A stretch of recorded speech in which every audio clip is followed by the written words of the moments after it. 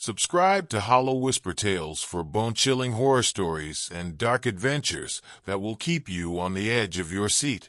Every whisper hides a tale of terror. Story number 1: The Pact of Shadows. On the outskirts of the small, mist-shrouded town of Ravenswood stood an ancient, crumbling mansion known as Blackthorn Manor. Locals avoided it like the plague, for whispers of malevolent spirits and dark secrets hung in the air like a curse. Despite the warnings, it was precisely this air of mystery that drew Mira, a curious young journalist, to the forsaken place. She sought a story that would propel her career to new heights, but what she found was far beyond anything she could have imagined. The first thing Mira noticed when she arrived was the deafening silence.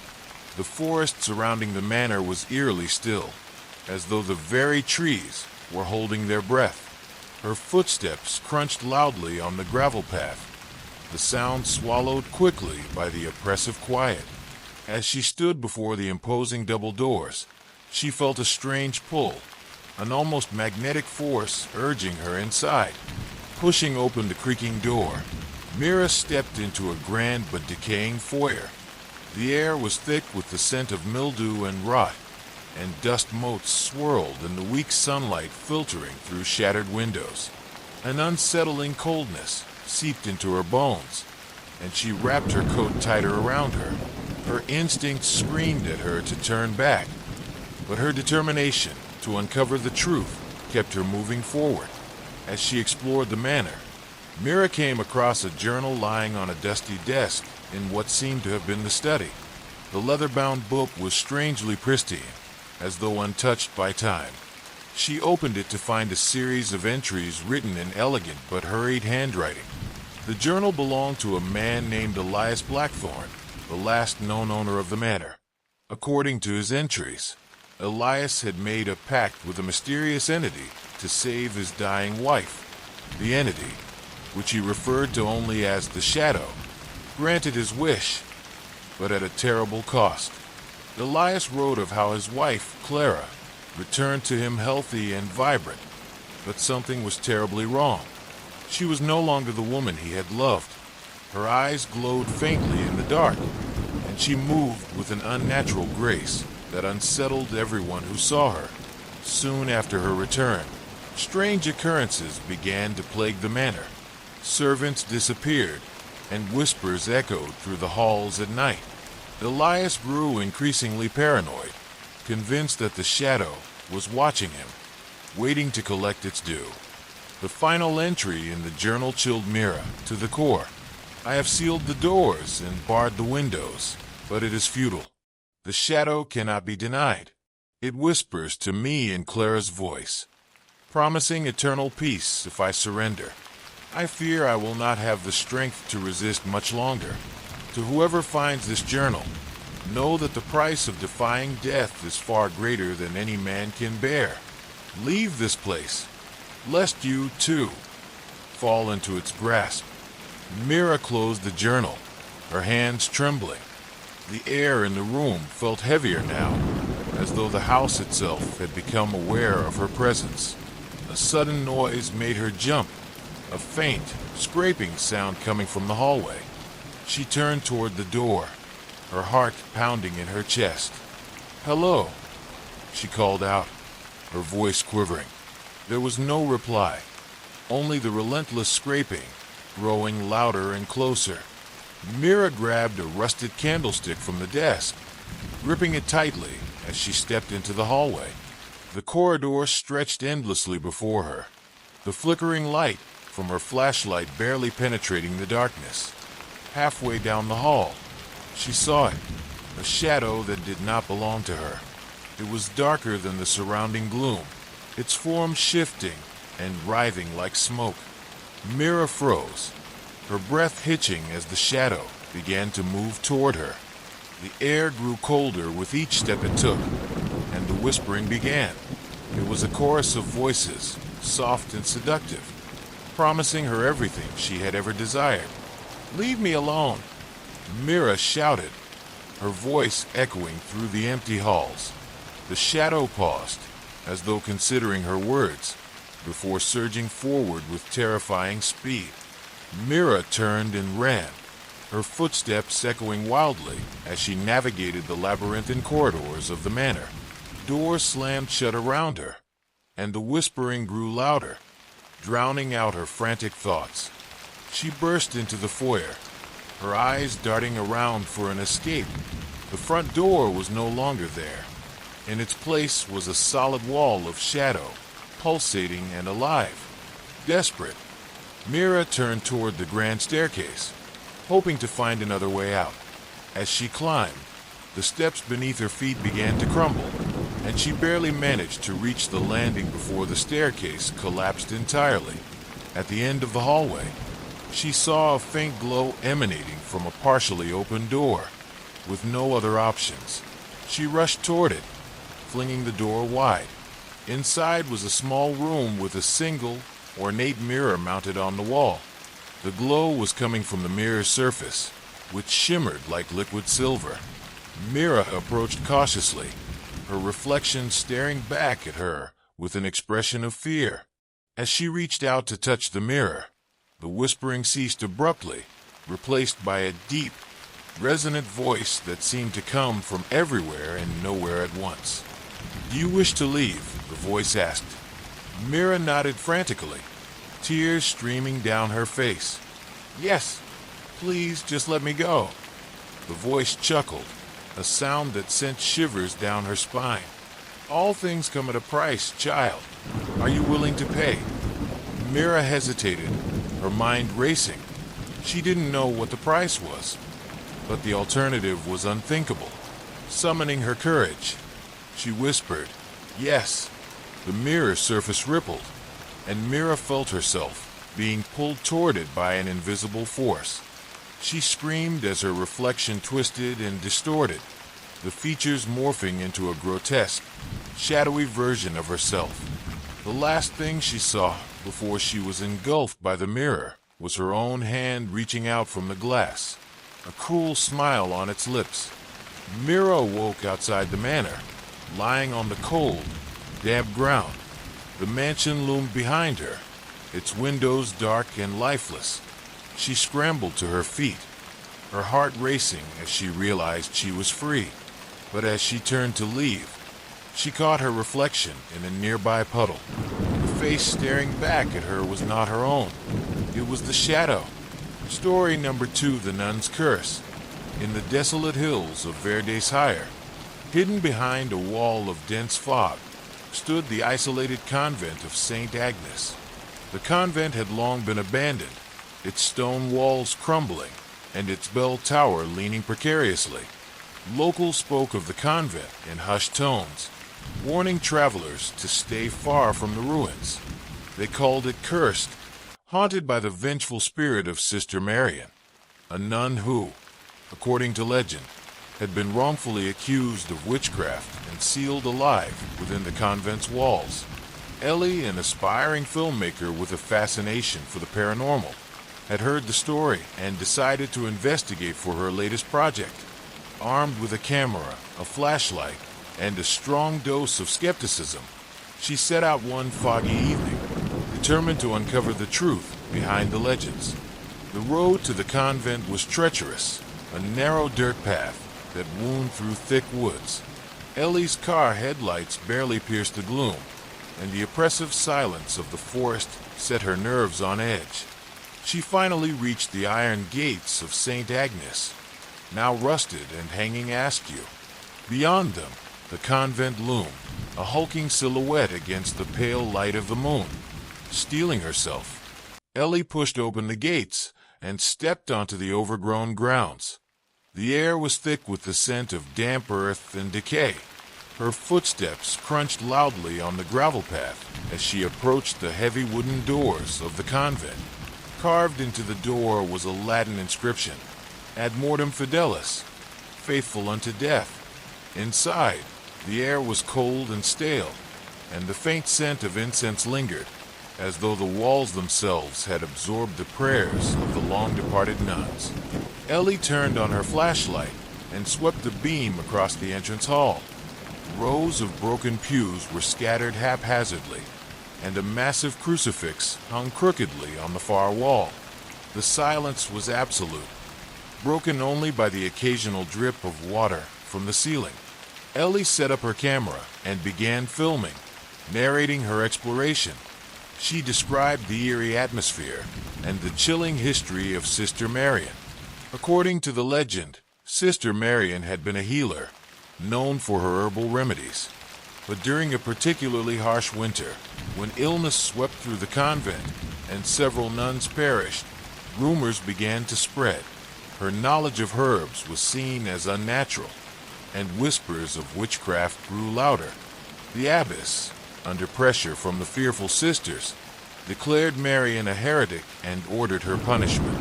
As Ellie recounted the story, a sudden noise made her freeze. It was faint but distinct, the sound of footsteps echoing down the hall. She turned toward the noise, her flashlight trembling in her hand. "Hello," she called, her voice barely above a whisper. There was no response. She decided to follow the sound, her curiosity outweighing her fear. The footsteps led her to the chapel, a cavernous room with high, vaulted ceilings. Moonlight streamed through broken stained glass windows, casting fractured, colorful patterns on the floor. At the center of the room stood the altar, draped in tattered cloth. Behind it, a large painting of the Virgin Mary hung crookedly, her serene expression marred by a long slash across the canvas. As Ellie approached the altar, she noticed something strange. The candles, which should have been long extinguished, were flickering faintly, their flames impossibly steady despite the drafts that swept through the room. She raised her camera to capture the phenomenon, but as she adjusted the focus, the air around her grew colder, her breath fogged in front of her, and an oppressive weight settled on her chest. Suddenly, the candles went out, plunging the chapel into darkness. Ellie fumbled for her flashlight, her hand shaking. When she finally managed to turn it on, the beam illuminated a figure standing at the far end of the room. It was a nun, her habit pristine despite the decay surrounding her. Her face was obscured by a heavy veil, but Ellie could feel her gaze, cold and unyielding. "Who are you?" Ellie demanded, her voice wavering. The figure didn't respond. Instead, she began to move forward, her steps slow and deliberate. Ellie backed away, her heart pounding. She tripped over a broken pew and fell, the flashlight skittering across the floor. In the dim light, she saw the nun standing over her, her veil lifting to reveal a face twisted in rage, eyes burning like embers. Ellie scrambled to her feet and ran, her camera forgotten.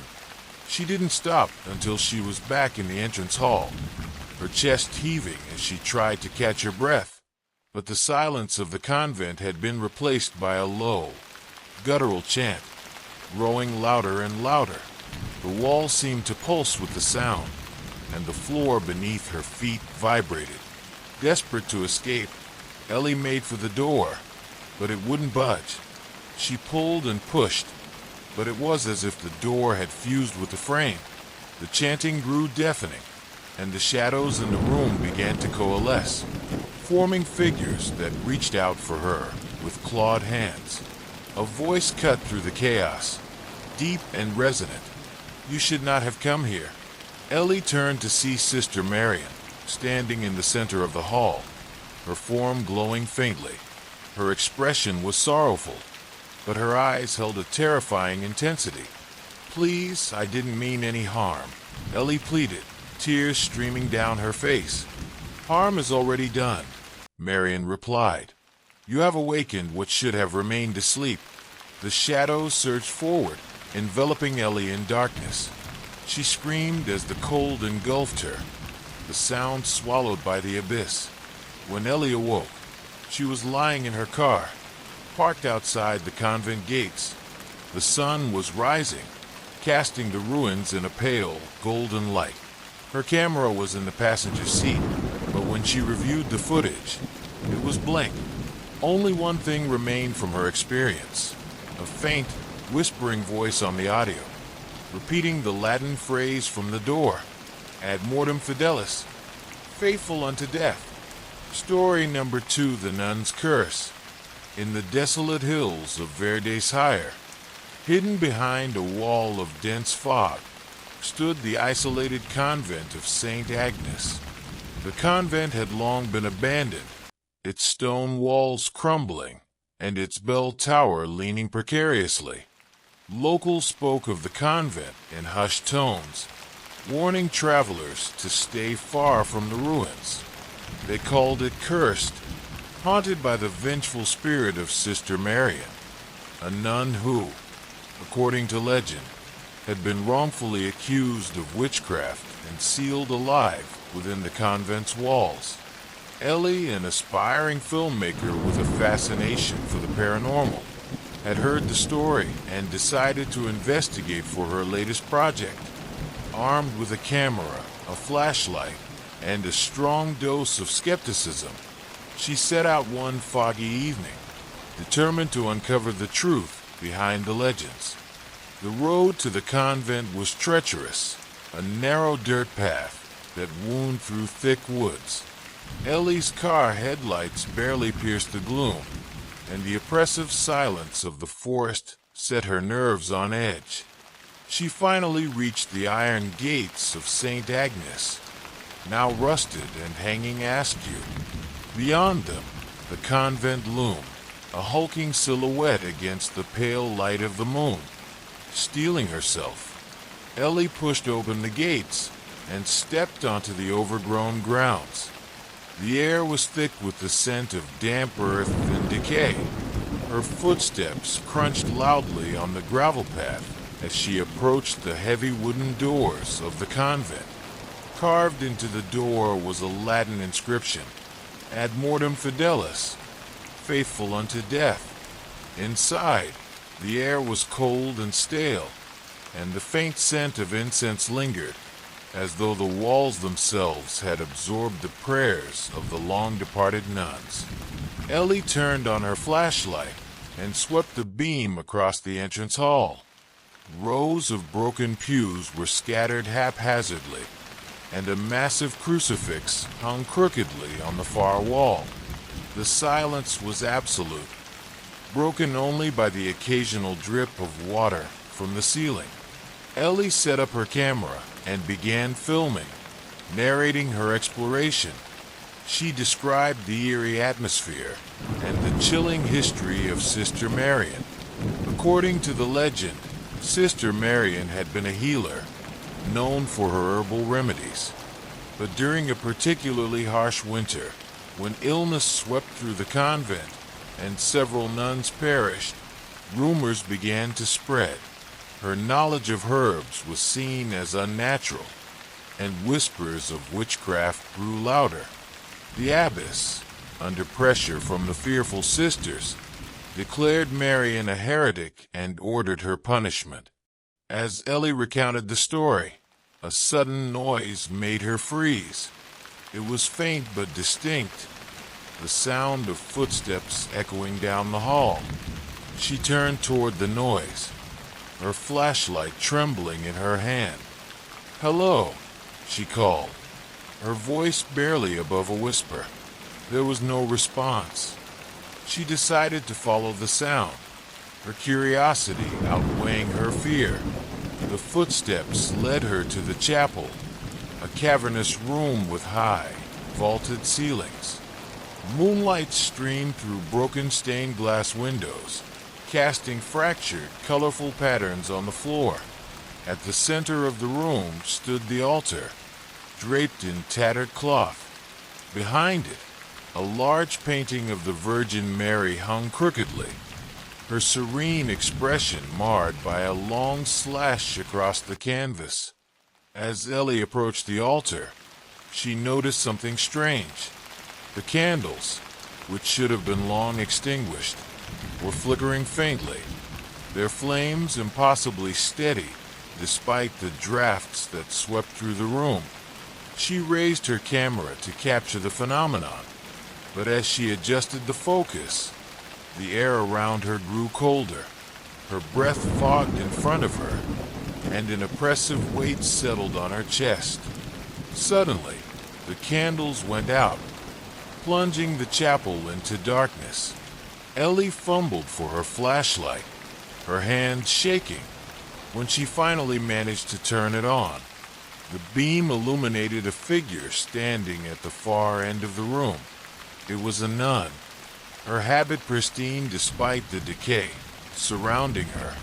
Her face was obscured by a heavy veil, but Ellie could feel her gaze, cold and unyielding. "Who are you?" Ellie demanded, her voice wavering. The figure didn't respond. Instead, she began to move forward, her steps slow and deliberate. Ellie backed away, her heart pounding.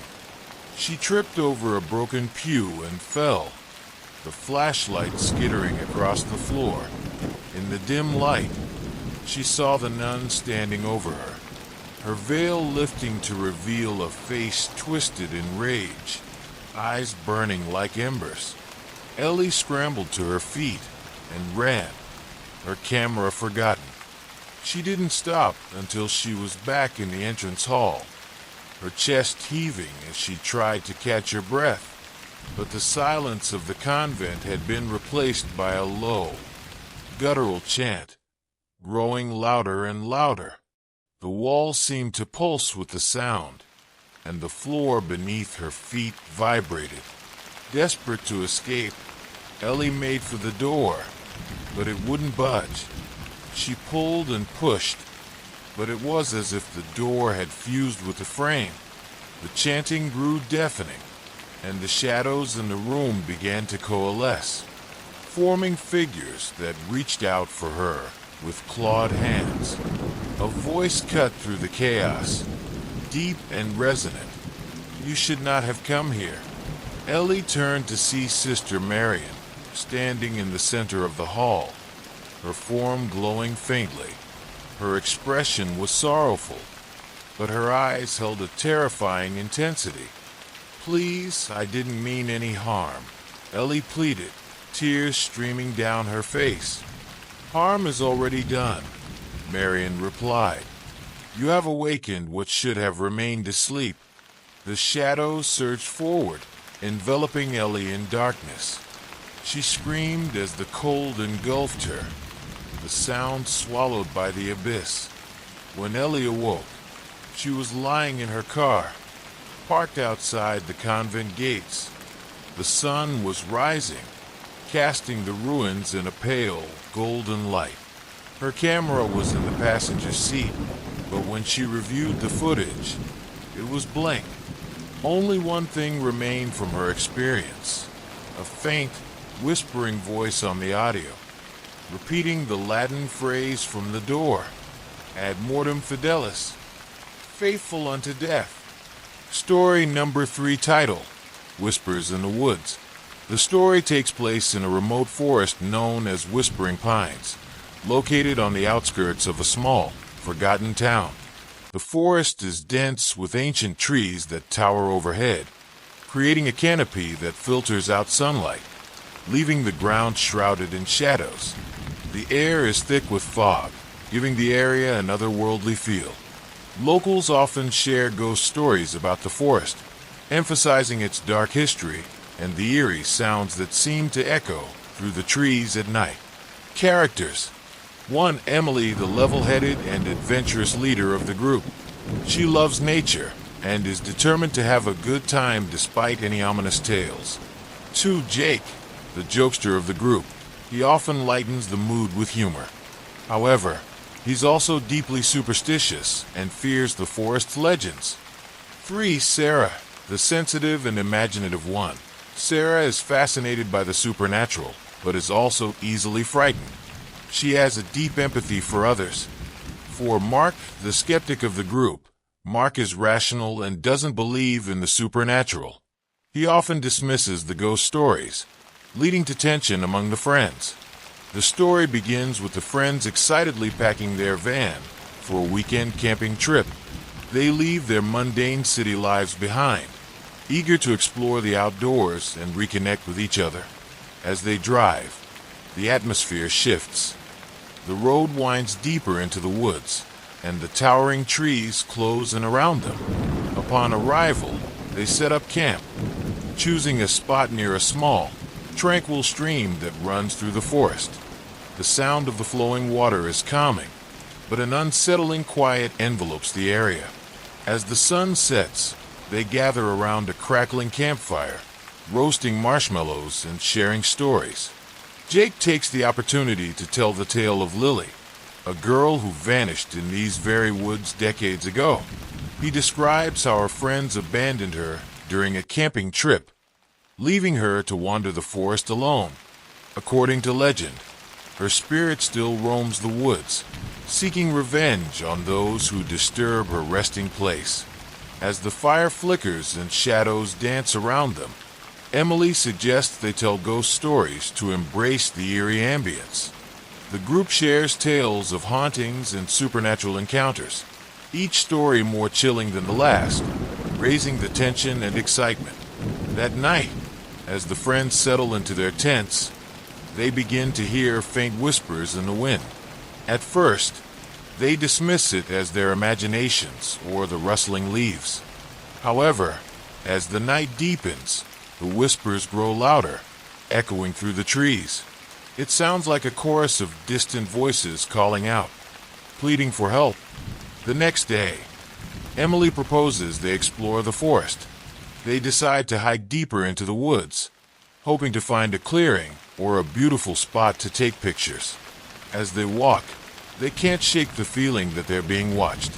The atmosphere becomes oppressive, and the whispers seem to follow them. While wandering, they come across a clearing filled with strange symbols carved into the bark of several trees. Sarah feels a chill as she traces her fingers over the markings, which appear ancient and indecipherable. The air becomes thick with tension, and the group starts to feel a sense of foreboding. As they prepare to head back to camp, Emily finds a small, weathered stone with an inscription that reads, "Beware the whispers. They tell of lost souls." The warning sends shivers down their spines, but they try to brush it off, laughing nervously as they return to their campsite. That evening, the friends gather around the campfire again, but the atmosphere is markedly different. The whispers seem to intensify, creating an eerie backdrop to their conversations. Tension rises as Sarah expresses her unease, while Mark dismisses her fears, claiming it's all just their imaginations. Later, while searching for firewood, Mark stumbles upon an old, tattered diary buried beneath the leaves. The diary is filled with frantic entries from a girl named Anna, who had come to the forest to search for her missing sister, Lily. The entries detail Anna's encounters with the whispers, describing how they grew louder and more desperate as she ventured deeper into the woods. Mark brings the diary back to the group, and they gather around to read it. The entries reveal that Anna experienced terrifying visions of Lily, who begged for help and warned of the curse that awaited anyone who entered the forest. The last entry is filled with panic, as Anna claims the whispers have driven her to madness. The friends become increasingly anxious as they realize they may have disturbed something sinister. Emily suggests they leave the forest, but Sarah insists on staying, driven by a strange pull to understand the whispers and help Lily's spirit find peace. As they prepare to leave the next morning, Sarah realizes she can't find her phone. Panic sets in as they search for it, calling out her name. The friends split up to search the surrounding area. Emily and Mark head deeper into the woods, while Jake stays behind to look for Sarah. While searching, Emily hears a child's laughter echoing through the trees. She feels an inexplicable urge to follow it, believing it might lead her to Sarah. As she ventures further away, the laughter fades, replaced by the haunting whispers that seem to echo her name. Meanwhile, Jake grows worried and decides to go after Emily. As he wanders deeper into the forest, he spots a shadowy figure darting between the trees, a fleeting glimpse of something unnatural. He chases after it but loses his footing, falling into a hidden pit, knocking himself unconscious. Mark, who is still searching for Sarah, eventually finds Emily wandering, disoriented and panicked. She explains what she heard and saw, but Mark is skeptical, convinced it's just their minds playing tricks on them. That night, Emily is tormented by nightmares of Lily's spirit, who appears to her in visions, urging her to help free her from the forest's grip. She wakes up in a cold sweat, the whispers growing louder outside her tent. When she shares her experience with Mark, he still refuses to believe that Lily's spirit is real. The next day, Sarah is found trembling near the clearing with the symbols, seemingly in a trance.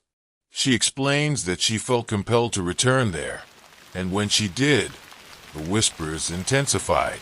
Emily realizes they are losing each other to the forest, and decides they need to confront Lily's spirit to understand what it wants. As they gather around the campfire, Emily takes the lead, urging the friends to perform a ritual she discovered in Anna's diary. It involves lighting candles in the clearing and reciting the words that once called out to Lily's spirit. The group agrees, desperate to find closure and rescue each other from the clutches of the forest. The friends gather materials for the ritual and make their way back to the clearing, tension thick in the air. As they set up the candles in a circle, the whispers grow into a deafening chorus, and shadows begin to dance around them. Fear grips their hearts, but Emily remains determined, leading them in the incantation. As they chant, the ground trembles, and the trees seem to shift, their branches creaking ominously. The whispers escalate into a chaotic roar, drowning out their voices. Just when it feels like they will be consumed by darkness, Emily calls out to Lily, promising to help her find peace. In that moment, they are faced with a choice. They must each give up something precious to them as a sacrifice to calm the spirit. The friends share their fears, but ultimately, they choose to sacrifice items of personal significance. Jake gives up his cherished watch, Sarah relinquishes her childhood necklace, and Mark parts with his favorite book. Emily, the last to offer a sacrifice, decides to let go of a memory, one of the happiest moments of their friendship, symbolizing their bond. The friends form a tight circle, holding hands as they recite the final words of the ritual, hoping it will appease Lily's restless spirit. As they complete the ritual, the air is filled with a blinding light, and the whispers turn into a cacophony of voices. The shadows that had loomed over them begin to retreat, and the oppressive atmosphere lifts. In the center of the light, Lily's spirit appears, no longer the vengeful figure they imagined, but a sorrowful, lost girl seeking solace. Lily's spirit thanks them for their sacrifices, and the friends feel a wave of warmth wash over them. The shadows recede completely, and the forest falls silent. The air is no longer heavy with dread. Instead, there's a sense of peace. The friends realize that they have freed Lily, allowing her spirit to finally rest. The next morning, the friends awaken in their campsite, the sun shining brightly, banishing the lingering shadows of the previous days. They feel an overwhelming sense of relief, but also confusion, unsure if everything they experienced was real. They discover that the diary is now blank, and the strange symbols have vanished from the trees. As they pack up their belongings, Emily feels a gentle breeze and hears a soft whisper of gratitude. She smiles, knowing that Lily has found peace. The friends drive away from the forest, vowing to remember their harrowing experience and the lessons they learned about friendship, trust, and the importance of confronting their fears. As they leave Whispering Pines behind, they know they will carry the echoes of the whispers with them, a reminder of the bond they forged and the darkness they overcame together. Story number 4. The title of the story: The Shadow of Sister Evangeline. In a remote village nestled within the mountains of Eastern Europe, there stood a convent as old as the stones that paved its surrounding forest paths. The convent of St. Dymphna had always been shrouded in mystery, its towering spires cloaked in mist and its halls steeped in silence. For centuries, the sisters of the convent dedicated themselves to prayer and penance, their lives dictated by ancient traditions and unwavering faith. But among them was a tale whispered in fearful tones, a story about Sister Evangeline. Sister Evangeline had arrived at the convent nearly 50 years ago, a young and devout woman seeking to escape the torments of her past. Her arrival coincided with strange occurrences.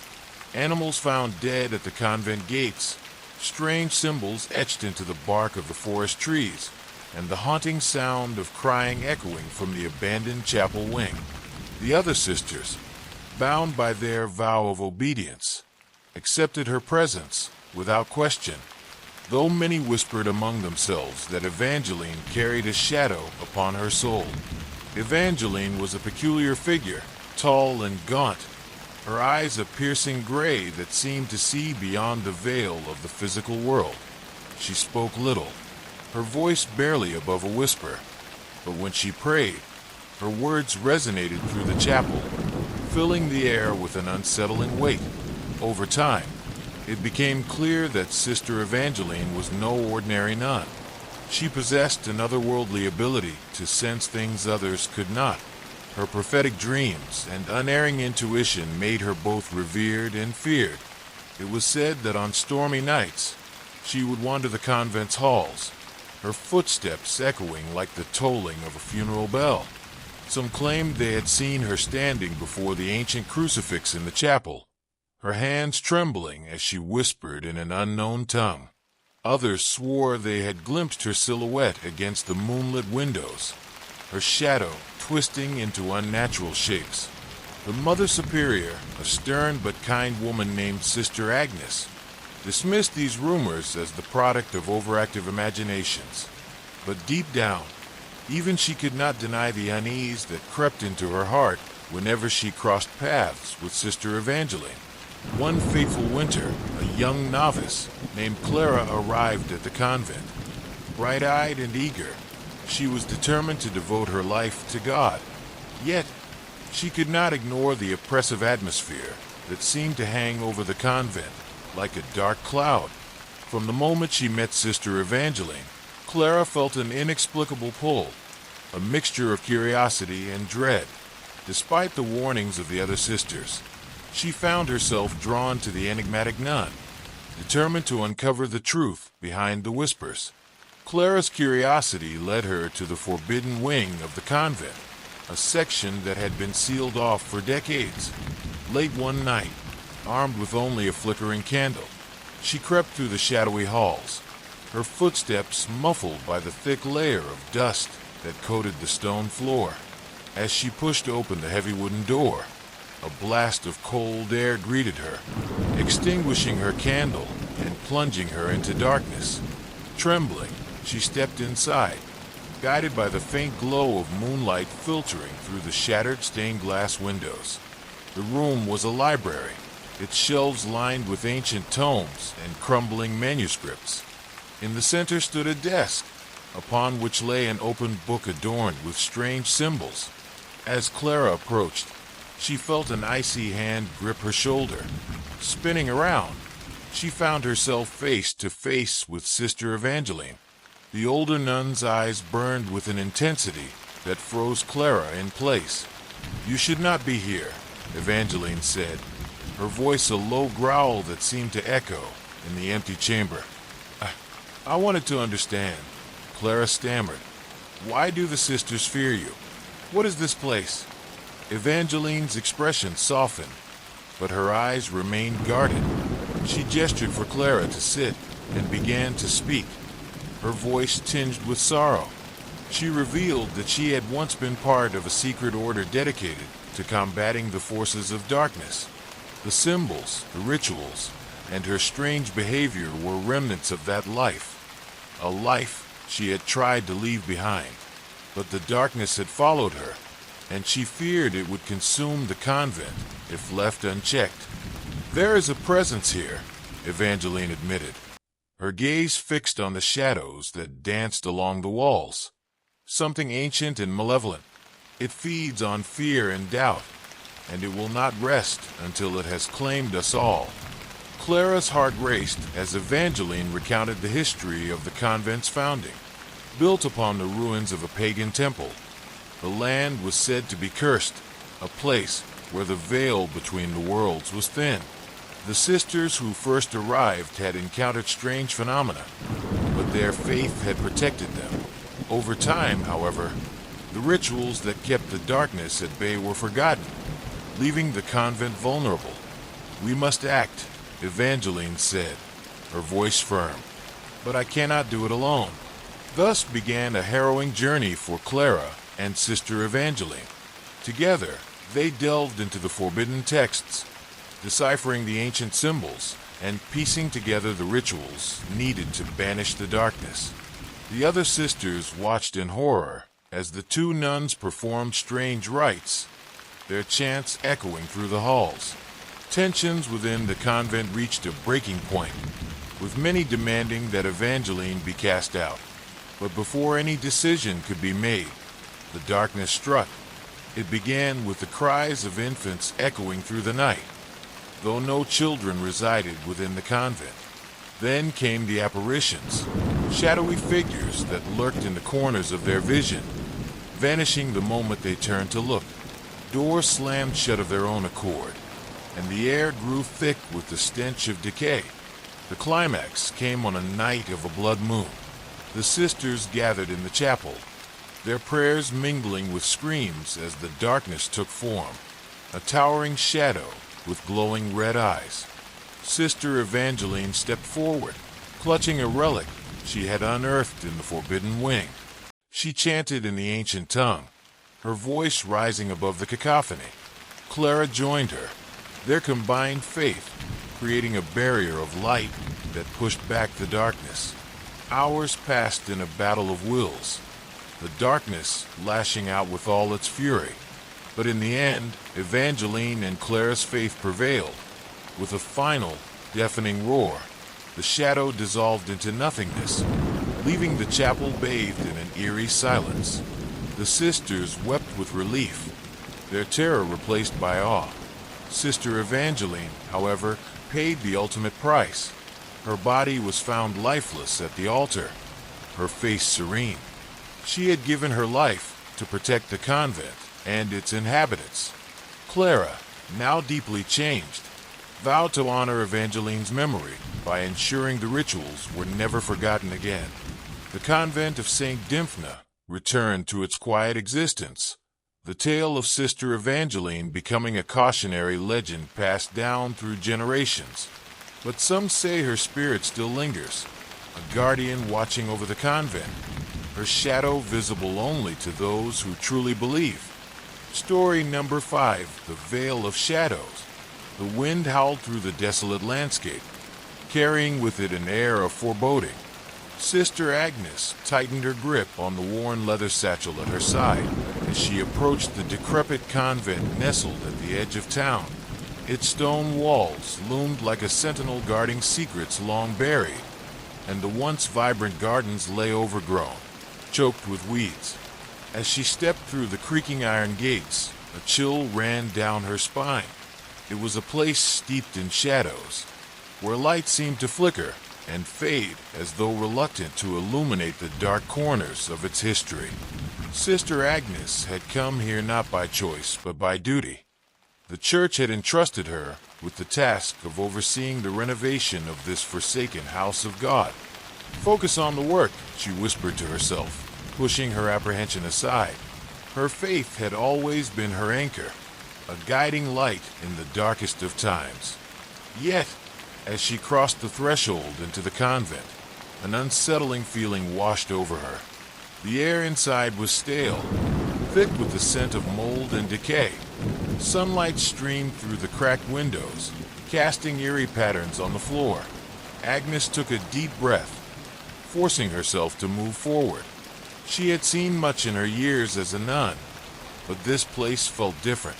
It felt alive, an entity unto itself. As night fell, The convent transformed. Shadows danced in the flickering candlelight, and the silence that enveloped the building was suffocating. Sister Agnes settled into her modest room, the bed creaking beneath her weight. Despite her exhaustion, sleep eluded her.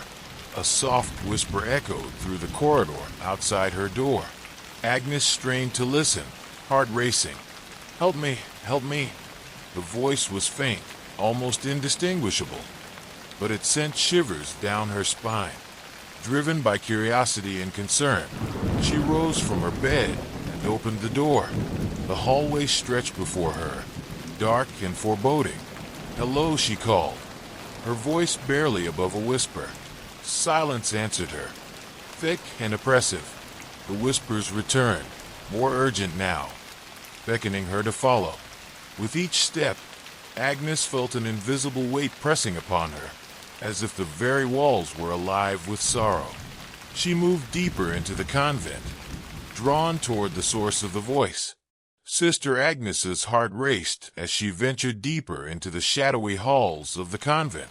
The whispers grew louder, filling the silence with an eerie melody that tugged at her very soul.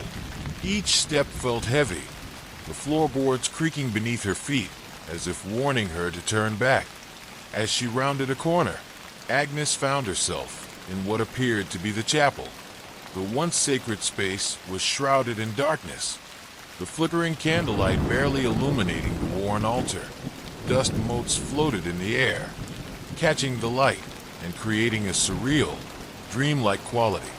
She felt a cold breeze sweep past her, ruffling the pages of a worn prayer book left open on the altar. Curiosity and dread battled within her. "Is anyone there?" she called out, her voice trembling. The whisper ceased, replaced by an unsettling silence. For a moment, she considered retreating, but a sudden rush of wind slammed the chapel door shut behind her. Startled, she spun around, heart pounding. The air grew colder, and she could see her breath forming icy clouds in front of her. Then, from the corner of her eye, she saw a figure, a silhouette standing in the shadows, just beyond the flickering light. It was a woman, her face obscured by a dark veil, her posture unnaturally still. Agnes's heart raced as she instinctively reached for the crucifix hanging around her neck. "Who are you?" she demanded, her voice shaking. The figure remained silent, but Agnes could feel its gaze piercing through her, as if trying to look into her very soul. The temperature dropped further, and the atmosphere grew suffocating. The woman took a step forward, the veil fluttering slightly, as if caught in an unseen breeze. Suddenly, the woman spoke, her voice a haunting whisper that echoed around the chapel. "You should not have come here, sister. This place is cursed." Agnes's breath caught in her throat. "What do you mean?" The woman pointed toward the altar, and Agnes's eyes followed the gesture. There, beneath the altar, lay a trapdoor half hidden by dust and debris. The whispers returned, now urgent and chaotic, urging her to flee. "Leave now," the woman warned, her voice low and filled with sorrow. "It will consume you." Agnes felt a strange pull toward the trapdoor. A compulsion to uncover its secrets battled against the instinct to run. "I can't leave. I have a duty to restore this place," she replied, her voice stronger than she felt. "You do not understand," the woman said, stepping closer, her features slowly coming into view. She looked like a nun, her face pale and gaunt, eyes hollow and filled with an unbearable sadness. "This convent holds the remnants of a darkness that feasts on the souls of those who enter. It is waiting for you, sister." Agnes's heart raced as she felt the weight of the woman's words. She was being drawn into something far more sinister than she could have imagined. After the woman's warning, Agnes stumbled backward, nearly colliding with the door. The figure remained fixed in place, her expression a mixture of despair and warning. Agnes turned and bolted from the chapel, the whispers of the convent echoing in her mind. haunting her with promises of revelations yet to come. She hurried to her room, slamming the door behind her, heart pounding. She pressed her back against the door, trying to calm her racing thoughts. The encounter felt surreal, like a waking nightmare. She could still see the woman's hollow eyes staring at her, filled with a deep, unfathomable sorrow. In an attempt to regain her composure, Agnes lit a candle and sat at the small desk in her room. She opened the drawer and found an old, dust-covered journal. Curiosity piqued. She flipped through its brittle pages, discovering it belonged to Sister Mary, the nun who had vanished years ago. The journal was filled with frantic entries, detailing her growing fear of the darkness lurking in the convent. It watches from the shadows. One entry read, "I can feel its breath on my neck, cold and malicious. I fear for my soul." Each entry became more erratic, filled with disturbing accounts of rituals and strange occurrences that plagued the convent. Agnes's fingers trembled as she read the last entry. It spoke of an ancient ritual performed to contain a dark spirit that had been unleashed, a malevolence that craved souls to feed its insatiable hunger. Sister Mary had attempted to perform the exorcism herself, but had been consumed by fear and doubt, ultimately leading to her disappearance. The candle flickered violently, casting dancing shadows around the room. Suddenly, Agnes heard a soft tapping on her door, pulling her from the chilling revelation. "Agnes," a voice whispered. It was Sister Beatrice, the Mother Superior from her convent. "Are you all right?" Agnes hesitated before opening the door, unsure of how to explain the horrors she had encountered. "I'm fine," she lied, trying to mask her fear. "Remember, this place has a dark history," Sister Beatrice warned, her eyes searching Agnes's face for signs of distress. "The townspeople have their stories. They say it's haunted." Agnes swallowed hard, knowing the tales were more than just stories. "I'll be careful," she promised. But deep down, she felt the weight of the truth pressing on her chest. Determined to uncover the truth about Sister Mary and the darkness plaguing the convent, Agnes found herself returning to the chapel the following night. She needed answers, even if they came with a price. As she stepped inside, the familiar chill enveloped her, but this time, she felt a sense of purpose. The trapdoor beneath the altar called to her, the whispers growing louder as she approached it. With trembling hands, she knelt before it, brushing away the dust and debris. The air thickened around her as she gripped the iron handle and pulled. The trapdoor creaked open, revealing a dark staircase that spiraled down into the depths of the convent. The whispers turned into frantic cries, urging her to turn back, but she felt an irresistible pull to descend. As she took her first step down the staircase, the air grew heavier, thick with the scent of damp earth and decay. The walls were lined with rough stone, and the flickering light from her candle barely illuminated the way. Each step echoed ominously in the confined space, and Agnes felt as though she were being watched. Shadows flickered at the edges of her vision, but whenever she turned to look, nothing was there. The further she descended, the more she could feel a dark presence enveloping her, crawling under her skin. Finally, she reached the bottom, stepping into a small chamber filled with old, dusty relics. Scattered throughout were remnants of the past, broken crucifixes, tarnished chalices, and fragments of what once was. In the center of the room lay a stone altar, stained with something dark and unidentifiable. A sudden movement caught her eye. A figure darted into the shadows at the far end of the chamber, and Agnes's heart raced.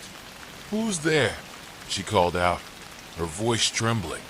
The figure paused, and for a moment, she thought she recognized the woman from the chapel. But as Agnes stepped closer, the figure melted into the darkness, leaving behind a chilling silence. Agnes's resolve began to waver, but she pushed it aside. She needed to uncover the truth. Rummaging through the remnants around the altar, she found a small, ornate box. It was locked, but as she shook it gently, she heard something rattling inside. Determined, she searched for something to pry it open. As she did, the air shifted, and an overwhelming sense of dread washed over her. The whispers crescendoed into a deafening roar, drowning out her thoughts. Suddenly, a cold hand gripped her shoulder, and she spun around to find the woman from the chapel standing before her, eyes wide with terror. "You shouldn't have come here," the woman screamed, her voice echoing through the chamber. "You've awakened it." Panic surged through Agnes as she stumbled backward, the box clattering to the ground. The woman's expression was one of pure desperation, a haunting mirror of the fears that had gripped Agnes since she arrived. "What have I awakened?" Agnes gasped, searching the woman's face for answers. "The spirit," she whispered, glancing nervously over her shoulder. "It was contained here for centuries, but your presence has disturbed it. It hungers." Agnes felt her heart race. "What can I do?" The woman stepped closer, her voice low and urgent. "You must find the key to the box. It holds the power to contain the spirit, but time is running out. It is watching, and it will take you." "Where is the key?" Agnes pressed, desperation clawing at her throat. "I don't know," the woman admitted, her eyes darting around the chamber. "But you must search the convent. It could be anywhere. Just remember, trust no one." With that, the woman faded into the shadows, leaving Agnes alone in the suffocating darkness. She felt the weight of fear pressing down on her, but she couldn't give in. She had to find the key before it was too late. Agnes stood in the chamber, her breath quickening as the weight of the woman's warning pressed heavily on her. Shadows danced around her, twisting and turning like dark tendrils reaching out from the corners of the room. She couldn't allow fear to paralyze her. She had to act. Gathering her courage, Agnes retraced her steps up the spiral staircase, the whispers echoing softly behind her as she ascended. Each creak of the stairs seemed to reverberate through the silence, reminding her of the urgency of her task. She had to find the key. Back in the chapel, the flickering candlelight painted the walls with ghostly shadows. Agnes scanned the room, searching for anything that might offer a clue. Her eyes fell upon the altar, its surface marred with age and neglect. She approached it cautiously, feeling a pulse of energy radiating from the darkened space. There was something about the altar that drew her in, an unease that made her heart race. Perhaps there was a hidden compartment or an inscription that might lead her to the key. Kneeling, she inspected the wood, running her fingers along the cracks and grooves. Suddenly, she noticed a small, almost imperceptible symbol carved into the corner of the altar. It resembled a key, intertwined with intricate designs that spiraled outward. As she traced the lines with her fingertip, a jolt of electricity surged through her, and she gasped as a compartment slid open from the side of the altar. Inside lay a weathered piece of parchment, stained and yellowed with age. Unfolding it carefully, Agnes discovered a map of the convent grounds. Her heart raced as she scanned the markings. Several locations were circled in red ink, but one stood out prominently: the bell tower. The key must be there, she murmured to herself, determination igniting within her. She gathered the map and clutched the crucifix tightly, steeling herself for what lay ahead. As Agnes made her way through the dimly lit corridors, she felt a shift in the atmosphere, a palpable tension that prickled at her skin. The whispers had quieted, replaced by a heavy silence that threatened to suffocate her. Every step felt like an echo of something long forgotten, something waiting to awaken. When she reached the base of the bell tower, she hesitated for a moment, sensing the oppressive energy emanating from within. The tower stood tall and imposing, its stone walls weathered by time and neglect. An ancient wooden door, partially ajar, creaked ominously as she pushed it open. Inside, the tower spiraled upward into darkness, the only source of light coming from a small window high above. The air was thick with dust, and the scent of mildew filled her nostrils. As she began to ascend the narrow staircase, the sound of her footsteps echoed around her, bouncing off the stone walls like a warning. Halfway up, Agnes paused, her heart racing as she heard a faint ringing sound, like a distant bell tolling. It sent a shiver down her spine. "Is someone there?" she called out, but only silence responded. Determined, she continued her ascent, her mind racing with thoughts of the key and the malevolent spirit lurking in the convent. Reaching the top, she stepped into a small chamber filled with cobwebs and dust-covered relics. In the center stood the massive bell, its surface tarnished and engraved with symbols she couldn't decipher. As she approached the bell, her gaze fell upon a small pedestal beside it. There, glinting in the dim light, was a small, ornate box. Agnes's heart soared with hope. Could this be the key she was searching for? She reached for the box, her fingers trembling with anticipation. As she opened it, a cold wind swept through the chamber, extinguishing the flickering candlelight and plunging her into darkness. Panic surged within her, but she forced herself to remain calm. Suddenly, the bell began to toll violently, the sound reverberating through the tower. Agnes could feel the floor vibrating beneath her feet, and she braced herself against the wall, the noise drowning out her thoughts. And then, from the darkness, she heard a voice, a low, guttural whisper that sent chills coursing through her body. "You should not have come here, sister." The bell's tolling intensified, and Agnes felt the very fabric of reality shifting around her. Shadows converged, forming a figure that loomed before her, cloaked in darkness. It was the spirit that had been awakened. Agnes's breath hitched in her throat as the shadowy figure materialized before her, its form twisted and contorted, features indistinguishable, yet filled with malice. "I am the keeper of this place," the voice rasped, echoing with 1,000 tormented souls.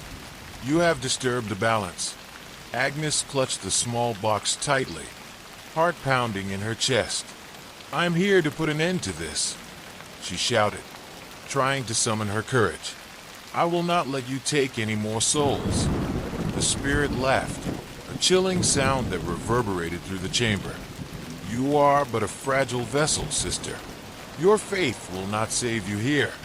The bell tolled again, and with each strike, Agnes felt the weight of despair pressing down on her.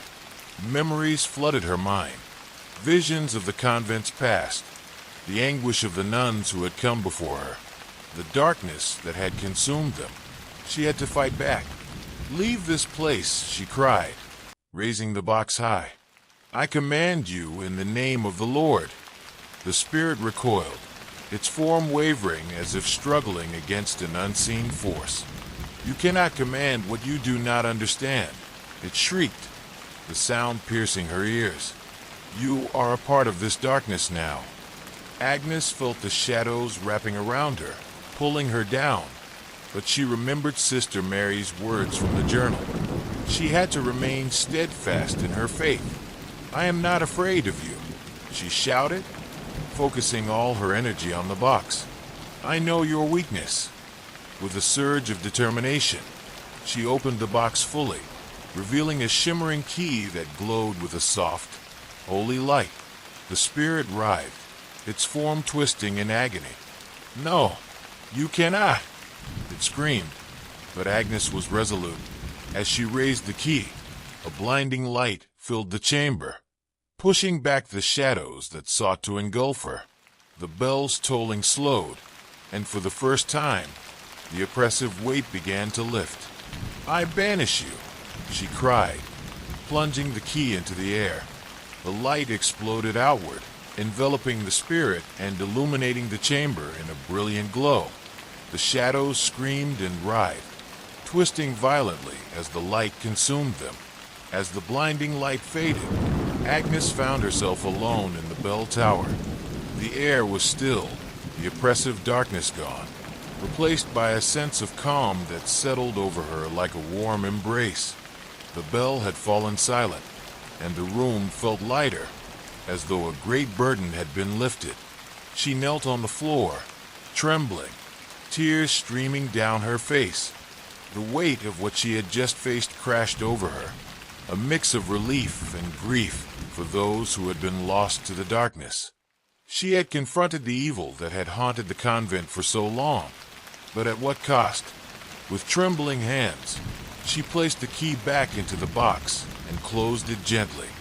She knew she had to share what she had discovered, to ensure that the darkness would never return. Standing slowly, she descended the tower, a newfound strength filling her with each step. Back in the chapel, she found Sister Beatrice waiting for her, worry etched across her face. "Agnes, I was beginning to fear for you," she said, relief flooding her voice.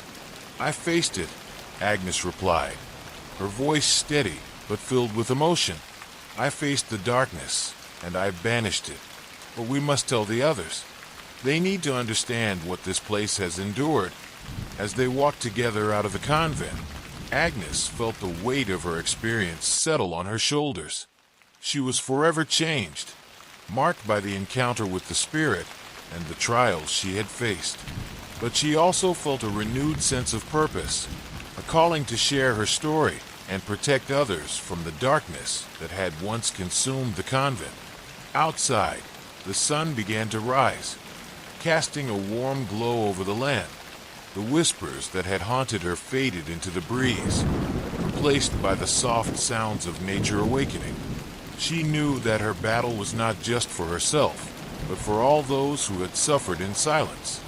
Days turned into weeks as Sister Agnes recounted her experiences to her fellow nuns and the townspeople. Though some were skeptical, others listened intently, feeling the weight of her words. They gathered at the convent to participate in prayers and rituals of cleansing, determined to honor the memories of those lost. As the days passed, Agnes found solace in her new purpose. She became a beacon of hope, guiding others to confront their fears and darkness rather than run from them. But even as she worked to heal the wounds of the past, she could not shake the feeling that something still lingered within the walls of the convent. One evening, while preparing for a gathering, Agnes noticed a flicker of movement out of the corner of her eye. She turned to see the dark figure of the woman from the chapel standing in the shadows, her expression one of sorrow and regret. "Why are you still here?" Agnes asked, her voice steady but laced with concern. "I thought you were free. I was bound to this place," the woman replied, her voice barely a whisper. "But you have the power to help others. You must find a way to truly free the souls trapped within these walls." Agnes's heart sank. "What do you mean? I thought I banished the spirit." "You only put it to rest," the woman explained, stepping closer, her form becoming clearer. "There are others, trapped in the darkness. You must find a way to release them." Agnes felt a sense of dread wash over her. "How can I do that?" "The key is not just a symbol. It is a means of connection. You must unlock the memories and face the truths hidden within the convent's history," the woman urged. "Only then will the spirits find peace." Agnes took a deep breath, grappling with the weight of the woman's words. She realized that her journey was far from over. She had to delve deeper into the convent's history, unearthing the secrets that had long been buried. With determination, Agnes began her investigation, poring over old records, journals, and letters from the sisters who had lived in the convent before her. The more she uncovered, the more she felt the presence of the trapped souls around her, their stories echoing in her mind. She learned of a dark ritual performed centuries ago, intended to bind the spirit that haunted the convent. It had gone awry. trapping the souls of those who had participated in the ceremony.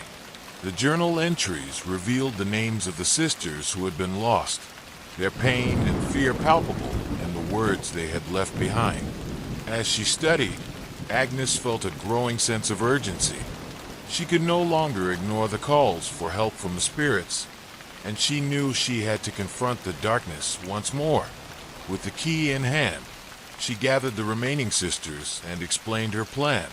"Tonight, we will hold a ritual to honor those who were lost," Agnes said, her voice strong and unwavering.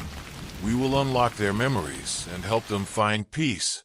The sisters nodded, their expressions a mix of apprehension and determination.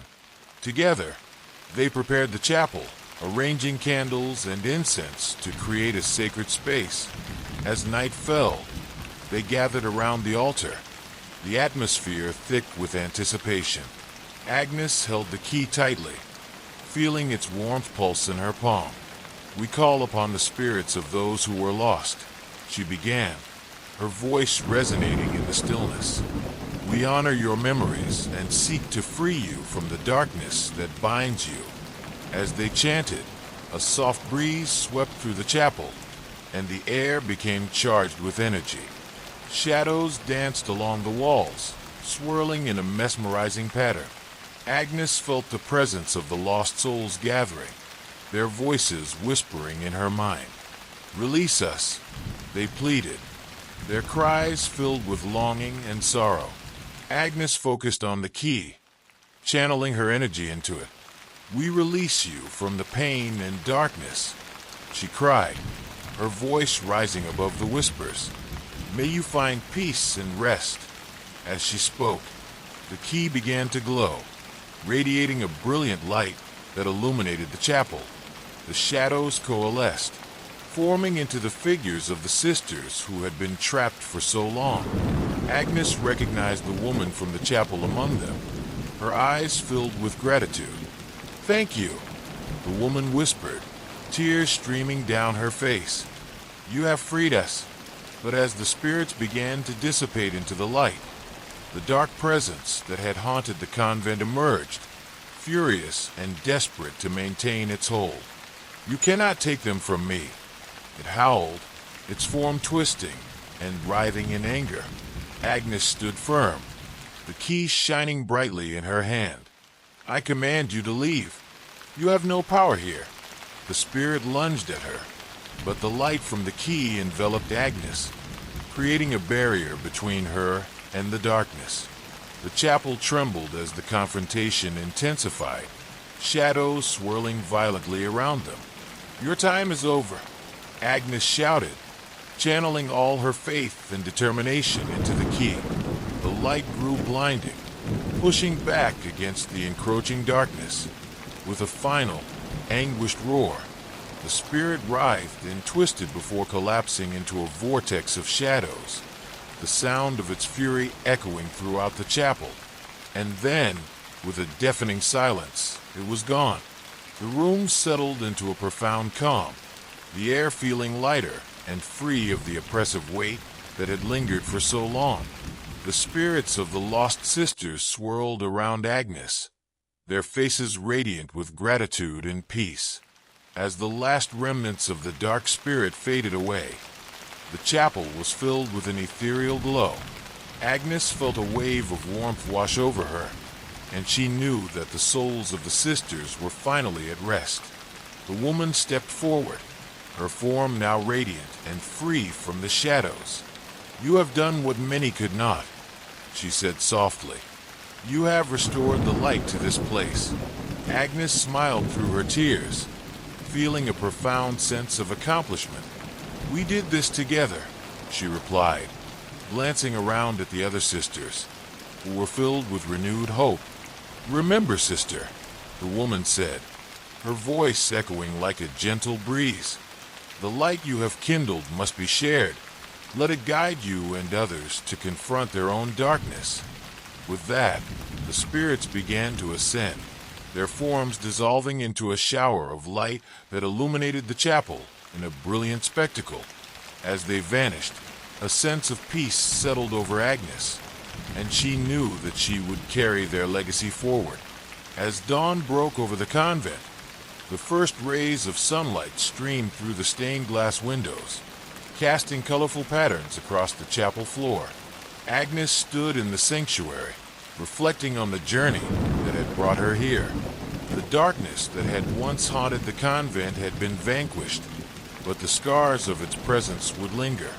In the days that followed, Agnes worked tirelessly to rebuild the community and create a sanctuary where those in need could find solace and healing. The stories of the lost sisters were shared, their memories honored in a new chapter of the convent's history. Agnes found strength in the support of her fellow sisters and the townspeople, who had come together to ensure that the darkness would never return. They held vigils, lit candles, and shared their experiences, forging a bond that transcended fear and despair. But even as the light shone brightly in the convent, Agnes could not forget the lessons she had learned. She knew that darkness could take many forms, and that confronting it required courage and compassion. She had faced the shadows and emerged victorious, but she also understood that the fight was ongoing. One evening, as she sat in the chapel reflecting on the journey, Agnes felt a gentle breeze pass through the room. It carried with it the faintest whispers of gratitude, echoing softly like a lullaby. She smiled, feeling the presence of the sisters around her, guiding her forward. "I will carry your light with me," she whispered into the stillness, her heart swelling with resolve.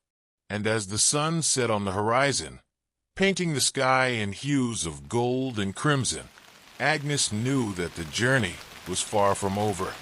With her faith renewed and her purpose clear, she stepped forward into a future filled with hope, ready to embrace whatever challenges lay ahead. Years passed, and the convent thrived, becoming a sanctuary for those seeking solace from their own struggles. Sister Agnes had grown into a wise and compassionate leader, guiding others to confront their fears and embrace their own light. The stories of the lost sisters had become a powerful legacy, reminding everyone of the importance of courage, community, and the strength found in vulnerability. The convent, once shrouded in darkness, now stood as a beacon of hope in the community, a place where healing and redemption blossomed. Agnes often visited the chapel, standing in the place where she had faced the darkness. She would light a candle in remembrance of the sisters who had come before her, their spirits forever woven into the fabric of the convent. And as she gazed upon the stained glass windows, shimmering with the colors of the dawn, she knew that the light would continue to shine brightly, guiding others to find their way through the shadows. As the seasons changed and autumn leaves began to fall, a new arrival came to the convent. Her name was Clara, a young woman from a nearby village, seeking refuge from a troubled past. Clara had heard whispers of the convent's healing powers and its reputation for helping those in need. With nowhere else to turn, she made the pilgrimage, hoping to find solace within its walls. Sister Agnes welcomed Clara with open arms.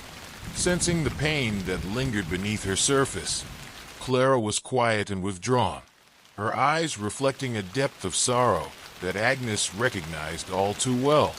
It reminded her of the time she had spent in darkness before confronting the spirit that haunted the convent.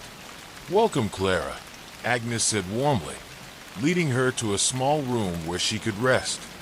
"You are safe here. We are a community of healing."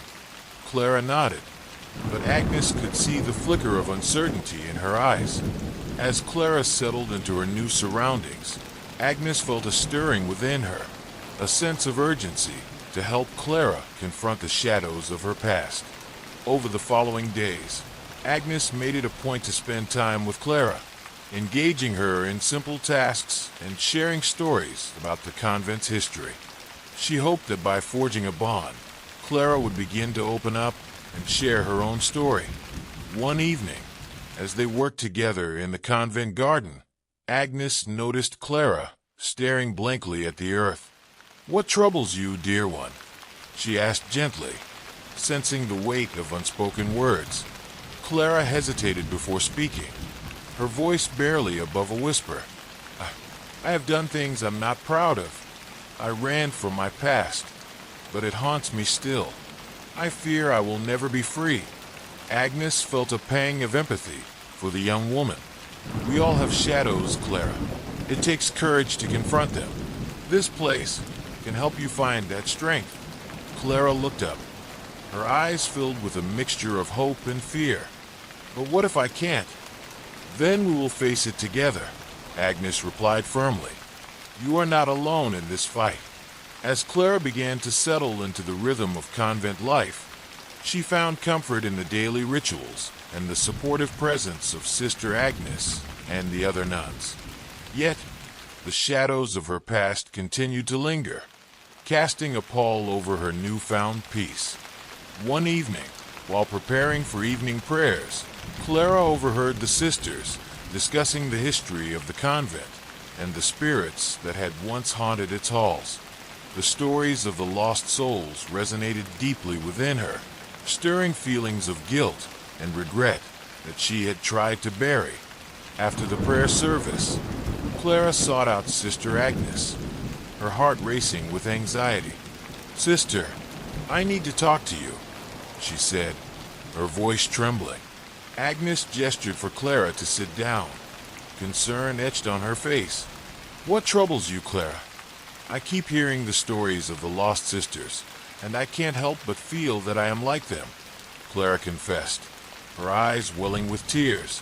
"I have a darkness within me, and I fear it will consume me." Agnes leaned forward, her expression gentle yet firm. "Clara, we all have our burdens to bear. The important thing is how we choose to confront them. You have the power to change your story. But what if I can't forgive myself?" Clara whispered, her voice breaking. "Forgiveness is a journey, not a destination," Agnes replied. "You must first face the truth of your past.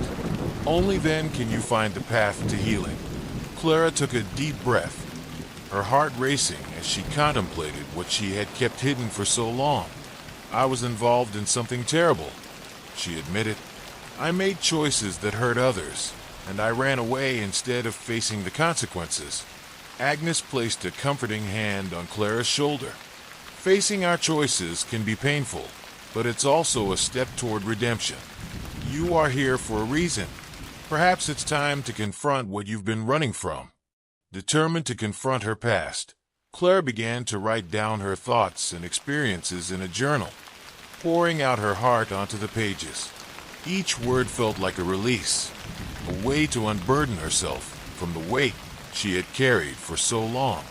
Agnes encouraged her to share her story with the other sisters, believing that vulnerability could be a powerful tool for healing. After days of writing, Clara stood before the gathered sisters one evening, her heart pounding in her chest. The flickering candlelight cast soft shadows on the walls, and she could feel the weight of their gazes upon her. "Dear sisters," Clara began, her voice shaking but resolute, "I want to share my story. I've hidden from my past for too long, but I know that to heal, I must confront it." With tears streaming down her face, Clara recounted her experiences, the choices she had made, the pain she had inflicted, and the fear that had driven her to flee. As she spoke, the sisters listened intently, offering her their compassion and understanding. When she finished, the room was silent. Agnes stepped forward, her heart swelling with pride. "Thank you, Clara, for your bravery. Sharing your truth is a vital step toward healing. You are not alone in this journey." One by one, the sisters began to share their own stories of struggle and pain, creating an atmosphere of vulnerability and support. As the evening unfolded, Clara felt the darkness within her begin to dissipate, replaced by the warmth of shared experience. As Clara continued her journey of healing, she felt a growing connection to the convent and its history. However, not all was well within the walls. Strange occurrences began to unfold, a flickering of lights, unexplained whispers echoing through the halls, and an unsettling feeling that something dark was stirring once more. Sister Agnes sensed a shift in energy, her heart heavy with concern. The peace they had fought so hard to establish felt fragile, and she knew they had to act swiftly to confront whatever darkness was trying to reclaim its hold on the convent. One night, during evening prayers, the candles flickered violently, and a cold draft swept through the chapel. Agnes felt a familiar presence lingering in the shadows, a sense of foreboding that sent shivers down her spine. "Stay close, sisters," Agnes urged, her voice steady despite the growing unease. "We must remain united in our faith." Clara, now more attuned to the energies around her, felt a pang of fear as she sensed the darkness rising. "Sister Agnes, I fear something is coming," she whispered urgently. "I know, Clara. We will face it together," Agnes replied, her determination unwavering. "But first, we must strengthen our bond and reinforce the light within this place." To combat the encroaching darkness, Agnes proposed a ritual of protection. The sisters gathered in the chapel, forming a circle around the altar. Clara felt a sense of purpose ignite within her as they prepared to channel their energy and create a barrier against the malevolent forces threatening to breach their sanctuary. "Tonight we stand as one," Agnes declared, her voice resonating with conviction. "We will protect this place and honor the spirits who have found peace within these walls." As they began to chant and focus their intentions, the air crackled with energy, and the candles flickered wildly.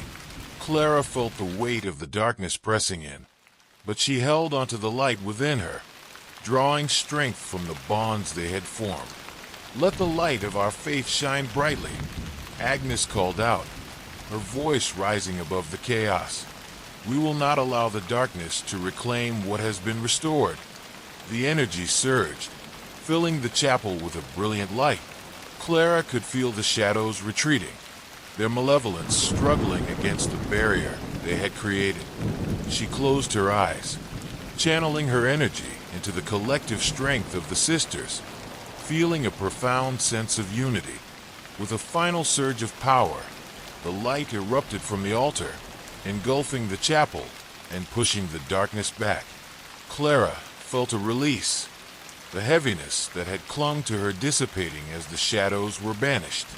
In the aftermath of the ritual, the atmosphere in the convent felt lighter, but Clara understood that their victory was not permanent. The darkness would always linger, waiting for moments of weakness. Yet, she also knew that they had the strength to confront it. "Thank you, sisters," Clara said, her voice filled with emotion.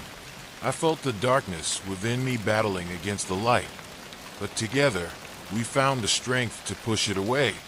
Agnes nodded, pride swelling in her heart. "We are stronger together, Clara. The journey of healing is ongoing, but we must always stand united against the darkness." Over the following weeks, Clara continued her journey of self-discovery, seeking to understand the root of her past struggles. She began to volunteer in the local community, helping others who faced their own battles. Each interaction reminded her of the power of compassion and connection. Agnes watched Clara blossom, her spirit shining brighter with each passing day. The convent had become a haven not only for Clara, but for all those who sought healing. The stories of the lost sisters continued to inspire courage, creating a legacy of light that transcended fear. Just as the convent was settling into a rhythm of peace, a visitor arrived unexpectedly, a man named Thomas, a former resident of the village who had heard of the convent's transformation. He bore a connection to Clara that neither of them had anticipated. Upon meeting, Clara felt an overwhelming sense of recognition. Thomas had been a childhood friend, someone she had once trusted before her life had spiraled into darkness. "Clara," Thomas said softly, his expression a mix of concern and warmth. "I've heard about what you've been through. I came to see you, to understand." Clara's heart raced as memories flooded back. The laughter, the shared dreams, and ultimately, the betrayal that had severed their bond.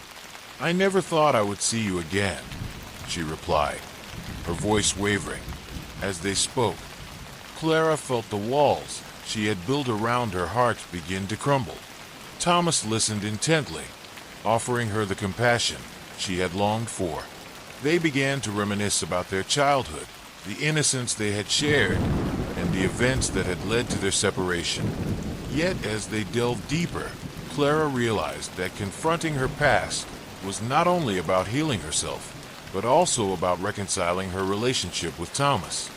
"I'm sorry for the way I left," Thomas said, his voice filled with sincerity. "I never understood the pain you were going through. I wish I had been there for you." Clara felt tears prick her eyes as she grappled with her emotions. "I was ashamed of what I had become, and I didn't know how to reach out.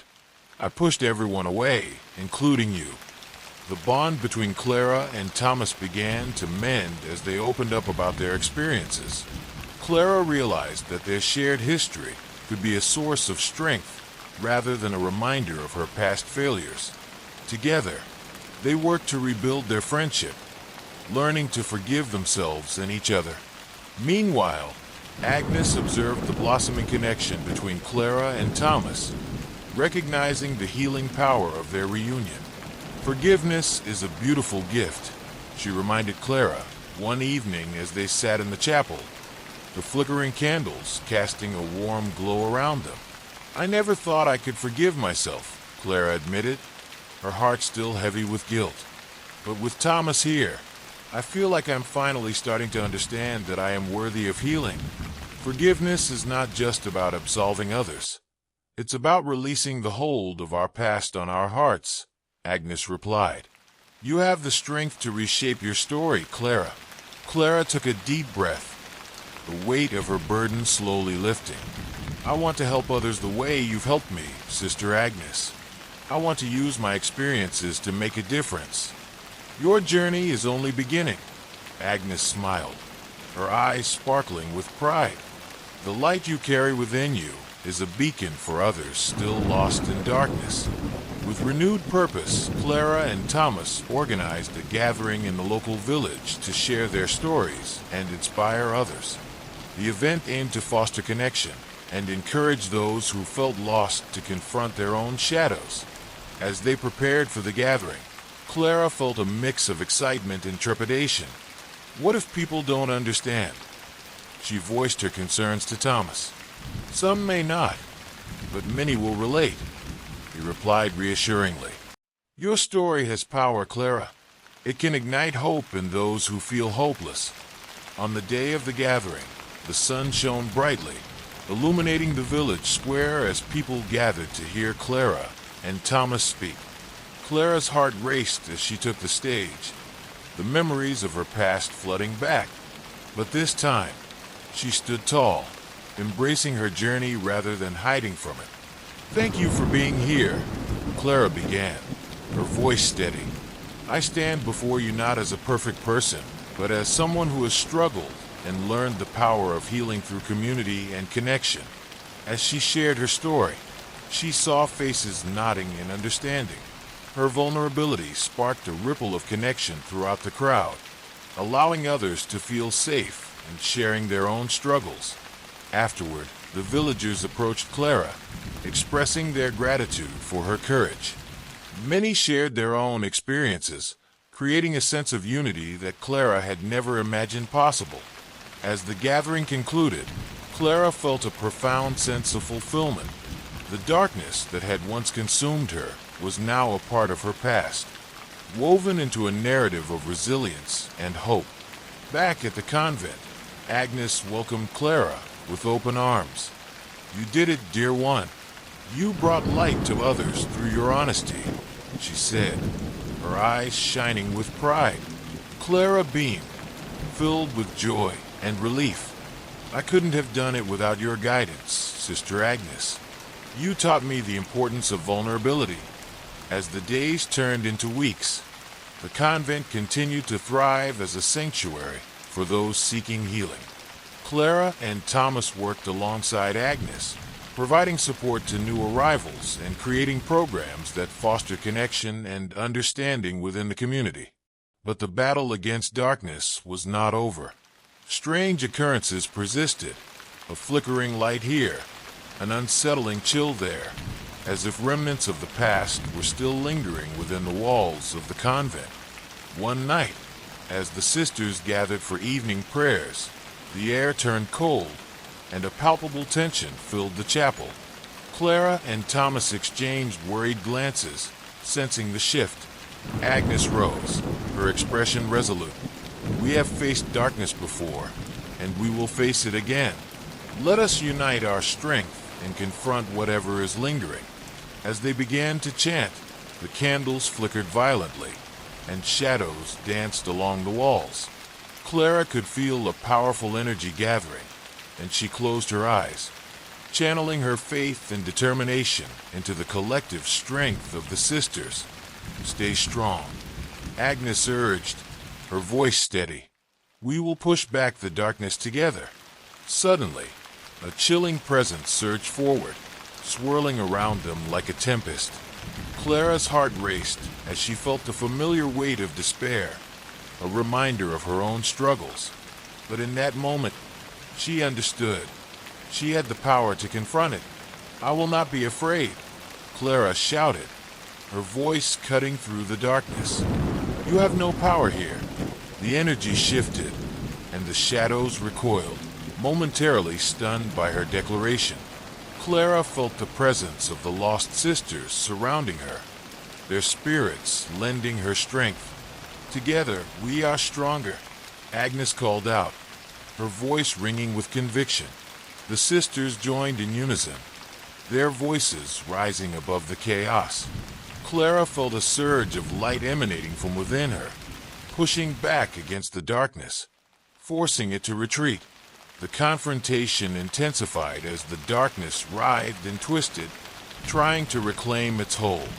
Clara focused on the light within her, calling upon the memories of the sisters who had fought before her.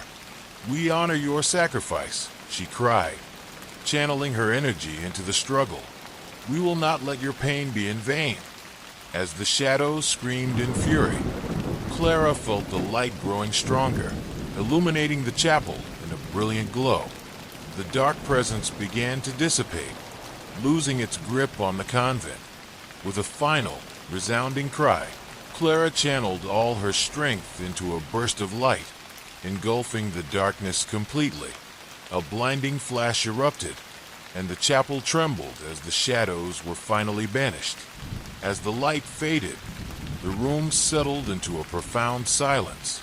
The sisters stood together, their hearts pounding, but they knew they had triumphed.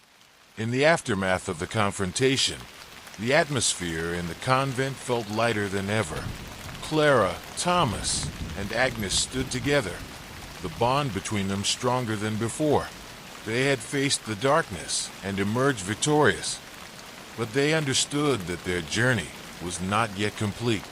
The shadows may linger, but we have the power to keep them at bay, Agnes reminded them, her voice filled with hope. "Let us continue to honor the spirits of those who came before us and share the light we've found." Clara nodded, her heart swelling with determination. "I want to help others confront their own darkness. I want to create a community of healing beyond these walls." Thomas smiled, his eyes shining with admiration. "Together, we can inspire hope and resilience in others. We can be a beacon of light for those still struggling." As they began to plan outreach programs and initiatives, Clara felt a sense of purpose igniting within her. She understood that the legacy of the convent was not just about the past. It was about the future they were building together. Months passed, and the convent blossomed into a vibrant hub of healing and hope. Clara and Thomas led workshops, sharing their experiences and encouraging others to embrace their vulnerabilities. The community grew stronger, and more people began to seek refuge within the convent's walls. Agnes watched with pride as Clara transformed from a woman burdened by her past into a leader inspiring others to confront their struggles. The once haunted convent had become a sanctuary of light, a testament to the power of resilience and compassion.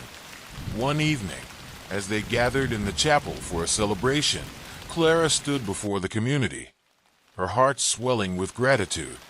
"Thank you all for being here. This place is not just a building. It's a home filled with love and healing. Together, we are creating a legacy of light." The sisters and villagers applauded, their faces radiant with joy. Clara felt a sense of belonging she had longed for, a connection that transcended fear and shame. As the celebration continued, Clara glanced at Agnes and Thomas, her heart filled with love for her newfound family. They had all faced darkness, but together they had forged a path of light. Though the darkness would always exist, Clara knew they had the power to confront it. She understood that healing was an ongoing journey, one that required courage, connection, and compassion. With every passing day, she embraced her past as part of her story, a story of resilience, redemption, and the strength found in unity. The convent had transformed into a beacon of hope, inspiring others to confront their shadows and seek healing. As Clara looked around at the sisters and villagers gathered in the chapel, she felt an overwhelming sense of gratitude. They were a community bound by love, a testament to the enduring power of light over darkness. The journey was far from over, but Clara felt ready to face whatever came next. Together, they would continue to shine brightly, illuminating the path for others seeking solace in the shadows. This concludes the horror story about Sister Agnes, Clara, and the power of confronting darkness. If you need further expansion or specific sections to be developed more, let me know. Story number 6, Whispers of the Vale. In the heart of a forgotten valley, shrouded by dense fog and ancient trees, stood the St. Michael's Convent. Its weathered stone walls, draped in creeping ivy, echoed with the whispers of prayers long forgotten. Inside, the air was thick with incense and the scent of old parchment, each corridor a reminder of the solemn vows taken within its hallowed halls. Among the devoted sisters was Sister Agnes, a woman of unwavering faith, known for her compassion and resolve. She believed in the power of prayer and the sanctity of their calling. Yet, as the sun dipped below the horizon each evening, an unsettling chill crept through the convent. The heavy wooden doors groaned as they settled into their frames, and the shadows danced unnaturally along the walls. Sister Agnes often felt a presence lingering just out of sight, a watchful gaze that sent shivers down her spine. The other sisters dismissed her fears, attributing them to the isolation of their home. But Agnes could not shake the feeling that something darker lingered within the convent. One evening, as the sisters gathered for evening prayers, a sudden gust of wind swept through the chapel, extinguishing the candles and plunging them into darkness. Gasps echoed as they fumbled for their rosaries, their hearts racing in the oppressive silence. "It's just the wind," Sister Martha whispered, though her trembling hands betrayed her fear. But Sister Agnes could sense it, a weight in the air that spoke of more than mere drafts. In the days that followed, the disturbances intensified. Unexplained noises echoed through the halls at night, whispers in a language long forgotten, the sound of footsteps where no one walked. The sisters exchanged wary glances, the comfort of their faith faltering under the weight of the unknown. Rumors began to circulate about Sister Mary, a nun who had lived in the convent decades ago. She had been known for her devotion, but was said to have gone mad before she vanished without a trace. Some claimed she had been driven to madness by the very walls of the convent, haunted by visions and voices that taunted her. Sister Agnes, intrigued by the tale, sought out the convent's archives, dusty tomes and yellowed papers that held the history of those who had come before. As she pored over the accounts of Sister Mary, a chill crept down her spine. The last entries in Mary's journal spoke of a darkness lurking within the convent, a malevolent force that preyed on the vulnerable and tormented the soul. The last line read, "I can hear it calling to me. It wants me to join." Determined to uncover the truth, Sister Agnes delved deeper into the mystery. She began to have vivid nightmares, dreams where Sister Mary appeared, her eyes wild with fear and desperation. "Help me," she would whisper, her voice echoing in the depths of Agnes's mind. The line between dreams and reality began to blur, and Sister Agnes found herself questioning her own sanity. As the days passed, the atmosphere in the convent grew heavier. Sisters began to vanish, one by one, leaving behind only an eerie silence. Desperation clawed at Sister Agnes's heart. She could feel the dark presence tightening its grip on the convent, as if it were feeding off the fear that had settled among them. Determined to protect her sisters and uncover the truth, she sought the guidance of the Mother Superior, only to be met with a wall of silence. "Leave the past buried, Agnes," the Mother Superior warned, her voice laced with fear. "Some things are better left undisturbed." But Sister Agnes's resolve only strengthened. She had to know what had happened to Sister Mary and what darkness lurked within the convent's walls. As she continued her investigation, she unearthed secrets that had been long buried, each revelation pulling her deeper into a web of horror and despair. The veil between the sacred and the profane began to lift, revealing the true nature of the entity that haunted their home. Sister Agnes awoke the next morning with the remnants of her dreams lingering like the fading notes of a psalm hymn. The visions of Sister Mary weighed heavily on her mind, an echo of desperate pleas that stirred an insatiable curiosity within her.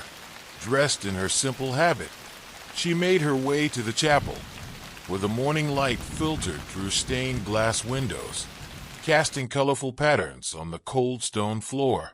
As she knelt in prayer, she felt an unshakable sense of purpose. It was time to uncover the truth behind the shadow that loomed over the convent. During breakfast, Sister Agnes glanced around the dining hall, observing the other sisters. The usual chatter was replaced by hushed whispers and wary glances. Fear had settled among them like a thick fog, and the emptiness of the seats, once filled by the vanished sisters, was palpable. "Have you heard?" Sister Martha spoke, her voice barely above a whisper. "Sister Eloise has not returned since the evening prayers. It's as if she simply vanished into thin air." Sister Agnes felt her heart race. "Vanished," she echoed, trying to mask her rising panic. "It's not the first time," Sister Agnes interjected, her voice steady despite her internal turmoil. "Remember Sister Mary? They say she was driven mad by something in this very place." Sister Martha shivered at the mention of Sister Mary, her fork clattering against her plate. "I don't want to hear her name," she replied, her eyes darting around as if expecting to see a ghostly figure lurking behind them. "We should forget the past and focus on our prayers. That's what keeps us safe. But what if the past is coming back?" Sister Agnes pressed, feeling the weight of their shared history pressing down on her. "What if we are in danger?" After breakfast, Agnes decided to explore the archives, hoping to uncover more about Sister Mary's fate. The library was a dimly lit room filled with dust-covered shelves, where the scent of old parchment hung in the air. Agnes moved carefully among the stacks, running her fingers along the spines of the books, each one holding a piece of the convent's history. At the back of the room, hidden behind a curtain of cobwebs, she found a small, locked cabinet. Her heart raced as she pried it open, revealing a collection of journals and letters from former sisters. Among them, she discovered Sister Mary's journal, its cover worn and its pages yellowed with age. As she flipped through the pages, the words leapt out at her. Darkness has taken root in our convent. I hear it whispering in the night, calling my name. It taunts me, promising power and knowledge beyond comprehension. I fear what lies beneath this place, the secrets we were never meant to unearth. Sister Agnes's breath quickened as she read on. Mary's entries grew more frantic, filled with disjointed thoughts and frantic scrawls. I can no longer trust my own mind. The shadows dance around me, and I see faces in the dark. They whisper of betrayal, of sacrifice. I am torn between faith and the temptation of knowledge. I must discover the truth, even if it leads me to madness. With each word, Agnes felt a sense of urgency. What had Sister Mary discovered that had driven her to the brink? Was the darkness she spoke of still present, lurking in the corners of the convent, waiting for another soul to consume? Just then, she heard a soft rustle behind her. Turning, she saw Sister Beatrice standing at the door, her eyes wide with concern. Sister Agnes, you shouldn't be here alone. The sisters are worried about you. I need to know, Sister Beatrice. I need to understand what happened to Sister Mary, Agnes replied, her voice trembling with conviction. Beatrice stepped closer, glancing around as if to ensure no one else could overhear. There are things in this convent best left forgotten. Sister Mary was never the same after her studies. They say she delved too deeply into the occult, that she made a pact with the darkness. It drove her mad. Agnes's heart raced at the implication. A pact? What kind of pact? Sister Beatrice hesitated, her brow furrowed with worry. Some say she sought power to protect the convent, to ward off a dark force that was slowly creeping in. Others believe she was lured by promises of enlightenment. In the end, she became a vessel for something malevolent. Could it still be here? Agnes asked, her voice barely a whisper. I don't know, Beatrice replied, her eyes darting toward the door. But we must be careful. The past has a way of resurfacing when you least expect it. Feeling the weight of her sister's words, Agnes nodded, her resolve hardening. She had to learn more about Sister Mary's fate and the dark history of the convent. The sense of urgency gnawed at her, and she knew she couldn't do it alone. After their conversation, Agnes decided to gather the courage of her fellow sisters. She knew that if she was to confront the darkness, she would need their support. That evening, during the evening prayers, she spoke to the congregation of nuns. Sisters, I feel a great disturbance among us. We have lost our sisters to the shadows, and it is time we confront what lies within these walls. We must remember Sister Mary and seek the truth of her story. Together, we can protect ourselves. A murmur of unease rippled through the chapel. Sister Martha shook her head. We cannot dwell on the past, Sister Agnes. It will only bring us further into despair. We cannot ignore the signs, Agnes replied, her voice firm. We must seek the truth for our safety. Sister Mary deserves that much. The other sisters exchanged nervous glances, and after a moment of silence, Sister Beatrice stood up. I believe Sister Agnes is right.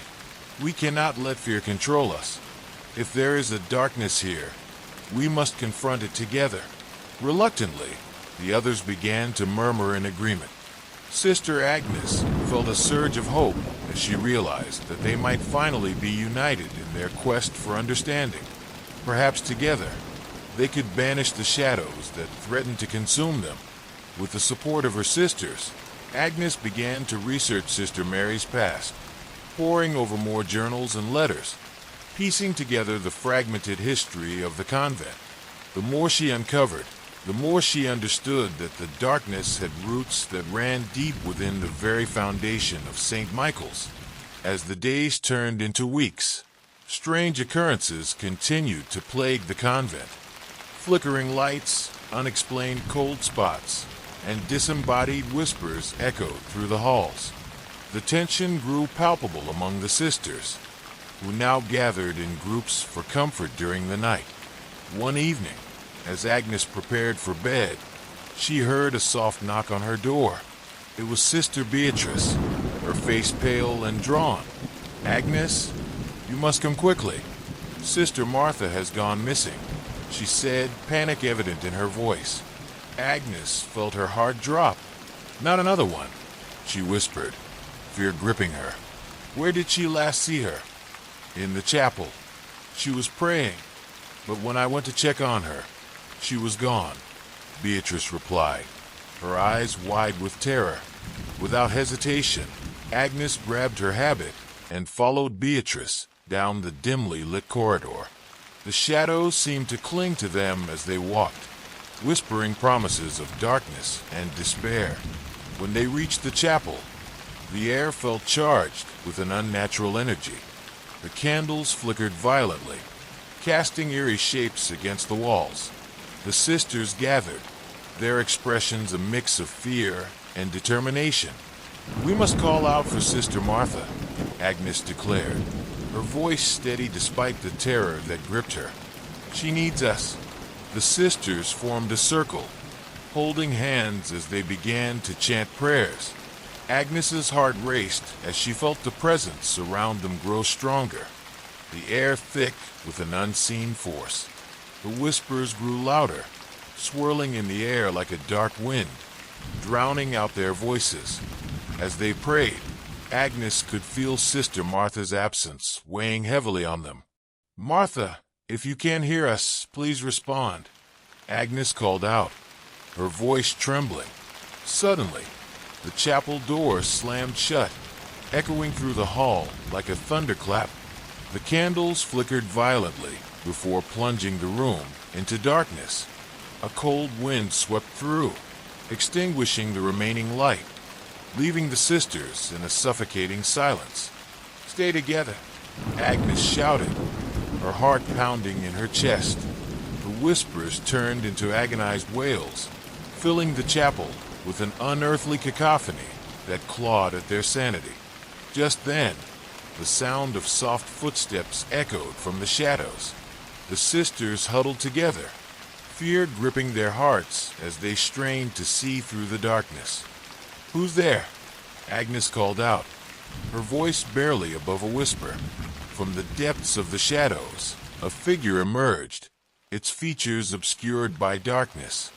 "Sister Mary," Agnes gasped, recognizing the silhouette that seemed to glide toward them.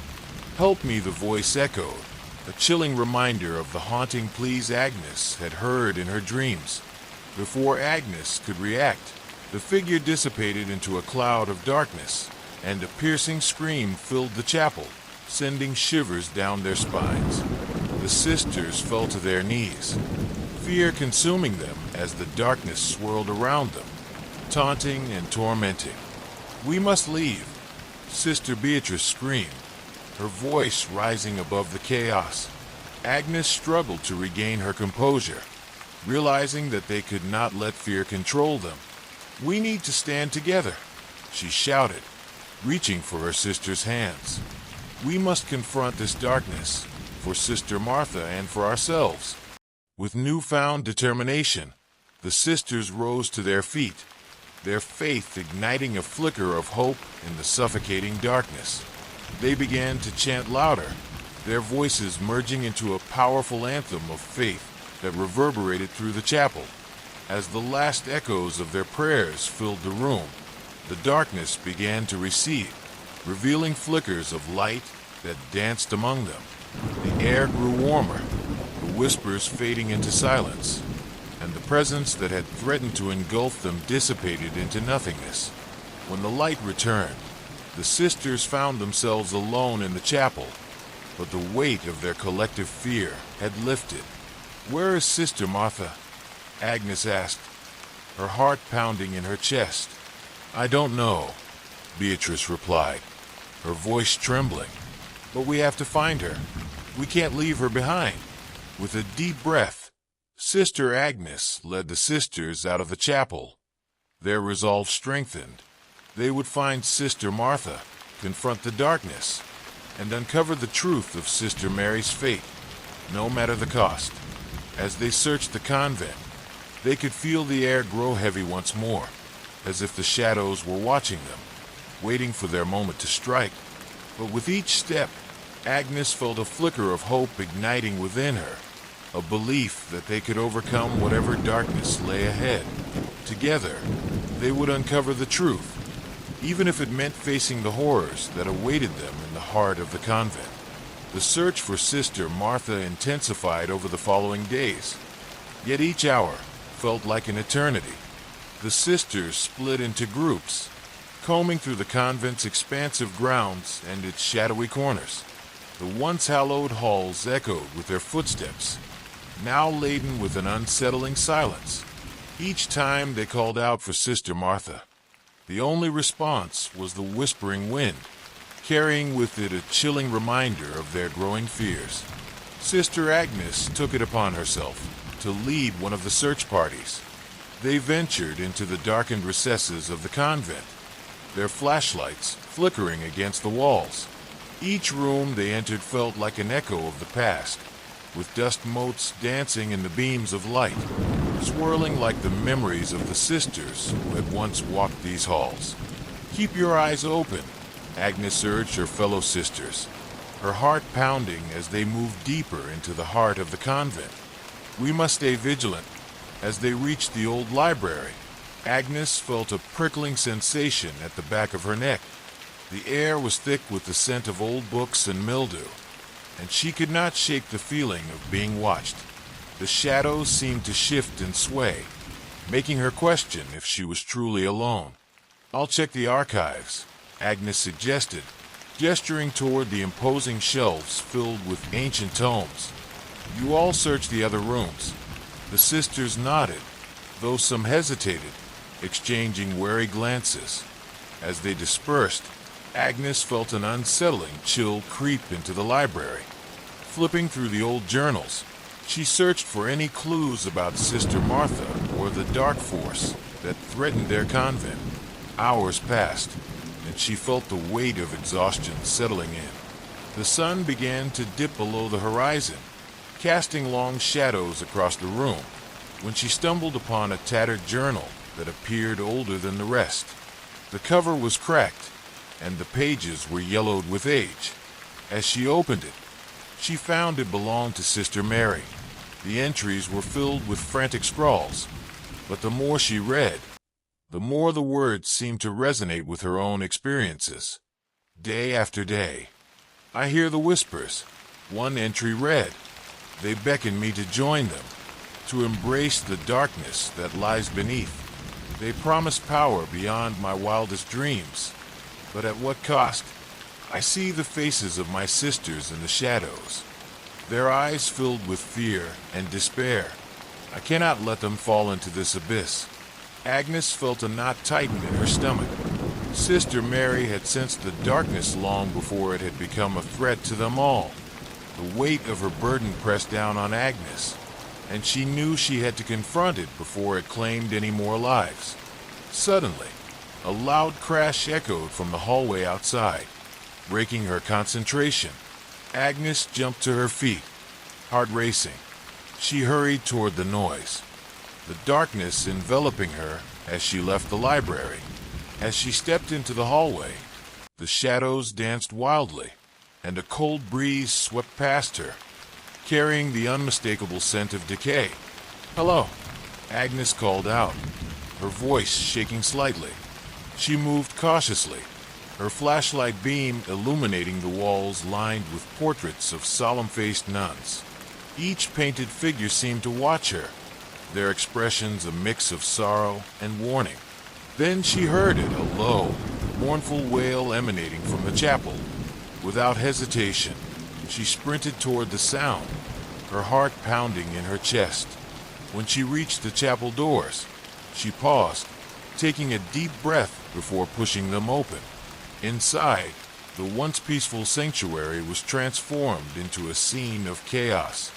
The altar candles flickered wildly, their flames casting eerie shadows that danced along the walls.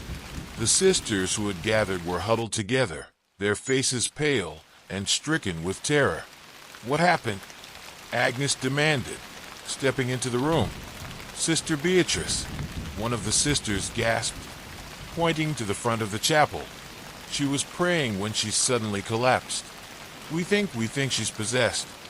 Agnes rushed to Beatrice's side, finding her lying on the floor, her eyes rolling back into her head. "Beatrice, can you hear me?" Agnes knelt beside her, gripping her hand tightly. "Agnes," Beatrice whispered, her voice trembling. "The darkness, it's coming for us. We must leave this place before it consumes us all." Agnes felt a surge of dread. "What do you mean? What did you see?" "I saw her," Beatrice gasped, struggling to speak. "Sister Mary, she was here. She was calling to me, begging me to join her in the shadows. She wants us all." Suddenly, Beatrice's body convulsed, and a deep, guttural voice emerged from her lips. "You will all join me in the darkness." Agnes recoiled in horror. "No, get out of her!" The other sister screamed, and Agnes felt an overwhelming wave of despair wash over her. The darkness that had taken Sister Mary had now reached out for Beatrice, and she knew they had to act fast. "Help me!"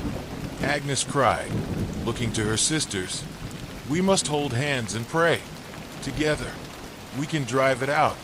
The sisters formed a circle around Beatrice, holding hands tightly. "In the name of the Father, the Son, and the Holy Spirit, we command this darkness to leave," Agnes shouted, her voice rising above the chaos. As they prayed, the chapel filled with a blinding light that pushed back the encroaching shadows. The guttural voice screamed in rage, shaking the very walls of the chapel. "You cannot escape. You are mine." Agnes's heart raced as the energy swirled around them, battling the malevolent force that sought to claim them. With each prayer, they felt their collective faith grow stronger, the light illuminating the darkest corners of the chapel. "Stay strong, sisters," Agnes urged, tears streaming down her face as she concentrated on Beatrice's trembling form. "We can't give in to fear. We will overcome." The dark presence writhed, pushing against their prayers, but the sisters stood firm. "You have no power here," Agnes shouted, her voice unwavering. With one final, united effort, they raised their voices in unison, their words echoing through the chapel, reverberating against the walls. "In the name of Jesus Christ, we command you to leave." Suddenly, a blinding flash of light engulfed the chapel, and a piercing scream erupted from Beatrice as the darkness was expelled from her body. The shadows dissipated, retreating into the corners of the room until they vanished entirely. Breathless and trembling, Agnes knelt beside Beatrice, who lay unconscious on the floor. The other sisters rushed to her side, their eyes wide with disbelief and relief. "We did it!" one of the sisters exclaimed, tears streaming down her face. "We drove it out." Agnes felt a sense of triumph surge through her, but it was overshadowed by the realization of the danger still lurking within the convent. "But what about Sister Martha?" she whispered, fear creeping back into her heart. As if in response, the chapel door swung open violently, and a cold wind rushed in, carrying with it a chilling presence that sent shivers down their spines. The light flickered ominously, and the temperature dropped. From the shadows emerged a figure, a ghostly silhouette, indistinct yet hauntingly familiar. "Sister Mary," Agnes breathed, her heart racing as she recognized the apparition. The figure hovered at the altar, its face obscured in darkness, but Agnes could feel its sorrow. "Help me," the ghostly voice echoed, a haunting plea that resonated through the chapel. "Why are you here?" Agnes demanded, her heart torn between fear and compassion. "What do you want from us?" I am trapped in the darkness. The figure cried, its voice filled with anguish. I sought to protect you, but I was consumed. The pact I made, it binds me to this place. You must break it before it's too late. Sister Agnes felt a chill wash over her, the weight of Sister Mary's words pressing heavily on her heart. How do we break the pact? She asked urgently. You must uncover the truth of my fate, Sister Mary's apparition replied, her voice growing fainter. Find the relic that holds the darkness within. Only then can I be free, and you can save yourselves. Before Agnes could respond, Sister Mary's figure dissipated into the shadows, leaving the sisters in a stunned silence. What do we do now? One of the sisters whispered, trembling in fear. We search for the relic, Agnes declared, her resolve hardening. It may be the key to freeing Sister Mary and saving ourselves. We cannot let fear paralyze us. We must act quickly. As they gathered their strength, the sisters knew they were venturing deeper into the darkness, but they could not turn back. Together, they would uncover the truth and confront the malevolent force that sought to claim them. With renewed determination, Sister Agnes led her sisters out of the chapel, ready to face whatever horrors awaited them in the heart of the convent.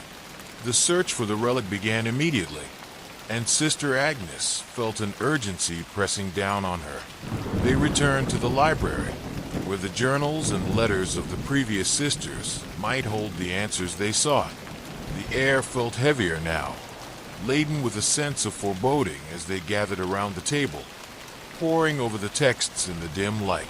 Agnes picked up Sister Mary's journal once more, hoping to find clues within the chaotic scrawls.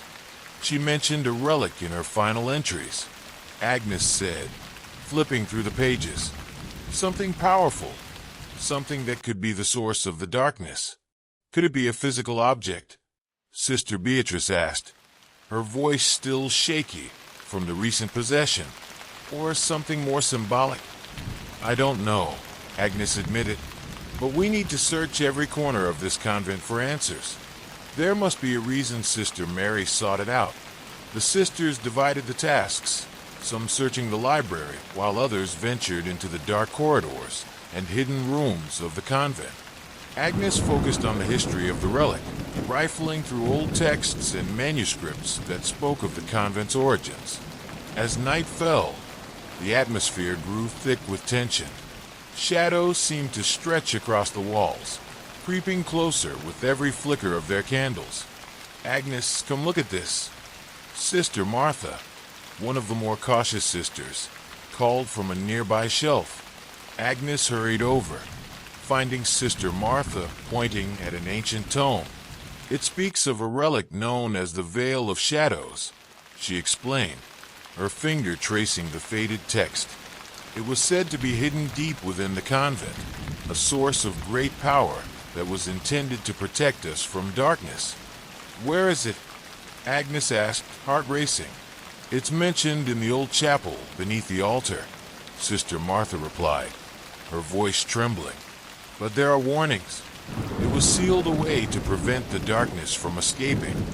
Then we must go there, Agnes declared, feeling the weight of responsibility settle on her shoulders. If we can find the veil, we may be able to break the pact Sister Mary made. The sisters nodded, gathering their courage as they made their way toward the chapel once more. The air was thick with tension, and the shadows seemed to watch their every move. When they arrived at the altar, Agnes felt an unshakable sense of foreboding. The altar loomed before them, its surface adorned with candles and faded flowers. Be careful, Sister Martha cautioned, glancing nervously around. We don't know what we're dealing with. Agnes approached the altar, kneeling down to inspect the base. There was a small, ornate latch hidden beneath the altar cloth. With trembling hands, she pulled at it, and the altar creaked ominously, revealing a hidden compartment below. Inside lay a beautifully crafted relic, a delicate veil made of shimmering fabric that seemed to shimmer with a life of its own. This must be it, Agnes whispered in awe, reaching out to touch it. As her fingers brushed against the fabric, a surge of energy coursed through her. The air crackled with power, and she could feel the darkness stirring, as if it sensed the relic's presence. Suddenly, the chapel door slammed shut, and the candles flickered violently, plunging them into darkness once more. "Stay together," Agnes shouted, fear gripping her heart. The shadows began to writhe and twist, forming into grotesque shapes that loomed around them. "You should not have come here," a voice boomed, echoing through the chapel like thunder. Agnes clutched the veil tightly, feeling its warmth radiate through her fingers. "We will not be afraid," she shouted, her voice steady despite the terror that threatened to engulf them. The shadows surged forward, and Agnes could feel the darkness pressing against her, trying to pull her into its depths. "We must use the veil," she cried, holding it up high. "It is our only chance." With a deep breath, she began to chant the words written in the ancient texts, invoking the protective power of the relic. The sisters joined her, their voices rising in unison as they called upon the light to banish the darkness. As the incantation filled the chapel, the shadows recoiled, their forms twisting and writhing in agony. The veil began to glow, radiating a brilliant light that illuminated the entire room. "Go back to the void," Agnes commanded, her heart racing as the power surged through her. "You have no place here," the shadows screamed, their cries echoing in the chapel as the light engulfed them. With one final burst of energy, the darkness dissipated, retreating into the corners of the room until it vanished completely.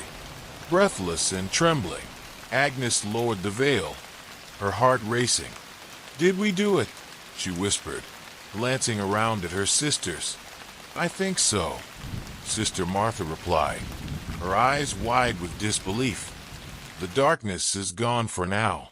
But as they stood in the chapel, the air felt heavy with an unshakable tension. "We can't let our guard down," Agnes said, her voice steady. "This battle is far from over. We must uncover the truth behind Sister Mary's pact and ensure that we don't face this darkness again." As they left the chapel, the weight of their journey ahead loomed large. The shadows may have retreated for now, but Agnes knew that the battle for their souls was just beginning.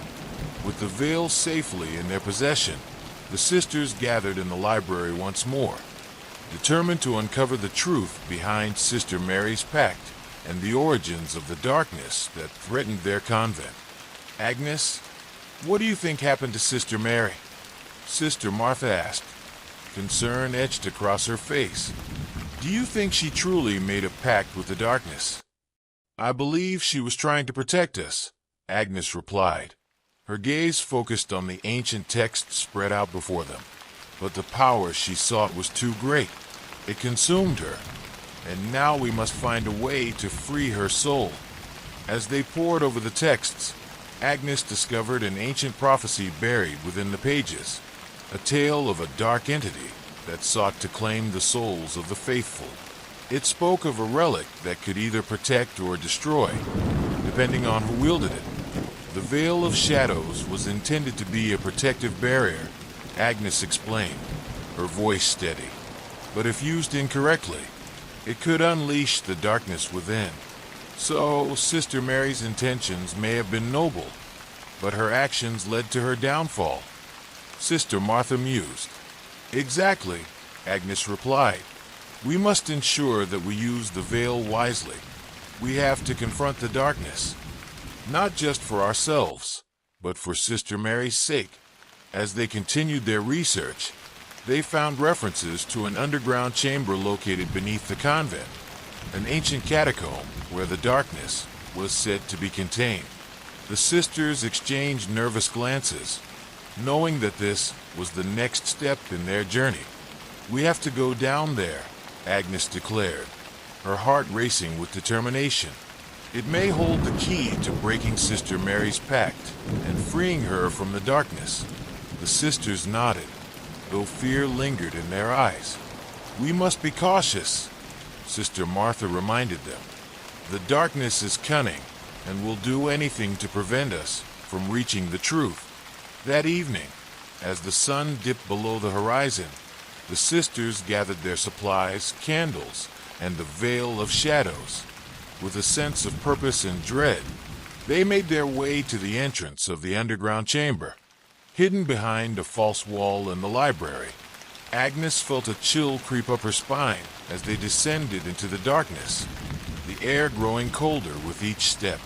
The narrow passage was lined with damp stone walls, and the flickering candles cast unsettling shadows that danced along the walls. As they reached the bottom, the chamber opened into a vast underground space. The air was thick with an unsettling energy, and the silence felt oppressive.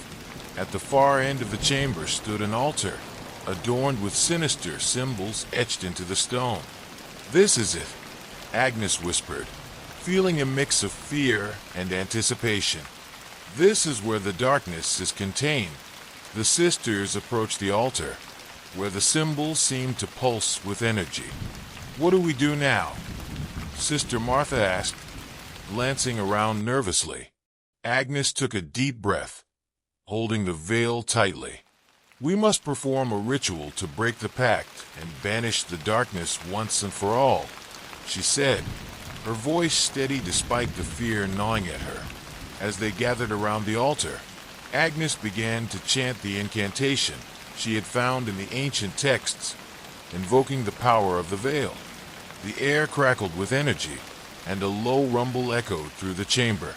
"Stay strong, sisters," Agnes urged, her heart racing as the darkness stirred around them, eager to reclaim its power. Suddenly, a chilling wind swept through the chamber, extinguishing their candles and plunging them into darkness. The shadows coalesced around them, forming into grotesque shapes that lurked just beyond their vision. "You cannot escape," a voice boomed, echoing off the stone walls. "You belong to me." The sisters clung to each other, fear coursing through their veins.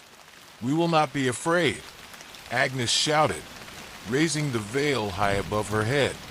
"We command you to leave." With a blinding flash of light, the veil erupted with energy, illuminating the chamber.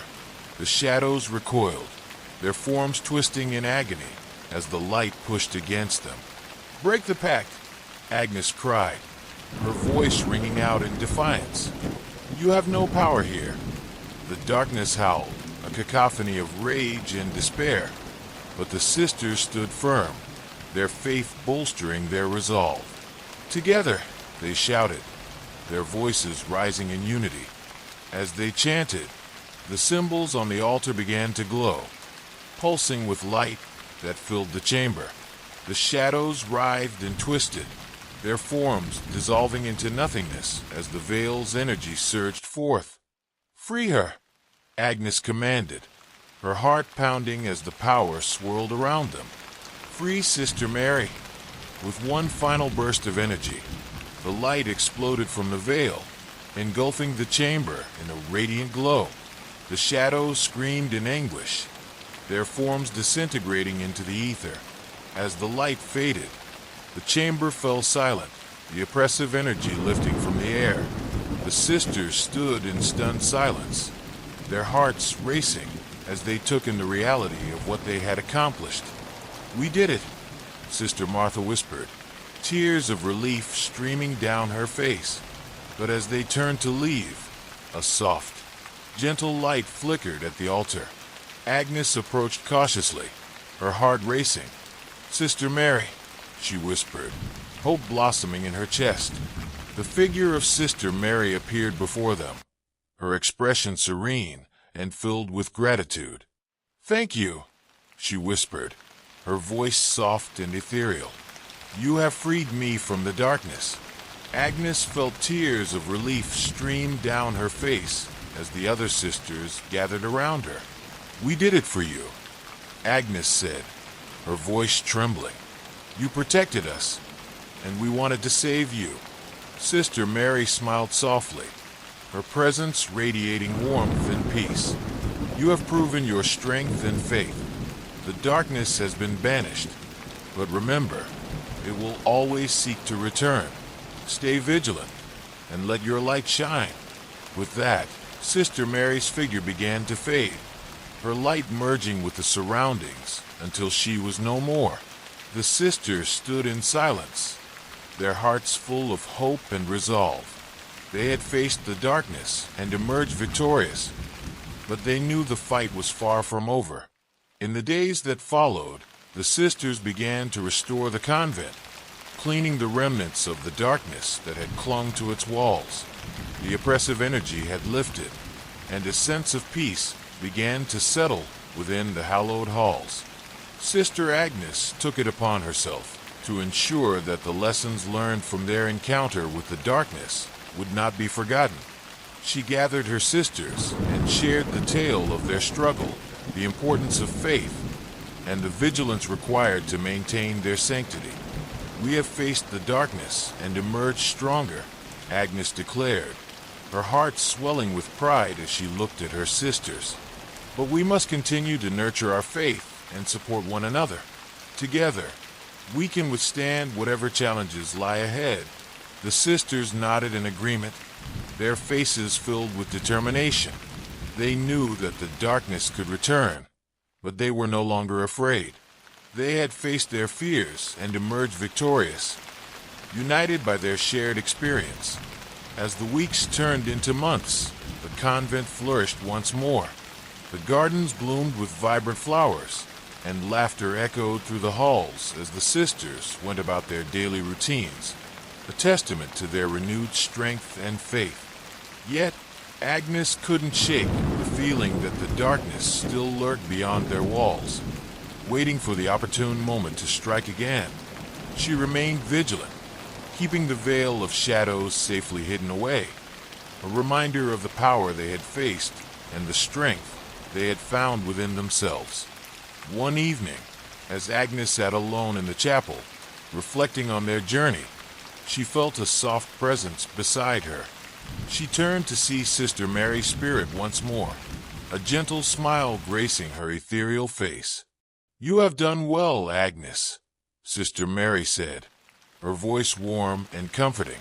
"You have brought light back to this place, and your sisters are stronger for it." Agnes felt tears well up in her eyes. "We couldn't have done it without you, Sister Mary. You guided us, even in the darkest of times. Remember, my child, that darkness can only thrive in the absence of light." Sister Mary replied, "Let your faith guide you, and you will always find your way." As Sister Mary's presence faded once more, Agnes felt a profound sense of peace wash over her. They had faced the darkness together and had triumphed, but their journey was far from over. With renewed determination, Agnes rose from her seat, ready to embrace whatever challenges lay ahead. The light of their faith would shine brightly, illuminating the path forward, no matter how dark it might become. Months passed, and the convent flourished under the sisters' diligent care. But as the seasons changed, so did the atmosphere within the convent. Whispers of the past began to seep through the walls, carrying with them fragments of memories long forgotten. Sister Agnes often found herself drawn to the chapel, the place where their battle against the darkness had unfolded. Despite the peace that enveloped the convent, she could not shake the feeling that something still lingered in the shadows. One evening, while tidying the chapel, Agnes stumbled upon an old, dusty box hidden beneath the altar. Curiosity piqued. She pulled it out, brushing away the layers of dust that had settled over it. As she opened the box, she found an assortment of faded letters and artifacts, relics of the convent's history. Among them was a letter addressed to Sister Mary, written in an elegant script that seemed to pulse with a life of its own. "Dear Mary," the letter began, "you have been chosen to guard the veil of shadows, but beware of the darkness that seeks to consume you. Trust in your sisters, for they will be your strength when the time comes. The pact you are bound to will test your faith. Stay vigilant. Agnes felt a shiver run down her spine as she read the words. This letter was a warning, a reminder of the darkness that had claimed Sister Mary and the dangers that still lurked within the convent. "What are you hiding?" Agnes whispered, looking around the chapel as if the walls themselves were listening. Determined to uncover the truth, Agnes gathered her sisters once more, sharing her discovery and the contents of the letter. "We must investigate the history of this place," she urged. "There may be more to Sister Mary's story than we know." The sisters agreed, and they began to delve into the archives, sifting through the remnants of the past in search of answers. They spent hours poring over old journals and documents, piecing together the fragmented history of the convent. As they researched, they uncovered tales of past nuns who had encountered the darkness, each bearing witness to the malevolent presence that sought to claim their souls. The accounts were chilling, and Agnes felt a growing sense of unease. In one particularly haunting account, a nun described how the darkness had taken root within the convent, whispering promises of power and immortality to those who were willing to listen. It had preyed on their fears, exploiting their weaknesses until they were consumed. "Is this what Sister Mary faced?" Agnes asked, her voice trembling with dread. "Did she succumb to the darkness in her quest for power?" "We must learn from their mistakes," Sister Martha said firmly. "We cannot let the darkness take hold again. Our faith is our only protection." As they continued their research, Agnes stumbled upon a name that sent a chill down her spine: Sister Eliza. The accounts detailed how Sister Eliza had been one of the most devoted nuns in the convent, yet she had fallen victim to the darkness, becoming its willing servant. "The veil of shadows was created to contain the darkness," Agnes explained, her heart racing. "But it also attracts those who seek power, like Sister Eliza. What if there are others like her?" Sister Martha asked, concern etched on her face. "What if the darkness is still waiting for its next victim?" "We must remain vigilant," Agnes replied, determination burning in her chest. "We cannot allow history to repeat itself." That night, as Agnes lay in bed, she felt a cold breeze sweep through the room, carrying with it the faint whispers of the past. Shadows danced along the walls, flickering like candlelight, and Agnes's heart raced as she sensed the presence of something watching her. "Who's there?" she whispered, feeling a knot tighten in her stomach. The air grew heavier, and she could hear the faint echoes of laughter, distant yet chilling. "Come join us, Agnes," a voice beckoned, soft yet laced with malice. "You can be one of us." "No," Agnes shouted, her heart pounding in her chest. "I will not succumb to your darkness." The laughter faded, leaving behind an unsettling silence that hung in the air. Agnes took a deep breath, knowing she had to stay strong. The darkness would try to manipulate her, to pull her into its depths, but she would not falter. The following day, she gathered her sisters once more, sharing her experience and the unsettling whispers she had heard. "We must be cautious," Agnes warned. "The darkness is still lurking, waiting for a moment of weakness." The sisters nodded, their faces filled with determination. They would not let fear control them. They would stand united against whatever darkness sought to claim them. As they prepared for their next steps, Agnes felt a renewed sense of purpose. They had faced the darkness before, and they would do so again, armed with the knowledge and strength they had gained. Together, they would ensure that the light of their faith shone brightly, banishing the shadows that threatened their home. With each passing day, the sisters worked diligently to fortify their convent against the encroaching darkness. They held regular prayers and rituals, their voices united in faith, hoping to strengthen the barrier that protected them. However, Agnes could not shake the feeling of dread that hung in the air. The whispers had become more frequent, and the shadows seemed to dance just beyond her line of sight, taunting her with their presence. One evening, as they gathered for their nightly prayer, Agnes noticed that Sister Martha appeared pale and distracted. "Are you feeling well?" Agnes asked, concern creeping into her voice. I don't know," Sister Martha replied, her voice trembling. "I keep hearing those whispers. They call to me, telling me to join them." "Stay strong, sister," Agnes urged, placing a reassuring hand on her shoulder. "We cannot let the darkness win. We must remember the strength of our faith."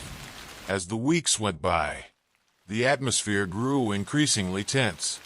One by one, the sisters began to experience the haunting whispers, each of them grappling with the weight of temptation that loomed just beyond their resolve. "We cannot let this consume us," Agnes declared during one of their meetings, her voice steady despite the unease that filled the room. "We must find a way to confront this darkness before it takes hold of our hearts." In the days that followed, the sisters began to develop a plan. They would gather their strength and confront the darkness head-on, using the power of the veil of shadows and their united faith as a weapon against the malevolent force. "We'll perform a protective ritual in the chapel," Sister Martha suggested, her determination returning as they discussed their strategy. "We can call upon the spirits of the nuns who came before us for guidance." Agnes nodded, feeling a sense of hope blossom within her. "Let's gather everything we need for the ritual and prepare ourselves. We will face this together." The night of the ritual arrived, and the sisters gathered in the chapel, their hearts racing with anticipation. Candles flickered around them, casting a warm glow that contrasted sharply with the darkness that threatened to engulf them. As they began the incantation, Agnes felt the energy in the room shift. The shadows swirled, coiling around the edges of the chapel, eager to invade their sacred space. "Stay focused," Agnes shouted, urging her sisters to hold strong against the encroaching darkness. "We must remain united." The whispers grew louder, filling the chapel with chilling echoes. "Join us, dear sisters," the voices taunted. "You are stronger with us." "No," Agnes cried, her heart pounding. "We are stronger together, united by our faith." As the sisters continued to chant, the light from the candles flared, pushing back the shadows that lurked at the edges of the room. The veil of shadows pulsed with energy, its presence a tangible reminder of the strength they possessed. But as the ritual reached its peak, a deafening roar erupted from the shadows. "You cannot escape," the voice thundered, shaking the very foundations of the chapel. Agnes felt the ground tremble beneath her feet, and for a moment, doubt crept into her heart. "We can't let it break us," she urged, rallying her sisters once more. "We have faced darkness before, and we will do so again." With renewed determination, they pressed on, their voices rising in a powerful chorus that filled the chapel. The shadows writhed and twisted, their forms shifting as the veil of shadows glowed brighter than ever. "Together we stand," Agnes shouted, her heart racing as the power of their faith surged through them. "Together we banish the darkness." As their voices reached a crescendo, the shadows howled in fury, their forms disintegrating into wisps of smoke that dissipated into the air. The oppressive energy that had hung over the chapel began to lift, and a sense of calm settled in its place. Breathless and trembling, the sisters lowered their arms, the light of their faith illuminating the chapel once more. "We did it," Sister Martha whispered, tears of relief streaming down her face. But as they began to leave the chapel, Agnes felt a cold breeze sweep through the room, sending chills down her spine. She turned to look back at the altar, where the veil of shadows glowed faintly. "Something's not right," Agnes murmured, her heart racing. "The darkness may be retreating, but it's not gone." Just then, the whispers returned, echoing through the chapel like a haunting melody. "You cannot escape the shadows," the voices taunted. "They are a part of you." With a determined gaze, Agnes faced her sisters. "We will not let this defeat us. We are stronger than the darkness, and we will not back down." The following days were a test of faith for the sisters. The whispers grew more insistent, invading their thoughts and dreams, planting seeds of doubt that threatened to fracture their unity. Agnes felt the burden of leadership weigh heavily on her shoulders. She knew the darkness was relentless, seeking to exploit their vulnerabilities and tear them apart from within. One night, while the sisters gathered for prayer, Agnes noticed Sister Martha sitting apart from the group, her face pale and drawn. "Sister, are you all right?" Agnes asked, concern creeping into her voice. "I don't know," Sister Martha whispered, her voice trembling. "The whispers, they're growing louder. They tell me that I'm weak, that I'm not worthy of this place." "No," Agnes exclaimed, rushing to her side. "You are stronger than you realize. We have all faced our fears, and we have emerged together. Do not let the darkness deceive you." As the days turned into weeks, the atmosphere within the convent became increasingly strained. The whispers began to take on a more sinister tone, preying on the sisters' fears and insecurities. Agnes gathered her sisters together in the chapel once more, determined to reinforce their bond. "We must remember why we are here," she urged, her voice steady. "We are here to protect one another, to nurture our faith, and to stand against the darkness." "But what if the darkness is within us?" Sister Martha asked, her voice barely above a whisper. "What if it is too late?" Agnes felt a chill creep up her spine. "We cannot let that thought take root," she replied firmly. "We have faced the darkness before, and we will do so again. Our faith is our strongest weapon." That night, as Agnes lay in bed, she felt the whispers return, wrapping around her like a suffocating shroud. "You are not worthy, Agnes," the voices hissed, their words dripping with malice. "You will fail, just like Sister Mary." "No," Agnes shouted, sitting upright in bed. "I will not let you control me." With trembling hands, she grasped the veil of shadows, its warmth radiating through her fingers. "I am stronger than you," she declared, her voice echoing in the darkness. "You have no power over me." The whispers faded, leaving behind an unsettling silence. But Agnes knew the battle was far from over. They needed to confront the darkness, not only outside the convent, but also within themselves. The next day, she gathered her sisters for a heart-to-heart discussion. "We must confront our fears together," Agnes urged. "Share your thoughts and worries. We are stronger when we are united." One by one, the sisters opened up about their struggles, revealing the insecurities that had plagued them. Agnes listened intently, offering support and encouragement as they shared their burdens. As they talked, a sense of camaraderie began to grow, weaving a thread of strength among them. The darkness may have whispered its lies, but together, they could drown out its voice. Days turned into weeks, and with each passing day, the sisters grew stronger. They continued to perform rituals, lighting candles and chanting prayers, fortifying their spirits against the encroaching darkness. Yet, Agnes could still feel the presence of the darkness lurking just beyond the edges of their sanctuary, waiting for the moment when their resolve might wane. One evening, while the sisters gathered for evening prayer, the atmosphere shifted once more. The shadows seemed to lengthen, stretching across the walls like claws reaching for them. Agnes felt a sense of urgency wash over her. "Stay strong, sisters," she shouted. raising her arms as if to ward off the encroaching darkness. We will not let fear control us.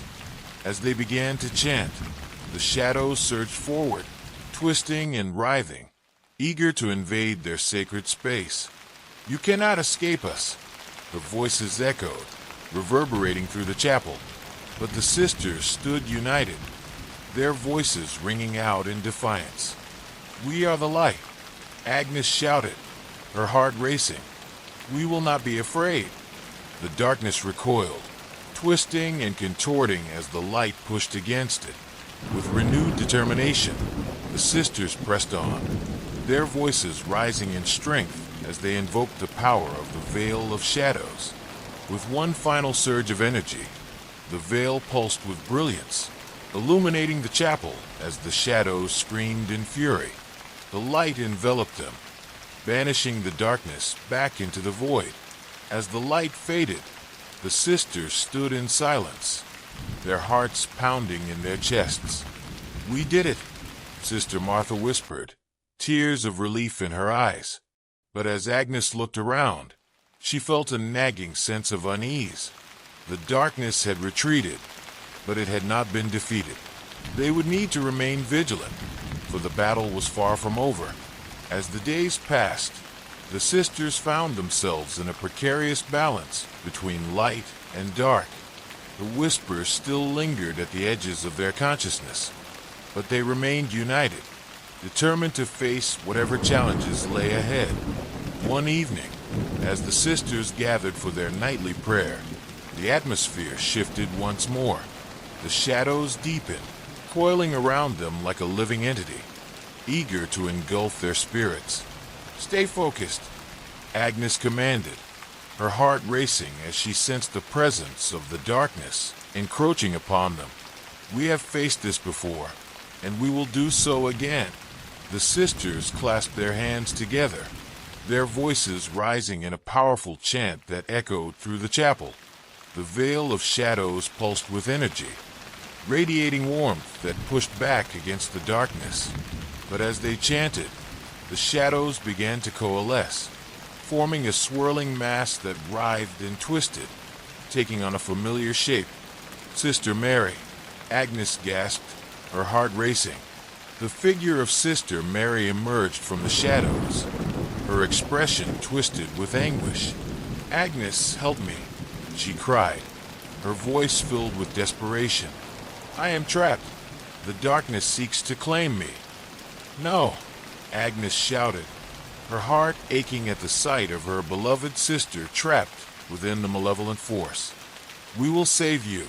With renewed determination, the sisters chanted louder, their voices rising in defiance against the darkness. "We are the light," Agnes cried. "We will not let you take her." As their words echoed through the chapel, the darkness writhed and contorted, its hold on Sister Mary weakening. "You cannot win," the darkness shrieked, its voice a cacophony of rage. "You are weak." But Agnes and her sisters refused to back down. They poured their faith and love into their chant, channeling the power of the Veil of Shadows as they fought to reclaim Sister Mary from the clutches of the darkness. "Together we stand," Agnes shouted, her heart pounding as the light surged around them. "We will not let you take her." With one final burst of energy, the veil pulsed with brilliance, casting out the shadows that had ensnared Sister Mary. The figure of Sister Mary flickered, and with a final, agonized scream, the darkness released its hold. As the shadows dissipated, Sister Mary collapsed to the ground, gasping for breath. "Agnes," she whispered, her voice weak but filled with gratitude. "You saved me." Agnes rushed to her side, pulling Sister Mary into her arms. "We will always save each other," she vowed, tears streaming down her face. But even as they embraced, Agnes felt a shiver of dread. The darkness had retreated, but it lingered in the corners of the chapel, a reminder of the constant struggle between light and dark. "We must remain vigilant," Agnes said, her voice steady despite the fear that gripped her heart. This battle is far from over. As the sisters gathered around Sister Mary, they felt a renewed sense of purpose.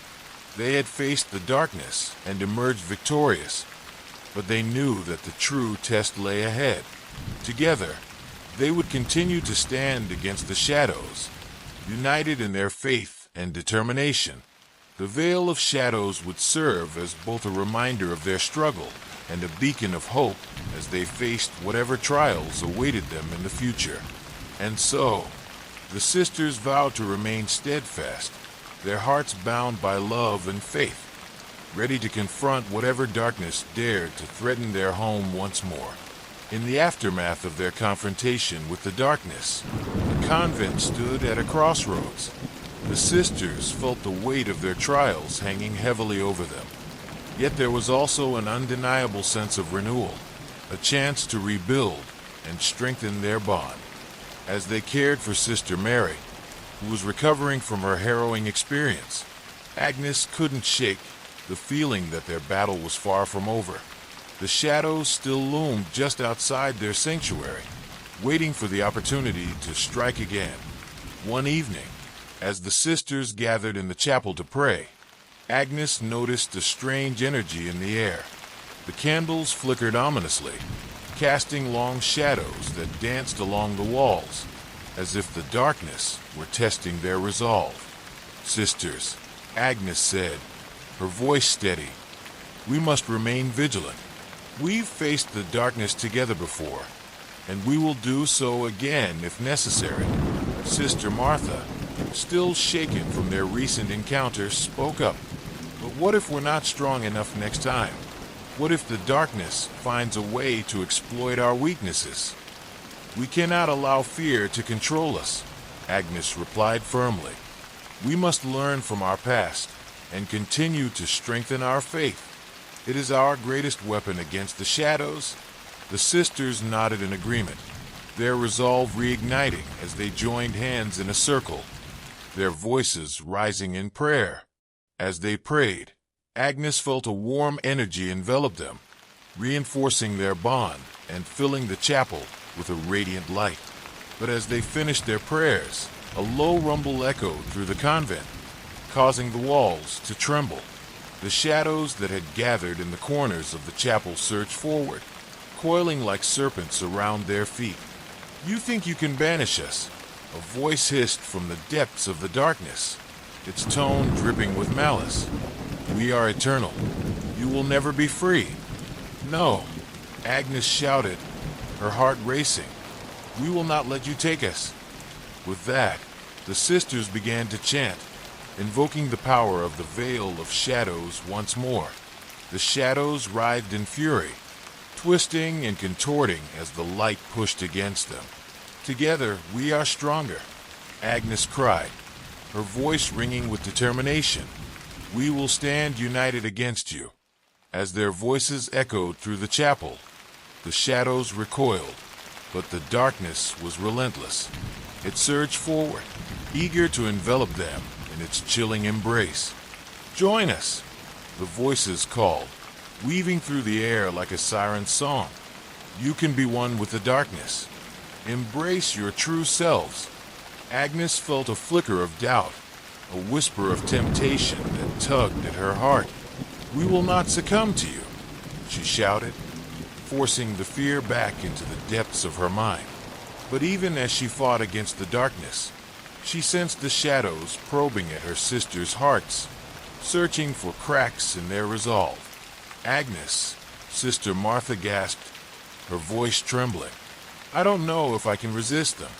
They're offering me power, strength, everything I've ever wanted." "No," Agnes shouted, rushing to Sister Martha's side. "Don't listen. That's a lie. The darkness seeks to manipulate your fears, to exploit your insecurities. We are stronger together." Sister Martha's eyes flickered with uncertainty, and Agnes felt a surge of desperation. "Remember what we fought for. We are not alone. We have each other." With that, the sisters joined their voices in a powerful chant, the light from the veil of shadows intensifying as they poured their faith into their words. The darkness writhed and twisted, but they held their ground, determined to resist its pull. The shadows screamed in fury, their forms beginning to dissolve under the pressure of the light. "You will pay for this," the voices shrieked, echoing through the chapel. But as the sisters continued to chant, the oppressive energy began to lift. The shadows recoiled, and Agnes felt a renewed sense of hope surge through her. "We can do this," she urged her sisters, their hands clasped tightly together. "We will stand united, and the darkness will fall." With one final surge of energy, the veil of shadows exploded with brilliance, illuminating the chapel as the shadows screamed in anguish. The light engulfed them, banishing the darkness back into the void from which it came. As the light faded, the sisters stood panting in the chapel, their hearts racing with adrenaline. "We did it," Sister Martha whispered, her face pale but filled with relief. Agnes felt a wave of exhaustion wash over her, but she also felt a profound sense of victory. "Together, we can face anything," she said, her voice steady. "The darkness may return, but we will be ready." In the weeks that followed, the sisters worked to strengthen their faith and build a deeper connection with one another. They participated in daily prayers and rituals, reinforcing their bond as they faced the lingering shadows together. However, the whispers of doubt continued to haunt Agnes. She often found herself reflecting on Sister Mary's struggle, wondering how the darkness had managed to claim her. What if it could happen again? One night, as Agnes prepared for bed, she felt an unsettling presence wash over her. Shadows flickered at the edges of her vision, and the air grew heavy with tension. "Agnes," a soft voice whispered, barely audible. "Agnes." She turned, her heart pounding. "Who's there?" A shadowy figure materialized at the foot of her bed, its features indistinguishable in the dim light. "Join us, Agnes." The figure beckoned, its voice laced with a seductive charm. "You can have everything you've ever wanted." "No," Agnes shouted, sitting upright in bed. "I won't succumb to you." The figure laughed softly, a chilling sound that sent shivers down her spine. "You think you can resist the darkness? It knows your deepest desires, your fears. It can offer you power, strength, everything you lack." Agnes felt her heart race, her mind swirling with confusion. "I am not afraid of you," she declared, shaking her head. "I have my sisters. I have my faith. Your faith will not save you." The figure hissed, its voice dripping with malice. "You are weak, Agnes. You will fall." With that, the figure dissolved into the shadows, leaving Agnes trembling in the darkness. She took a deep breath, trying to calm her racing heart. The darkness was relentless, preying on her insecurities and fears. The next day, as the sisters gathered for their daily rituals, Agnes felt the weight of her experience pressing down on her. She hesitated, unsure of how to share her fears without burdening her sisters. As they chanted together, she watched Sister Martha out of the corner of her eye. The shadows danced around her, and Agnes could sense her friend's internal struggle. After the ritual, Agnes approached Sister Martha, concern etched on her face. "Sister, are you all right? I noticed you seemed distracted during our prayers." Sister Martha hesitated, her expression pained. "I keep hearing the whispers, Agnes. They tell me that I'm not worthy, that I'm weak." "No," Agnes exclaimed, placing a reassuring hand on Sister Martha's shoulder. "You are strong. We have faced the darkness together, and we will do so again. Don't let it manipulate you." Sister Martha looked down, her voice barely above a whisper. "But what if they're right? What if I am weak?" Agnes felt a pang of fear in her chest. The darkness was succeeding in sowing seeds of doubt among them. "You are not alone," she insisted, her voice steady. "We must support each other. Together, We can resist the darkness. The sisters gathered for another prayer session, but Agnes could sense the tension in the air. Each of them was grappling with their own fears, the whispers weaving through their minds, seeking to unravel the bonds they had forged. As the days turned into weeks, Agnes decided to take action. She called an emergency meeting with her sisters, her heart pounding as she addressed the group. "Sisters, we need to confront the darkness together," she urged, her voice filled with urgency. "The whispers are becoming more insistent, and I fear they are preying on our insecurities. We cannot let them divide us." Sister Martha nodded, her face pale but determined. "You're right, Agnes. We need to strengthen our unity." The sisters agreed to hold regular meetings, where they would share their fears and struggles openly, allowing each other to support and uplift one another. They would not let the darkness claim them. As the sisters continued to meet regularly, they found strength in their shared experiences. Each gathering became a sanctuary where they could express their fears, banish doubts, and reinforce their faith. During one of their meetings, Sister Martha spoke up, her voice trembling. "The whispers have grown louder for me. They tell me that I'll never be enough, that I'll never be a true servant of God." Agnes felt a surge of compassion for her friend. "You are more than enough, Sister Martha. Your faith and dedication inspire us all. The darkness seeks to manipulate you, but you are stronger than it knows." Encouraged by Agnes's words, Sister Martha shared her fears openly, revealing the internal struggles she had faced. The other sisters followed suit, sharing their own doubts and insecurities, and the atmosphere shifted as they supported one another. With each story shared, the bond between the sisters grew stronger, their faith fortified by their collective experiences. They began to create a sense of community, a network of support that would help them combat the darkness together. As their meetings progressed, Agnes could feel the energy in the chapel change. The air became lighter, infused with hope and resilience. The shadows that had once lurked in the corners seemed to retreat, afraid of the growing strength of the sisters' unity. But even as they celebrated their progress, Agnes remained vigilant. She sensed that the darkness was still present, waiting for the moment when their resolve might waver. One evening, as they gathered for their nightly prayers, the whispers returned with a vengeance. The shadows swirled around them, coiling like a thick fog that had sought to smother their light. "Join us!" The voices echoed, their tones haunting and seductive. "You are weak. Embrace the darkness." Agnes felt a surge of fear, but she refused to let it consume her. "No!" she shouted, raising her hands defiantly. "We are stronger together." The sisters joined hands, their voices rising in a powerful chant that resonated through the chapel. The light from the veil of shadows surged, illuminating the space and pushing back against the encroaching darkness. The whispers screamed in rage, their forms writhing as the sisters chanted louder. "We are the light," Agnes cried, her heart racing as the shadows recoiled. "We will not be afraid." As the sisters continued to chant, the darkness began to dissipate, the shadows dissolving into wisps of smoke. The oppressive energy lifted, replaced by a renewed sense of hope.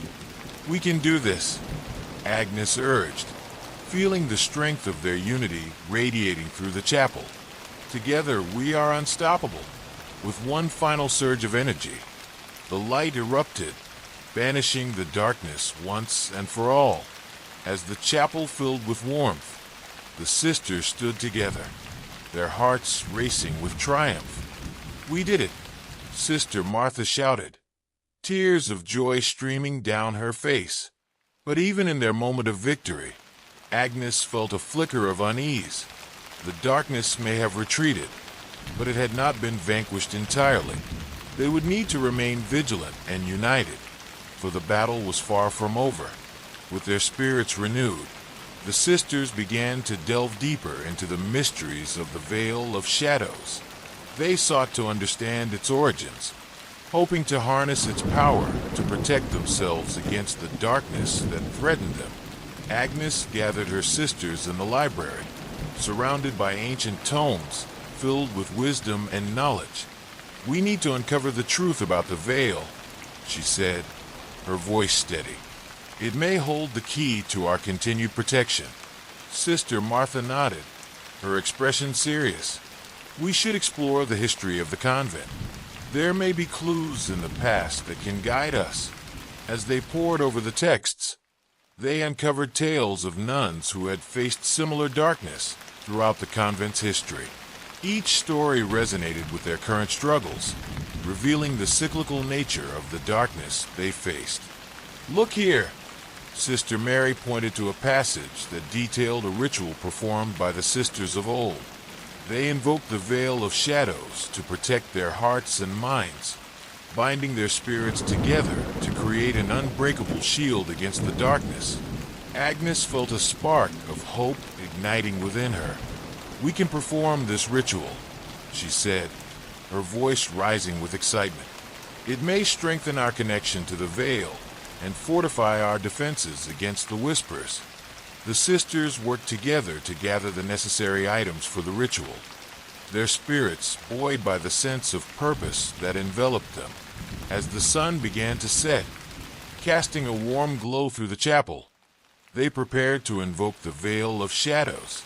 They gathered in a circle, their hearts racing with anticipation. Candles flickered around them, casting a gentle light that illuminated their faces. With the Veil of Shadows placed in the center, Agnes raised her arms, her voice steady. "Tonight, we gather to invoke the power of the Veil of Shadows," she began. "We seek protection and unity against the darkness that threatens us. Let our hearts be bound together, our spirits intertwined as we face whatever may come." As the sisters joined their voices in a powerful chant, the energy in the room shifted. The veil pulsed with warmth, and the shadows that had lingered in the corners of the chapel began to retreat. "Together we stand," they chanted, their voices rising in harmony. "We are stronger than the darkness." The light from the candles flared, illuminating the chapel as the shadows writhed in anguish. The energy enveloped them, wrapping them in a protective barrier that pushed back against the encroaching darkness. Agnes felt a surge of power as the veil responded to their collective energy, creating a shield around them that pulsed with strength and unity. "We will not be afraid," she shouted, her voice ringing out with conviction.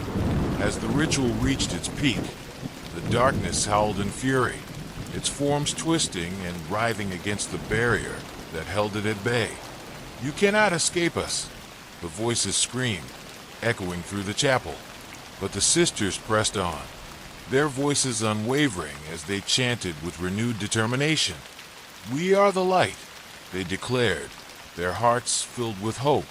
With one final surge of energy, the veil pulsed with brilliance, casting the shadows back into the void from which they came. As the light faded, the sisters stood in silence, their hearts pounding with the realization of their power. "We did it," Sister Martha whispered, tears of joy streaming down her face. Agnes felt a sense of triumph wash over her, but she also knew the darkness was not gone for good. They had strengthened their defenses, but the battle was far from over. In the weeks that followed, the sisters felt a renewed sense of purpose as they continued to fortify their bond. The rituals they performed together bolstered their spirits, and the whispers of doubt became less frequent.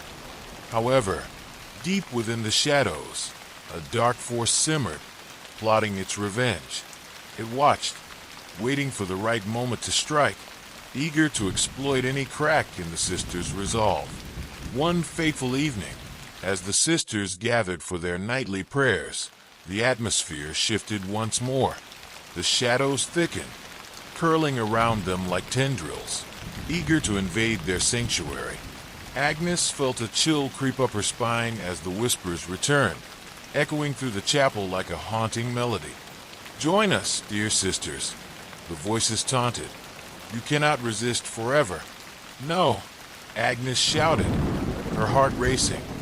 "We are stronger than you." The sisters joined hands, their voices rising in a powerful chant, but the shadows surged forward, eager to engulf them.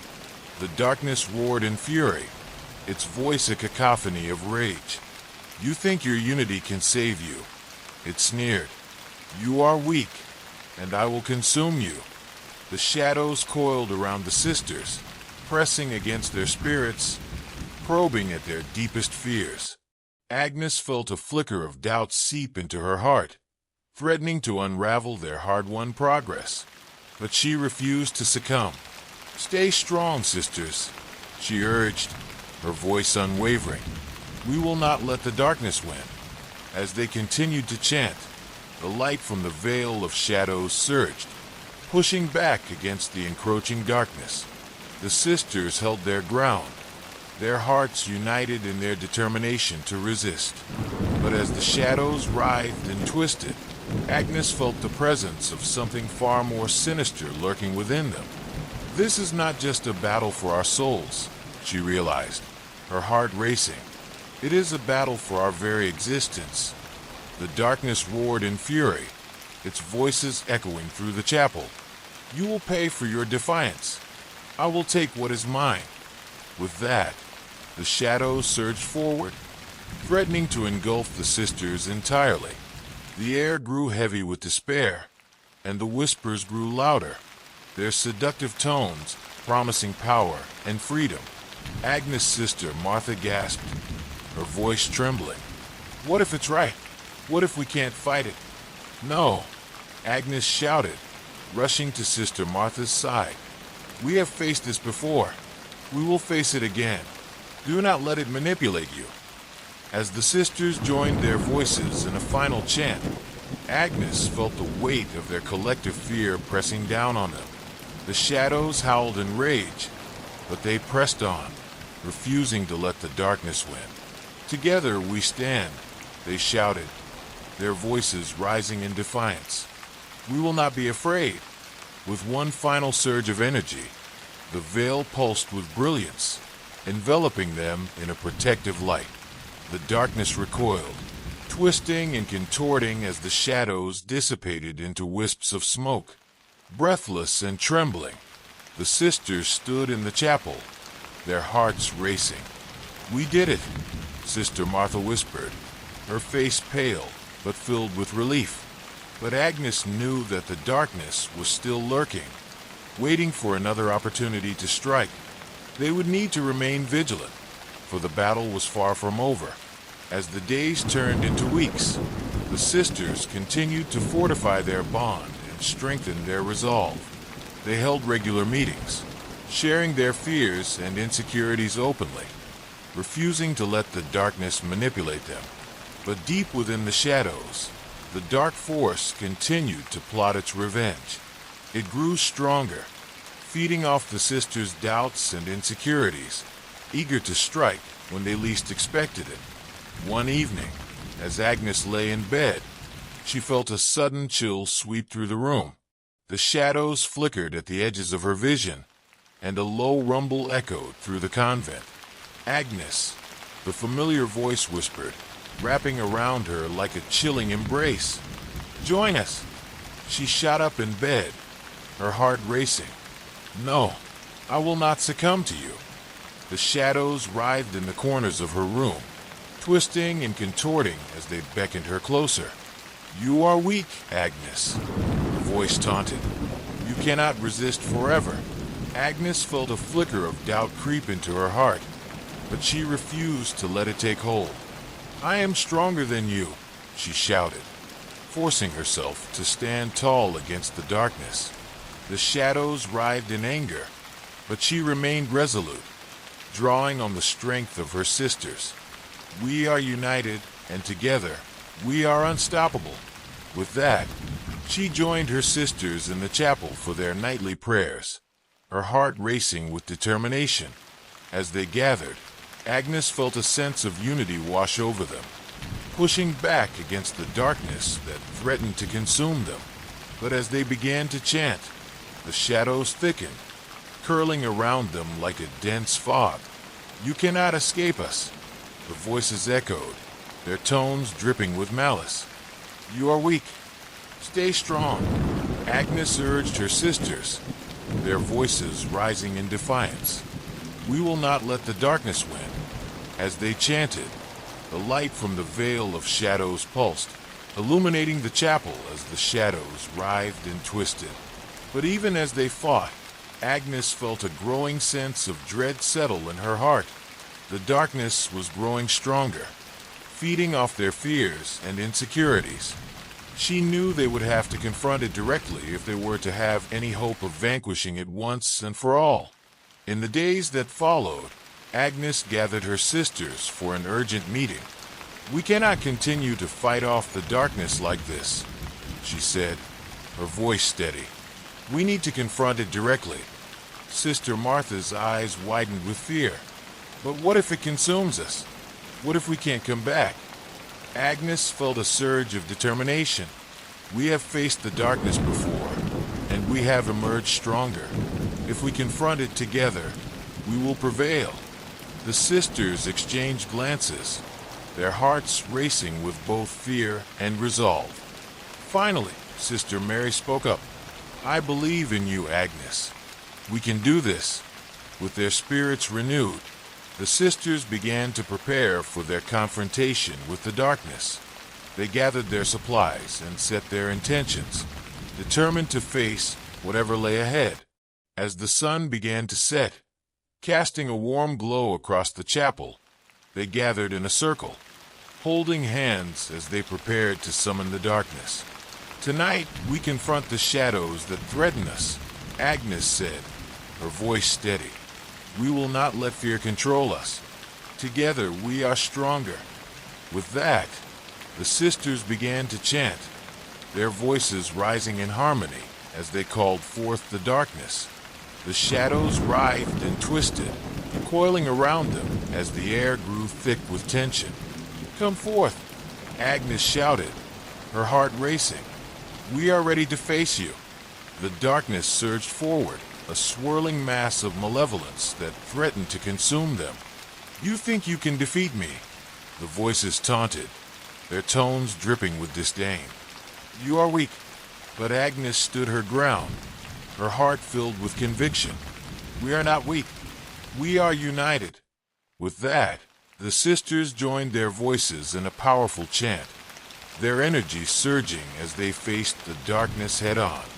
The veil of shadows pulsed with warmth, illuminating the chapel as they poured their faith into their words. As the shadows writhed and twisted, the sisters held their ground, refusing to let fear take hold.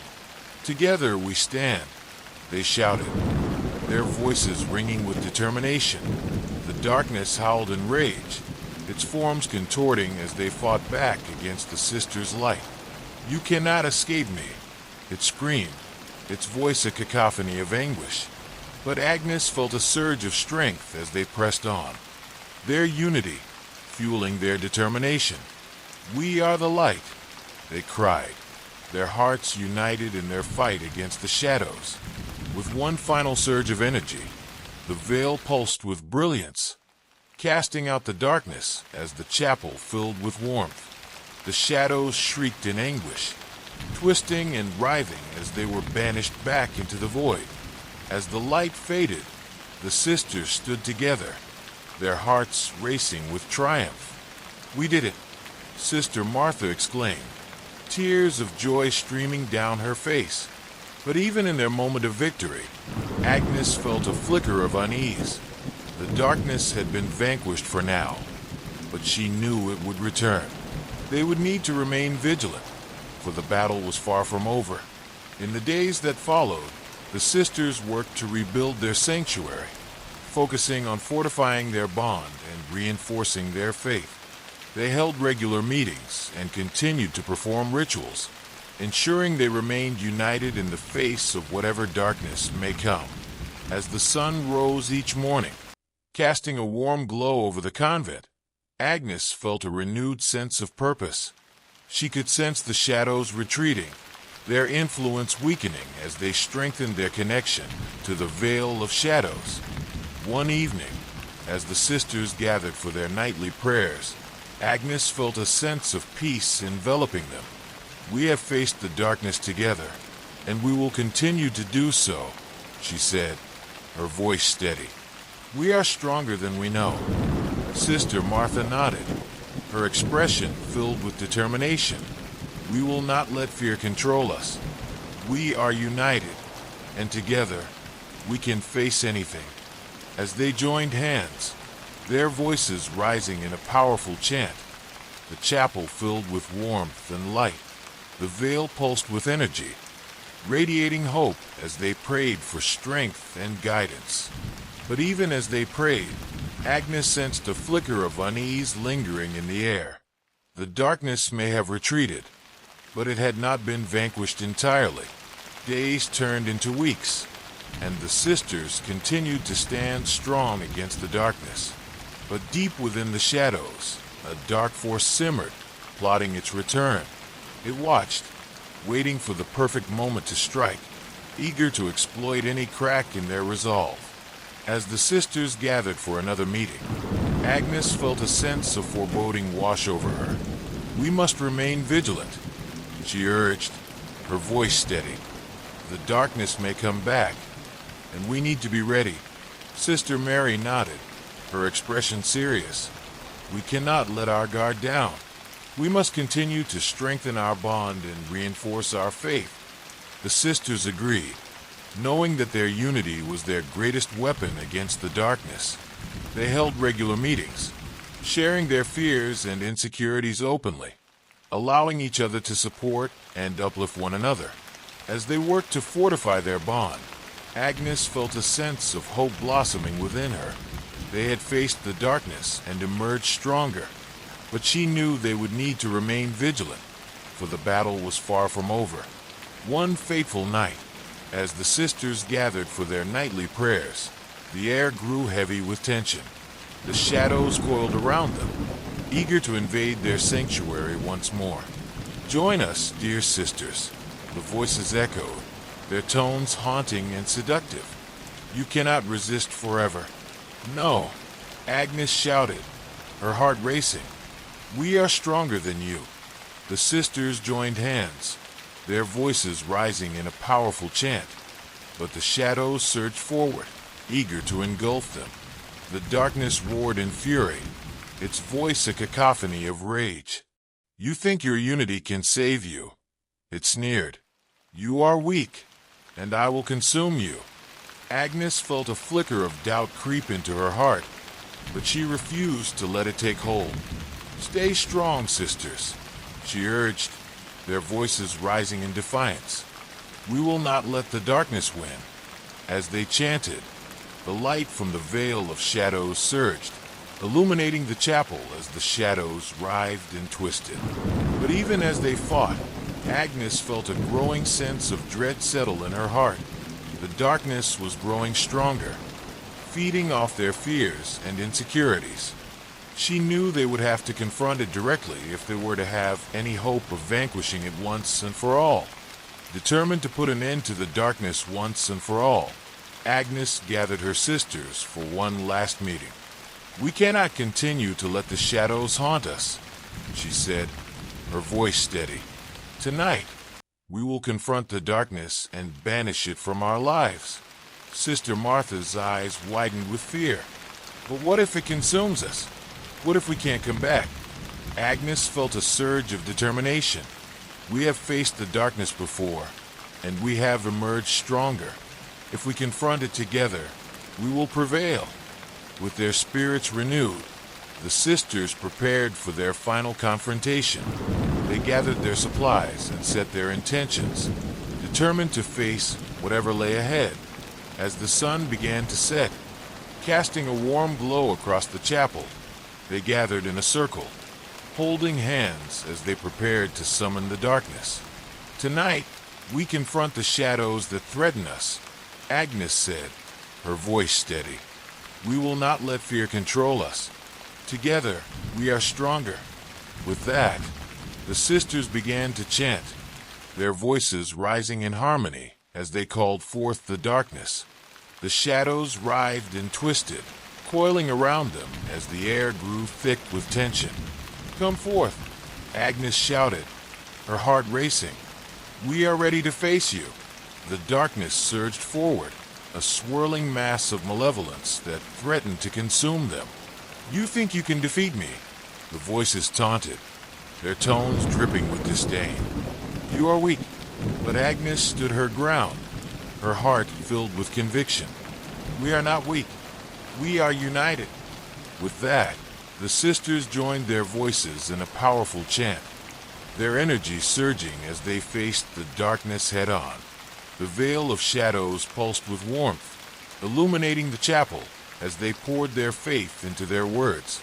As the shadows writhed and twisted, the sisters held their ground, refusing to let fear take hold. "Together we stand," they shouted, their voices ringing with determination. The darkness howled in rage, its forms contorting as they fought back against the sisters' light. "You cannot escape me," it screamed, its voice a cacophony of anguish. But Agnes felt a surge of strength as they pressed on, their unity fueling their determination. "We are the light," they cried, their hearts united in their fight against the shadows. With one final surge of energy, the veil pulsed with brilliance, casting out the darkness as the chapel filled with warmth. The shadows shrieked in anguish, twisting and writhing as they were banished back into the void. As the light faded, the sisters stood together, their hearts racing with triumph. "We did it!" Sister Martha exclaimed, tears of joy streaming down her face. But even in their moment of victory, Agnes felt a flicker of unease. The darkness had been vanquished for now, but she knew it would return. They would need to remain vigilant, for the battle was far from over. Story number 7 title, The Sister's Sin. In the heart of the desolate town of Black Hollow, where shadows danced beneath the flickering lamplights and whispers of the past echoed through the empty streets, a story of darkness and despair began to unfold. Sister Agnes, a figure draped in the stark black and white of her habit, wandered the cold stone halls of St. Mary's Convent, her footsteps echoing like a mournful dirge. The T11's folk spoke of her with a mixture of reverence and fear, for they knew little of the secrets she carried within. Once a vibrant girl with dreams of making the world a better place, Agnes had chosen the path of devotion to escape the darkness of her childhood. But beneath her serene exterior lay a storm of turmoil, a longing for something more, a hunger for power, purity, and ultimately, redemption. Little did she know that her desires would lead her down a path drenched in blood and betrayal. One stormy night, as the winds howled like a chorus of lost souls, a stranger appeared at the convent's gates, seeking shelter from the raging tempest. He was handsome, with an air of mystery that enveloped him like a shroud. Agnes felt an inexplicable connection to him, as if their fates were intertwined by some unseen force. But the stranger harbored a darkness of his own, and as the nights turned into weeks, Agnes found herself drawn into a world of forbidden rituals and unholy pacts. The fateful night came when the walls of St. Mary's Convent would witness a horrific act, an act that would change the course of Agnes's life forever. With trembling hands and a racing heart, she would commit the ultimate sin, believing that in doing so, she could achieve the purity she so desperately sought.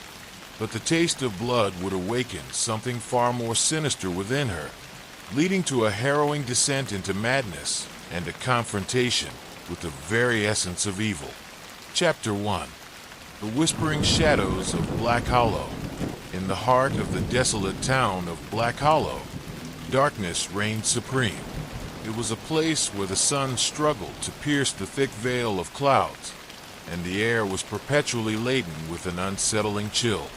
The streets, lined with crumbling brick buildings, whispered tales of sorrow and despair, echoing the history of a town long forgotten by time. The townsfolk moved through life with downcast eyes, wary of the shadows that lingered just beyond their line of sight, for they knew all too well the legends that spoke of a darkness lurking in their midst. At the edge of this somber town stood St. Mary's Convent, an imposing structure of gray stone that loomed over the landscape like a sentinel of fate. Its tall spires reached for the heavens, yet the walls seemed to absorb the light, casting a pall over all who approached. The convent was home to a handful of nuns, devoted women who had dedicated their lives to God, seeking solace in prayer and penance. Among them was Sister Agnes, a figure both revered and feared by the townspeople. Sister Agnes had a presence that commanded attention, her sharp features framed by the stark black and white of her habit, with piercing blue eyes that seemed to hold the weight of the world. She moved through the convent's hallowed halls like a ghost, silent, ethereal, and eternally haunted. The sisters whispered about her in hushed tones, recalling her once vibrant spirit, now dulled by the shadows of her past. They knew little of the demons she battled within her heart, for Agnes wore her pain like a mask, concealing the tumultuous storm that brewed beneath her tranquil exterior. As a child, Agnes had been filled with dreams of making the world a better place. She had imagined herself as a beacon of hope, illuminating the path for others to follow. But the harsh realities of life had stripped her of that innocence. Growing up in a broken home, surrounded by chaos and neglect, she had sought refuge in the church, hoping to find redemption and purpose. However, the past had a way of clinging to her like a dark shadow, and despite her devout faith, the hunger for something more, a power that transcended the mundane, began to fester within her. The townsfolk regarded Agnes with a mixture of reverence and trepidation. They spoke of her in reverent whispers, attributing miraculous healings and divine interventions to her presence. But deep down, they harbored a suspicion that there was more to her story, an untold darkness lurking just beneath the surface. Little did they know that Agnes had her own secrets, ones that could unravel the very fabric of their beliefs. One fateful night, as a storm brewed on the horizon, thunder rumbled like a warning bell, and rain began to fall in sheets. The convent's doors creaked open to the sound of desperate knocking. Sister Agnes, standing at the entrance, was met by a figure drenched in the storm's fury. The man was tall, with an aura of mystery that cloaked him like a shroud. His dark hair clung to his forehead, and his deep-set eyes gleamed with a strange intensity that sent a shiver down her spine. "Please," he pleaded, his voice a low rumble. "I seek shelter from the storm." Agnes hesitated, her heart racing. The nuns were taught to be wary of outsiders, especially those who appeared in times of turmoil. But there was something about this stranger that drew her in, a magnetic pull that she couldn't resist. She stepped aside, allowing him entry, unaware that this single act of compassion would set off a chain of events that would change the course of her life forever. "Thank you," he said, stepping into the dimly lit hallway. "I didn't know if I'd make it here alive." As the wind howled outside, rattling the windows of the convent, Agnes felt an unfamiliar warmth blooming within her. The stranger's presence ignited a spark of curiosity and intrigue that she had long thought extinguished. She led him to the common room, where a fire crackled in the hearth, casting flickering shadows across the walls. The warmth enveloped them, momentarily banishing the chill of the storm. "My name is Samuel," he introduced himself, shaking off the remnants of the rain. "I come from a distant land, searching for answers." Agnes studied him, her instincts battling with her fascination. "Answers to what?" she inquired, her voice barely above a whisper. He met her gaze, and for a moment, time seemed to stand still. "To the darkness within me," he replied, his tone grave. "I've done terrible things, in my quest for power. I thought I could outrun my past, but it always finds a way to catch up." The weight of his words hung in the air, and Agnes felt an unsettling connection to his confession. She had long grappled with her own darkness, hidden beneath layers of faith and devotion. As the storm raged outside, the walls of the convent seemed to close in, the flickering shadows dancing in rhythm with the turmoil within her. "Perhaps we are not so different," she said softly, her heart racing at the thought. "We are both seeking something more." The air thickened with tension as their eyes locked, a silent understanding passing between them. Little did they know that their paths were destined to intertwine in ways they could never have imagined, leading them down a treacherous road paved with blood and betrayal. Chapter 2. The Shadows of Innocence. Sister Agnes stood by the window, watching the rain as it cascaded down the glass like tears streaming from the sky. The storm outside mirrored the turmoil within her, a tempest of emotions she had long buried beneath layers of faith and duty. Memories flooded her mind, unearthing the fragments of her past that she had fought so hard to forget. She was born in a small village, far from the oppressive shadows of Black Hollow. Agnes had been a spirited child, filled with laughter and dreams. Her parents, though struggling to make ends meet, had showered her with love and warmth. But as she grew older, the world around her began to unravel. Her father, once a kind man, fell into the clutches of despair, drowning his sorrows in alcohol and violence. The joyful home she had known transformed into a battleground, filled with shouts and broken promises. Agnes had watched helplessly as her father's darkness consumed him, driving her mother to a fate far worse than death, an emotional prison that left her vacant and lost. Agnes sought refuge in her studies and the church, pouring herself into prayer and the teachings of love and redemption. Yet, no matter how fervently she prayed, the horrors of her home life loomed large, tainting her soul with a sense of guilt and despair. One fateful night, after a particularly violent episode, Agnes had fled into the forest, seeking solace among the towering trees that loomed like guardians over her pain. The moonlight broke through the branches, casting ethereal patterns on the ground. It was in that sacred space that she had stumbled upon an ancient clearing, a forgotten place where the air crackled with energy, as if the earth itself held its breath. In the center of the clearing stood a stone altar, weathered and moss-covered. Drawn by an inexplicable force, Agnes approached, her heart pounding in her chest. As she reached out to touch the cold stone, a voice whispered through the rustling leaves, promising her strength and power, an escape from the torment that shackled her. It was in that moment that her innocence began to wither away, replaced by a hunger for something beyond her reach. With each passing day, her connection to that dark place grew stronger. She began to explore the boundaries of her faith, delving into forbidden texts and rituals that spoke of power and purification. The more she learned, the more she yearned for a sense of control over her life, a way to purge the darkness that threatened to consume her. But as she sought knowledge, she also began to tread a perilous path, one that would lead her into the arms of darkness itself. Years passed, and the world outside faded into a distant memory as Agnes devoted herself to the convent. She believed that by surrendering to God, she could atone for the sins of her past. Yet the echoes of her childhood lingered, haunting her dreams and tainting her every thought. The guilt weighed heavily on her, a reminder that she had left her family behind, trapped in their own hell.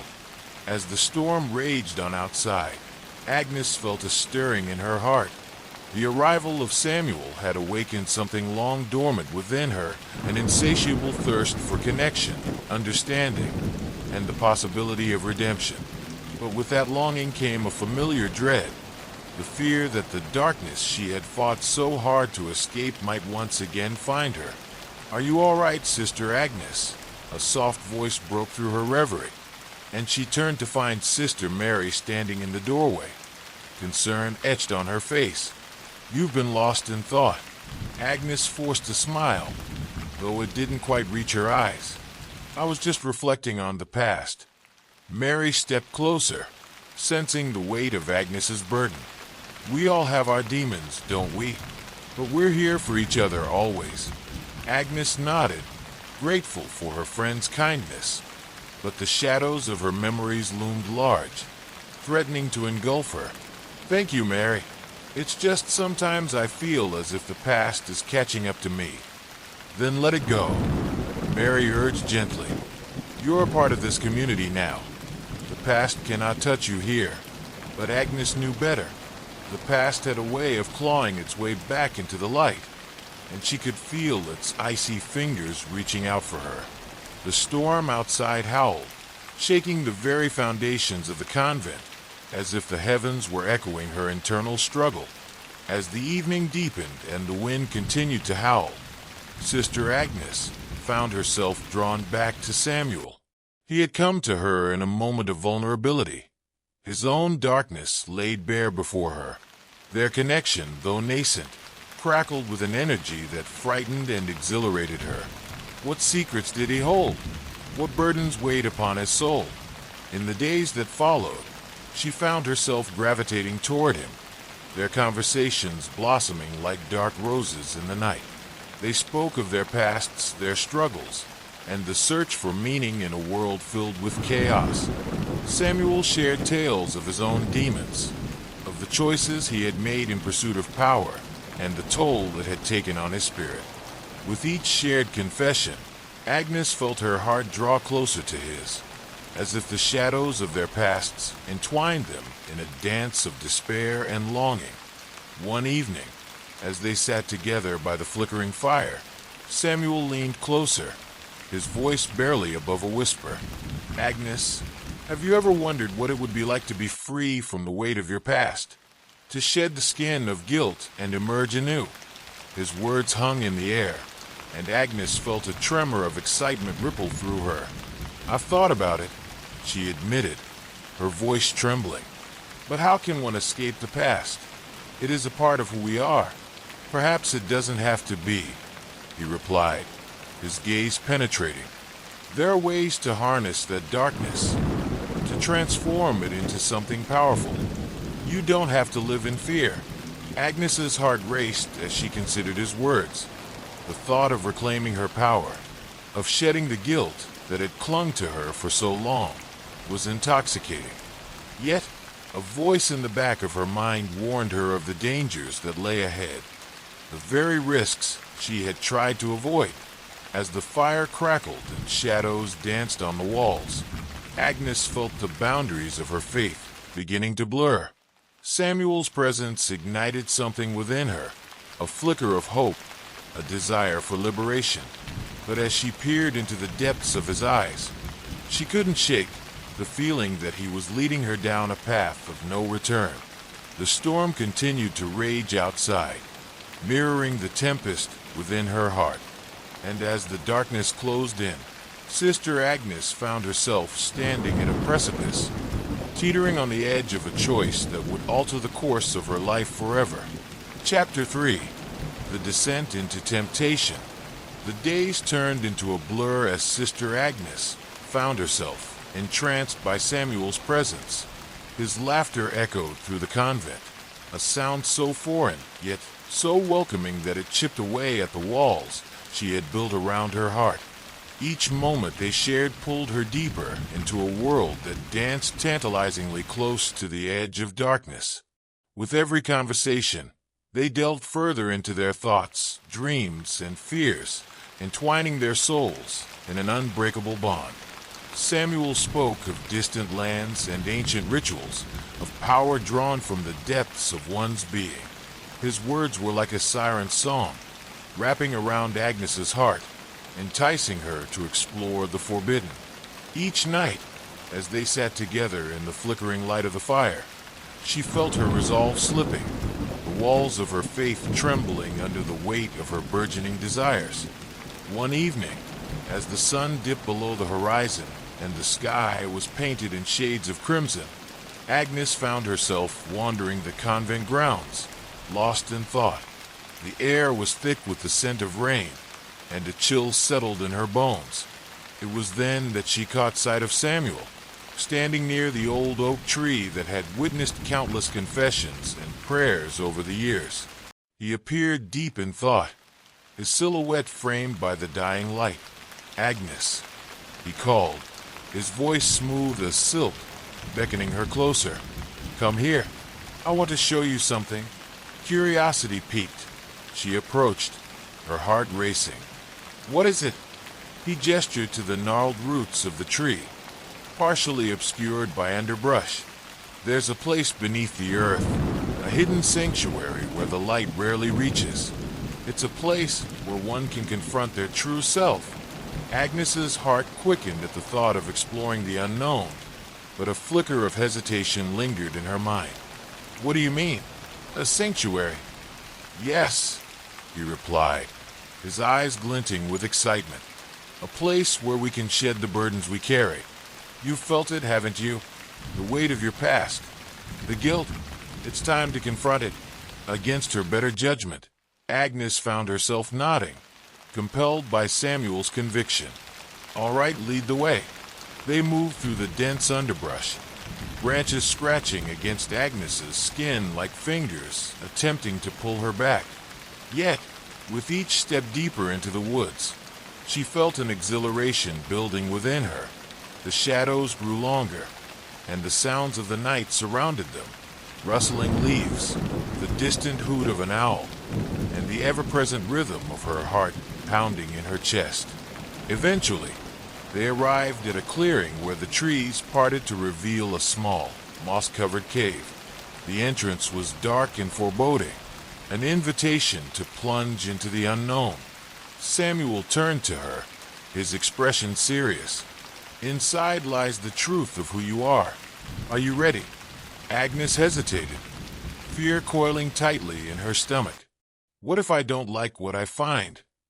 "Then you'll have the chance to change it," he replied, a knowing smile tugging at the corners of his lips.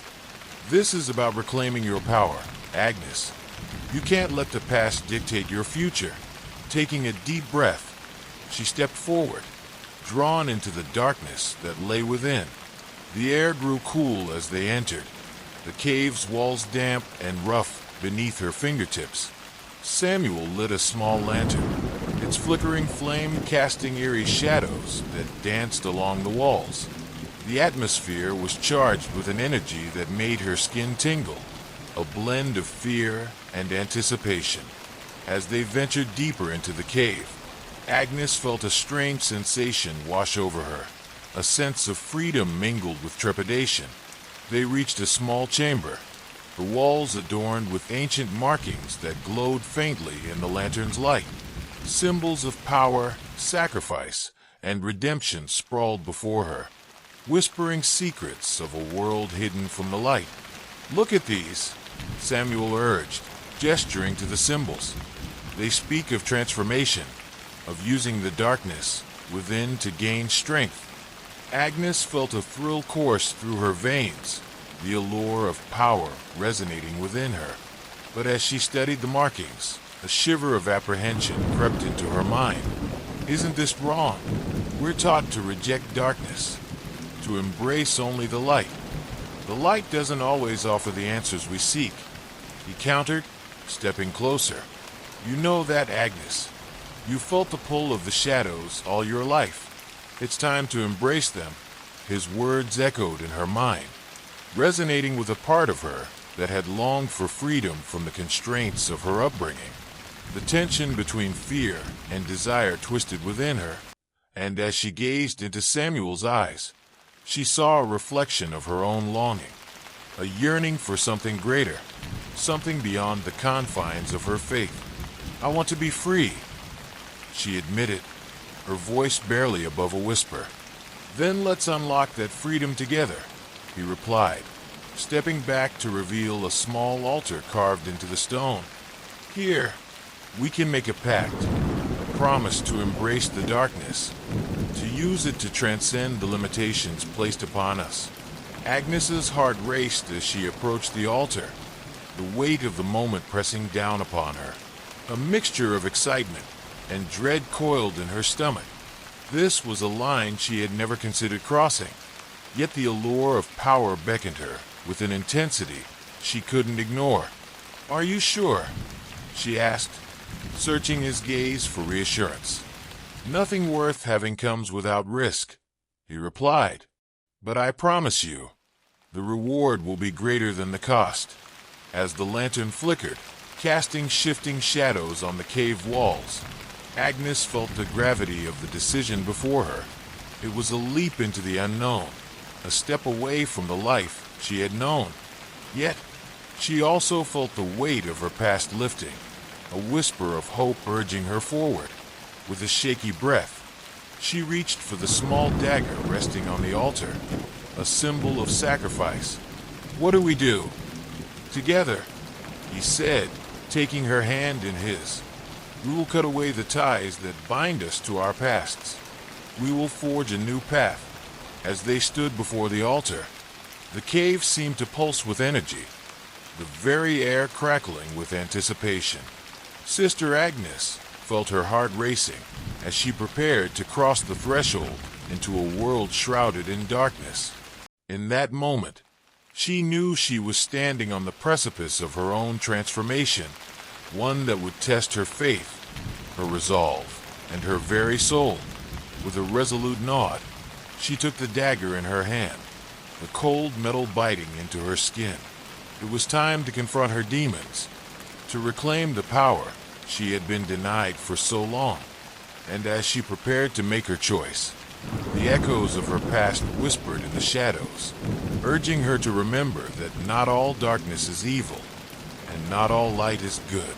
Chapter 4. The Blood of Innocence. With trembling hands, Sister Agnes plunged the dagger into her palm, feeling the sharp sting of pain as crimson droplets spilled forth, pooling on the altar. The cave seemed to respond to her offering, the air thickening with an electric tension.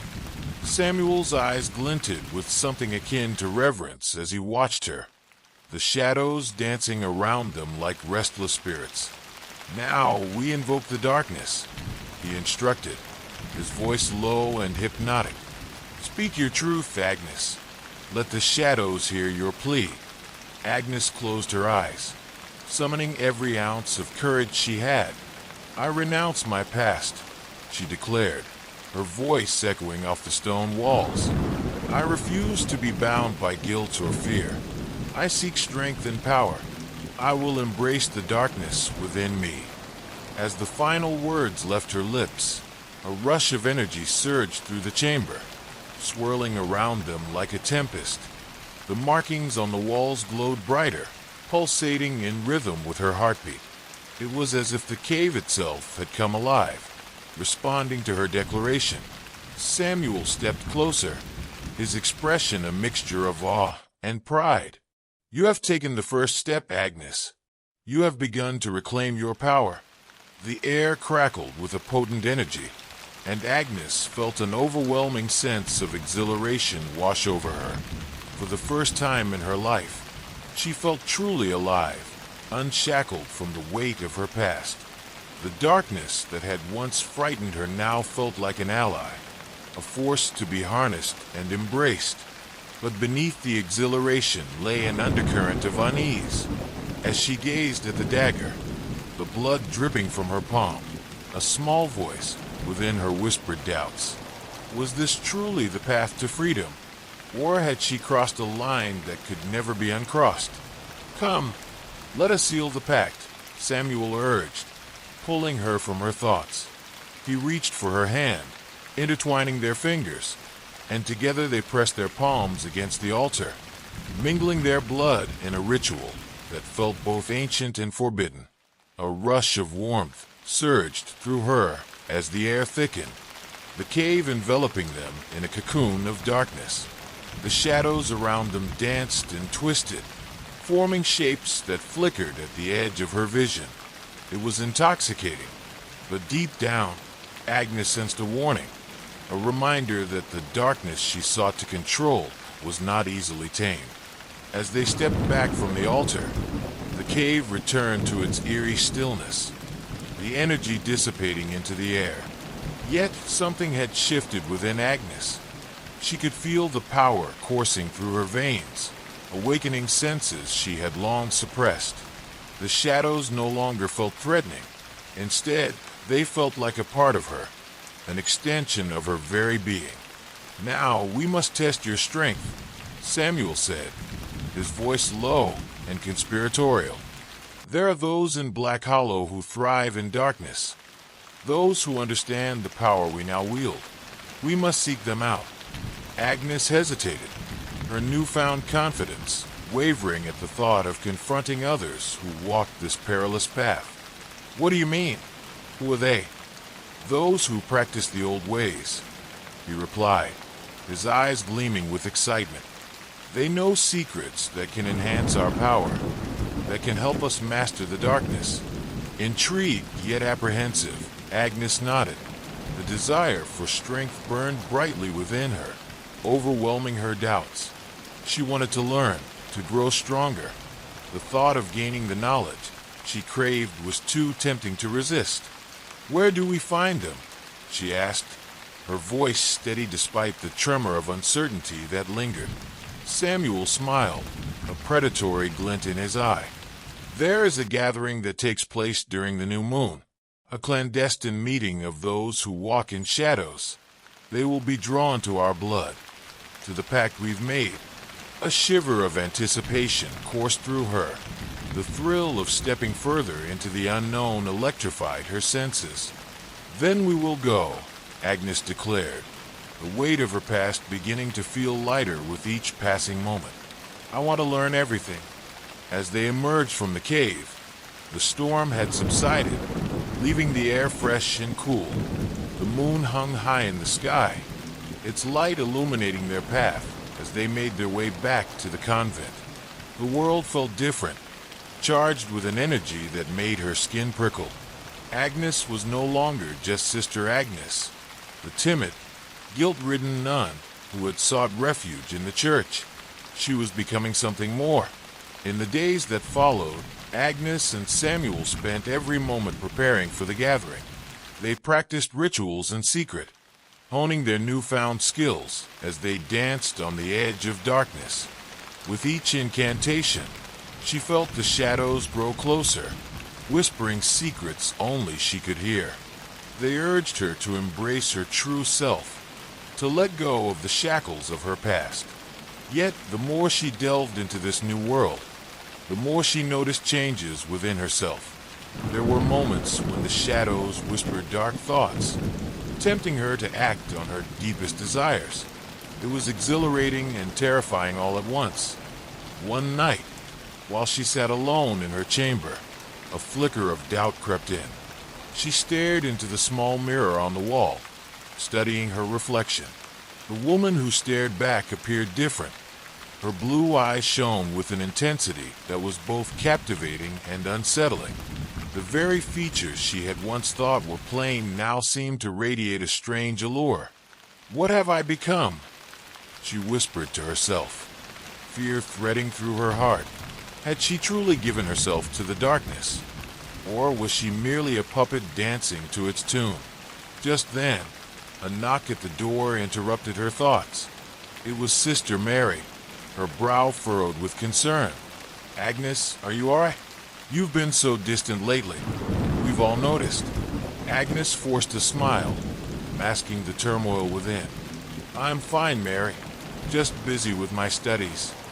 Mary stepped inside, her eyes searching Agnes's face. "I know you've been going through a lot, but you don't have to shoulder it alone. We're here for you." The sincerity in Mary's voice tugged at Agnes's heart, reminding her of the life she had once cherished. But as the shadows whispered promises of power in the recesses of her mind, she felt a growing divide between her old life and the darkness she was beginning to embrace. "I appreciate that, Mary," she said softly, forcing herself to maintain her composure. "But I need to find my own way. I have to figure this out for myself." As Mary nodded, concern etched on her face, Agnes felt a pang of guilt twist within her.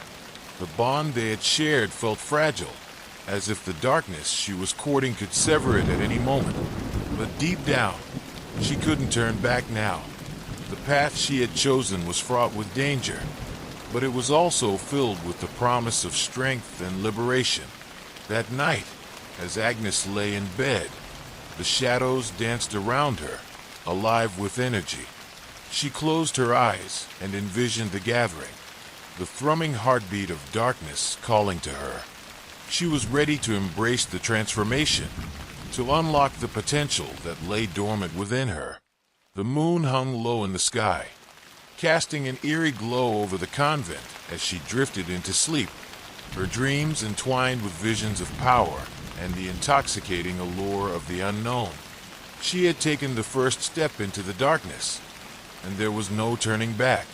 Chapter 5. The Gathering of Shadows.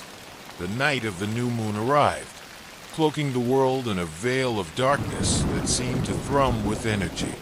Agnes stood before her mirror, nervously adjusting her habit, feeling a mixture of excitement and trepidation. Tonight would be a pivotal moment in her life, a chance to fully embrace the shadows and the power they promised.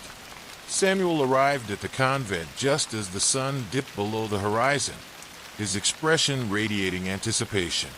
He wore a long, dark coat that made him appear more enigmatic, the shadows wrapping around him like a cloak. "Are you ready?" he asked, his voice low and seductive. Agnes nodded, her heart racing as they slipped out into the night, leaving the safety of the convent behind. The woods loomed ahead, shrouded in darkness, as they made their way to the clearing where the gathering would take place. The path felt different now. Each step resonated with a sense of purpose, a calling that echoed in her bones. As they neared the clearing, the air grew thick with an energy that made the hairs on her arms stand on end. Flickering lights danced among the trees, casting eerie shadows that twisted and writhed like living creatures. The sounds of whispered conversations floated through the air, weaving a tapestry of intrigue that ignited Agnes's curiosity. They entered the clearing, and Agnes felt a wave of exhilaration wash over her. Before them stood a circle of figures, cloaked in black, their faces obscured by hoods. The flickering light of torches illuminated the ground, revealing a makeshift altar adorned with symbols that mirrored those she had seen in the cave. "Welcome, seekers of the shadows," a voice boomed from the center of the circle, deep and resonant. The figure stepped forward, revealing a tall, imposing woman with silver hair cascading down her back. Her eyes glinted with a knowing light, and Agnes felt an unexplainable pull toward her. "I am Mother Seraphine, the Keeper of Secrets," the woman declared, her voice smooth as silk. "Tonight we gather to share knowledge, to embrace our true selves, and to forge new paths in the darkness." Agnes's heart raced as she exchanged a glance with Samuel. He smiled, encouraging her to step forward. They approached the altar, joining the circle of initiates as the other members regarded them with curious eyes. "Have you come to seek power?" Mother Seraphine asked, her gaze piercing through Agnes as if she could see straight into her soul. "Yes," Agnes replied, her voice steady despite the flutter of anxiety in her chest. "I seek to embrace the darkness within me." "Then you shall," Seraphine said, a wicked smile curling her lips. "But understand this. Power comes with a price. Are you willing to pay it?" Agnes nodded, her determination unwavering. She could feel the shadows beckoning her closer, the allure of strength igniting her spirit. I am ready. Good, Seraphine replied, gesturing for the others to gather around the altar. Let us begin the rite of initiation. You will stand before the altar, and in doing so, you will commit yourself to the darkness and the power it holds. As Agnes stepped forward, she could feel the weight of the moment pressing down upon her. The shadows seemed to thicken around her, pulsating with energy as she placed her hands on the cold stone of the altar. The air crackled, and she could hear whispers swirling around her, secrets of the ancients reaching out to her eager ears. One by one, the members of the gathering began to chant in a language that was both foreign and familiar, their voices rising and falling in a hypnotic rhythm. Agnes closed her eyes, surrendering to the cadence, allowing it to wash over her like a tide. Suddenly, the chant grew louder, and Seraphine stepped closer, her presence overwhelming. Now, Agnes, you must make your vow, she commanded, her voice resonating with authority. Repeat after me. I renounce the light, and I embrace the shadows. I accept the darkness as a part of my soul. Agnes's heart raced as she repeated the words, each syllable resonating within her. I renounce the light, and I embrace the shadows. I accept the darkness as a part of my soul. With each repetition, she felt the shadows envelop her, wrapping around her like a cloak. The energy in the clearing surged, and Agnes could sense the power building, crackling in the air like a storm ready to break. When the final words left her lips, the chanting reached a crescendo, and the gathered members raised their arms in unison. The air around them shimmered with dark energy, and for a moment, Agnes felt as though she were floating, suspended between realms. But then, a jolt of pain shot through her, and she gasped, staggering back. It was as if the shadows had become sentient, probing her mind and heart, testing her resolve. She felt the weight of her past crashing down upon her, a tide of guilt and sorrow threatening to drag her under. Fight it! Samuel's voice pierced through the darkness, and she turned to see him watching her, his face a mask of concern. Summoning her strength, Agnes pushed through the pain, focusing on the power she sought to embrace. I will not be broken, she cried, her voice rising above the chaos. The shadows began to retreat, and she felt the darkness transform, molding into a force of strength rather than fear. The chanting subsided, and Agnes opened her eyes to find the members of the gathering watching her with a mixture of awe and respect. Mother Seraphine stepped forward, a satisfied smile gracing her lips. You have passed the first test, Agnes. The darkness will be your ally if you allow it. Agnes felt a rush of triumph coursing through her veins. She had faced the darkness within and emerged stronger. But as she looked around at the others, she couldn't shake the feeling that the path ahead would not be without its trials. Tonight, you have joined us, and you will be guided on your journey, Seraphine continued. But know this, the shadows will demand loyalty and sacrifice. Are you prepared to pay the price? Agnes nodded, her heart resolute. I am.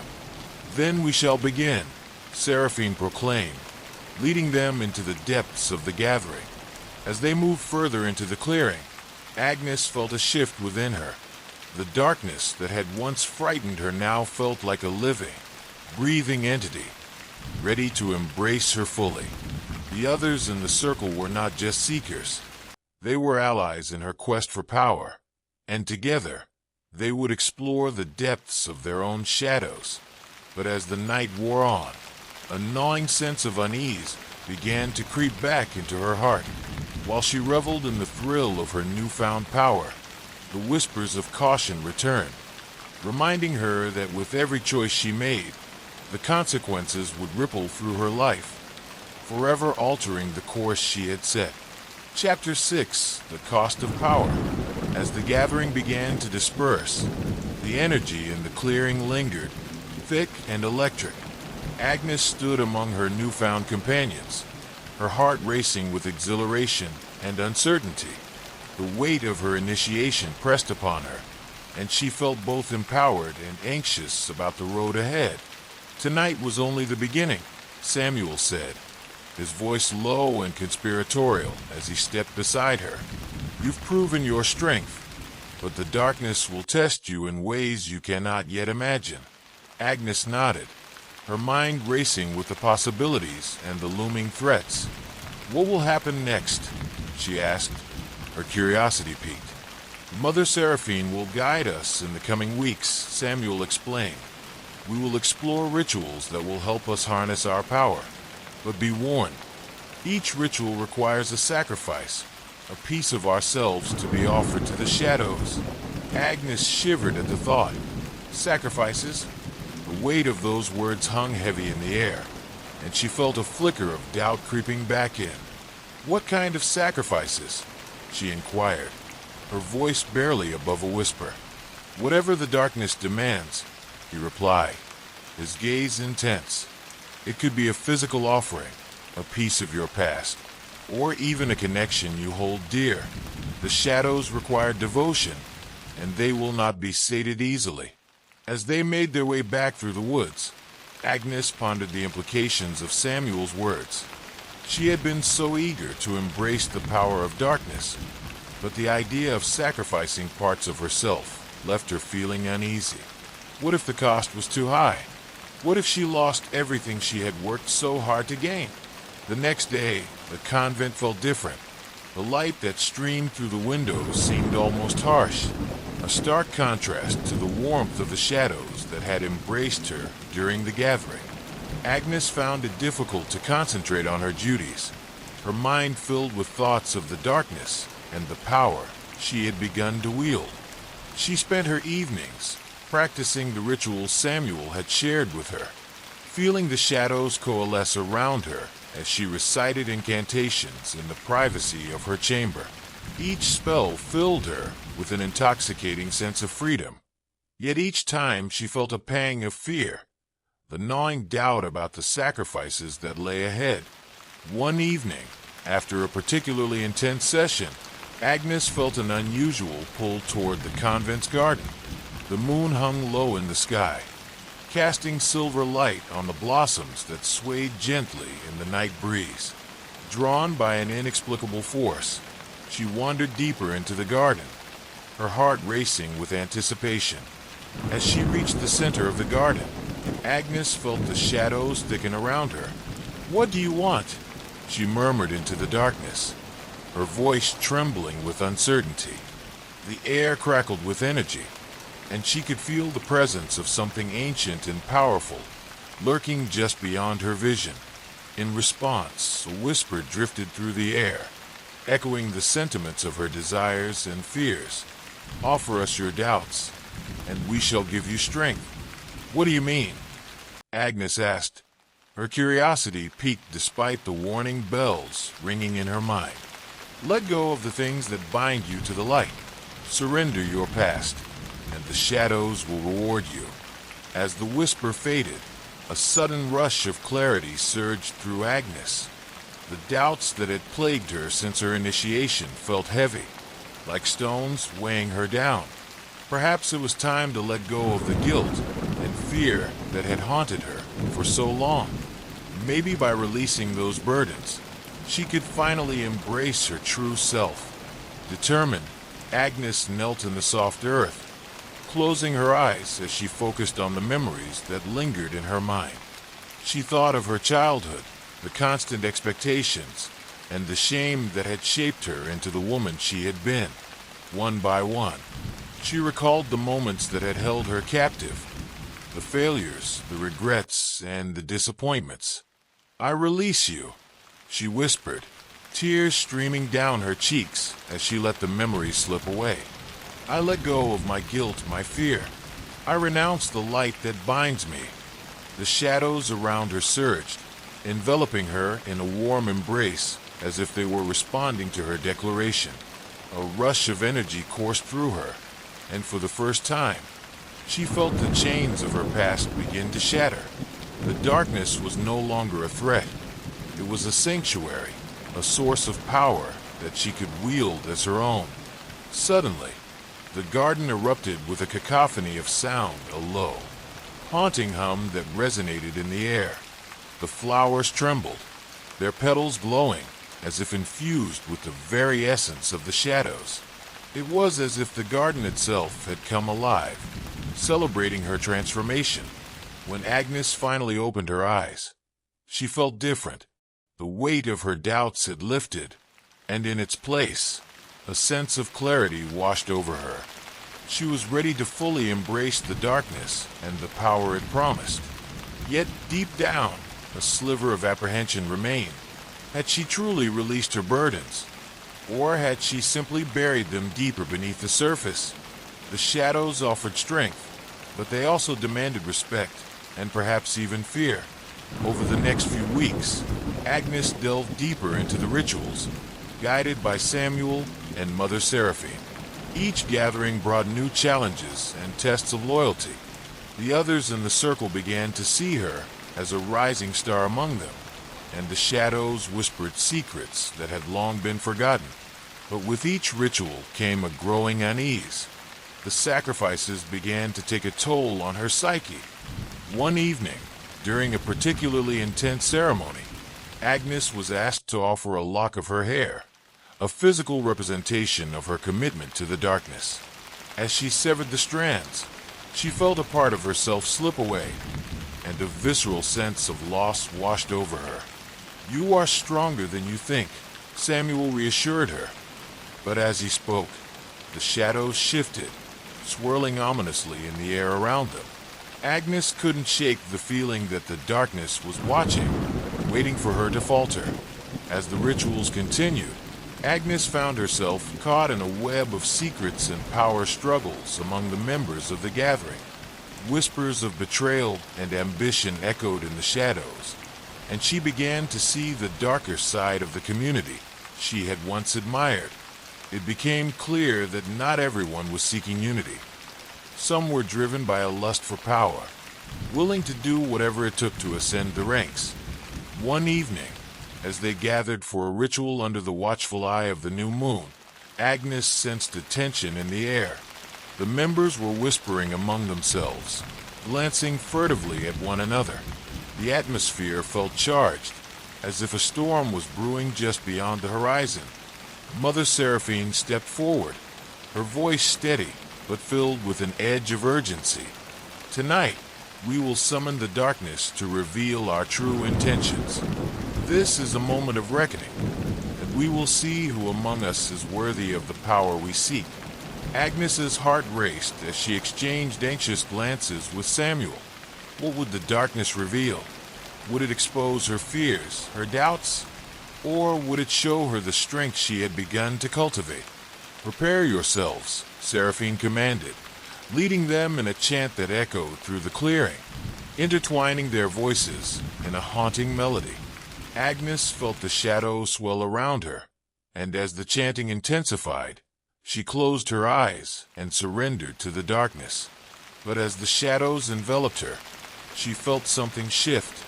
A coldness crept in, and the whispers turned into a cacophony of voices, rising and falling like a tempest.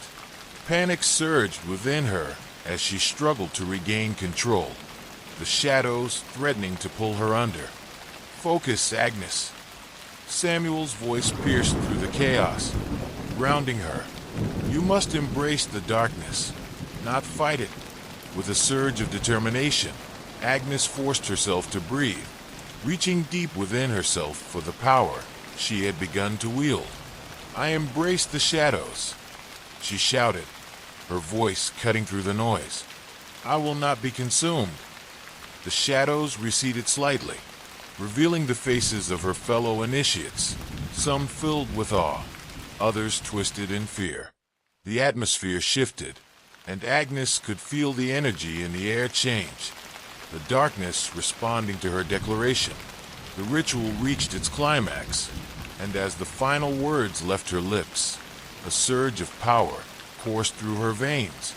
The shadows danced around her, swirling like a tempest, and for a fleeting moment, She felt invincible. But as the energy settled, a chilling silence enveloped the clearing. The tension in the air thickened, and Agnes could sense that the gathering had shifted. Something had changed, and she could feel the weight of their gazes upon her, watchful, calculating. Mother Seraphine stepped forward, her expression inscrutable. "Tonight, we have witnessed the power within you, Agnes. But remember, power is a double-edged sword. It can elevate you, but it can also consume you if you are not careful." Agnes nodded, the warning echoing in her mind. The path she had chosen was fraught with peril, and the shadows she had embraced would demand more than she was prepared to give. As the gathering concluded, Agnes returned to her chamber, her heart racing with a mix of triumph and dread. The darkness was no longer just an ally. It was a living entity that would test her loyalty at every turn, and as she lay in bed that night, she couldn't shake the feeling that the true challenges lay ahead, waiting to unfold in the shadows. Chapter 7: Shadows of Betrayal. As the days turned into weeks, the rituals became more intense, and Agnes found herself caught in a whirlwind of emotions.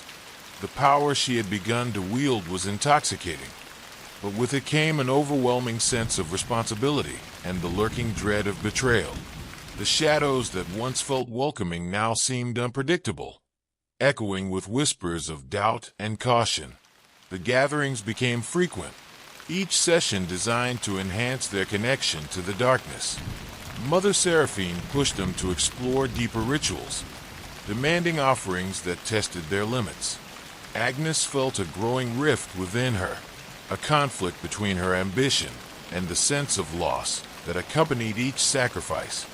One evening, as the group gathered in the candlelit chapel of the convent, Agnes sensed a tension in the air. The flickering flames cast dancing shadows on the walls, and the faces of her fellow initiates were grim, eyes filled with uncertainty. It was clear that something had shifted among them. "Tonight, we delve into the ritual of revelations," Mother Seraphine announced, her voice commanding yet edged with unease. "We will unveil the true intentions of our hearts, and the shadows will guide us." Agnes's pulse quickened. She had witnessed glimpses of ambition and rivalry among the group, and the thought of the shadows exposing their secrets filled her with anxiety. Would her doubts be revealed? Would the darkness turn against her? As the ritual commenced, they formed a circle around the altar, each member holding a lit candle, the flames representing their individual paths.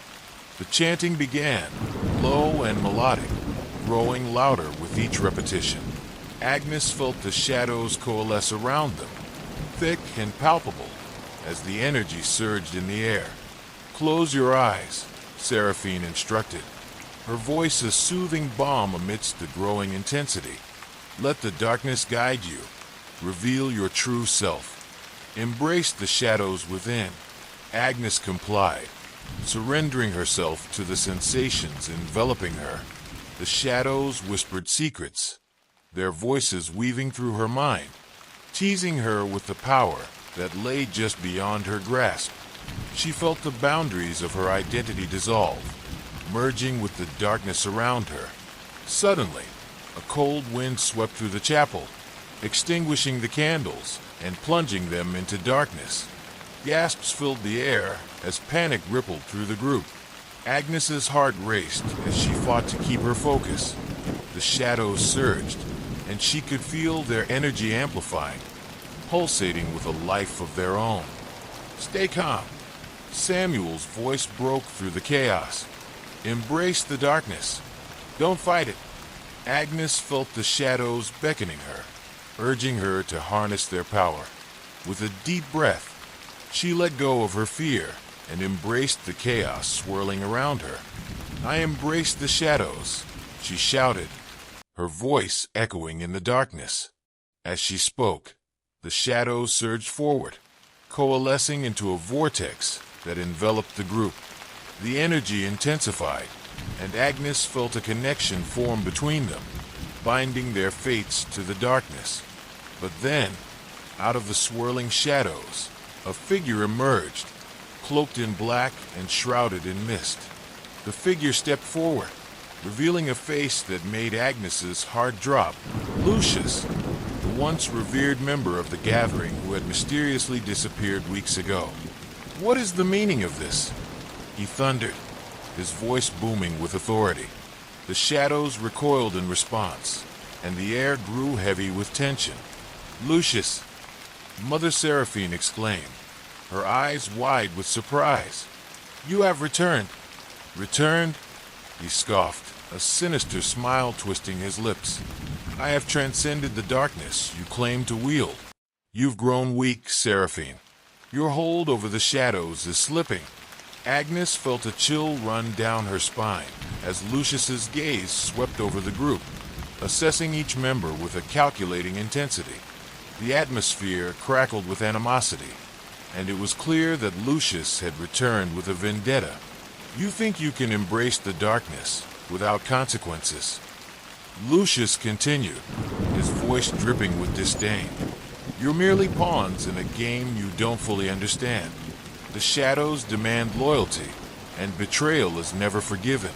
A murmur of unease rippled through the group as they exchanged anxious glances.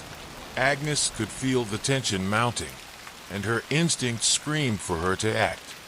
"Lucius," she spoke, her voice steady despite the fear churning within her. "What do you want?"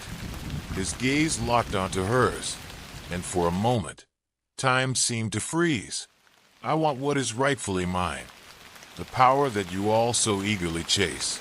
You've forgotten the true essence of the shadows. You've become weak under Seraphine's guidance." A collective gasp filled the room, and Agnes's heart raced as Lucius continued. "But I can offer you a choice, a chance to rise above the petty power struggles among you." "What kind of choice?" Seraphine challenged, her voice edged with defiance. As he spoke, a flicker of something, fear perhaps, danced in his eyes. Agnes felt a pang of guilt, torn between her desire for strength and her loyalty to Samuel. But the darkness was calling to her, urging her to explore the depths of her potential. "Let's talk to Mother Seraphine," Samuel suggested, sensing her indecision. "She'll have guidance for us. We need to know how to confront Lucius and the threat he poses." Agnes nodded, the tension in her chest easing slightly at the thought of seeking Seraphine's wisdom. They made their way to the chapel, where the flickering candles cast long shadows against the walls. The atmosphere was thick with anticipation as they entered, and Seraphine looked up from her altar, her expression serious. "Ah, Agnes, Samuel," she greeted, her voice calm and steady. "I sensed you would come. The shadows have been restless of late. We need to talk about Lucius," Agnes began, the weight of her fears spilling forth. "He's back, and he's trying to turn us against each other. He offered me a choice, and I don't know what to do." Seraphine regarded her with a piercing gaze, as if searching her soul. "Lucius thrives on discord. He seeks to exploit your fears and ambitions. The shadows he offers are a mirage, an illusion of power that will only bind you tighter to his will." "But what if he's right?" Agnes challenged, desperation creeping into her voice. "What if we've been holding ourselves back? I want to be stronger. I want to embrace the darkness." "Strength does not lie in reckless ambition, Agnes," Seraphine replied, her tone firm yet gentle. "True power comes from understanding the darkness, not being consumed by it. If you chase after Lucius's promises, you risk losing yourself completely." Agnes felt a swell of emotions rise within her, a mixture of fear, anger, and desire. "I don't want to lose myself," she admitted, her voice trembling. "But I can't help but feel drawn to the power he represents." "Then you must make a choice," Seraphine said, her voice steady. "You can either stand with us, united against Lucius's chaos, or you can chase after the shadows he offers. But know this, once you step onto that path, There may be no return. The gravity of Seraphine's words weighed heavily on Agnes, and she felt the ground shifting beneath her. The shadows whispered their seductive promises, urging her to take the plunge, to seize the power that lay just beyond her grasp. "I need time," Agnes finally said, her voice filled with uncertainty. "I need to think." "Take all the time you need," Seraphine replied softly. "But remember, the darkness is ever patient. It will wait for you to make your choice."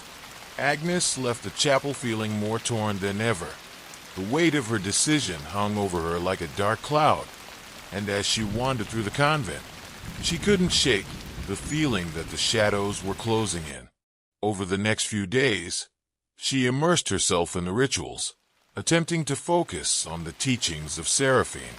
But every chant, every incantation felt tainted by Lucius's presence, and the allure of his offer tugged at her heart.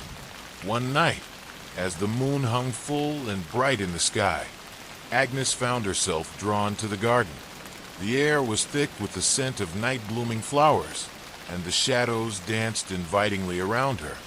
She felt a magnetic pull toward the darkness, a desire to embrace it fully.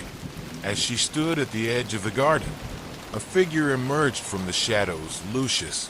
He stepped forward, his presence commanding and magnetic, the shadows swirling around him like a cloak. "Agnes," he said, his voice smooth and enticing. "I knew you would come. The darkness calls to you, does it not?" "I'm here to talk," she replied, trying to keep her voice steady despite the flutter of fear in her chest. "I want to understand what you're offering. Understanding is the first step toward power," he said, his smile widening. "I offer you freedom, the freedom to explore your true potential, to embrace the shadows without fear. No more hiding in the light's embrace. What do you want from me?" Agnes asked, her heart racing. "What's the price for this freedom?" Lucius stepped closer, his gaze piercing through her defenses.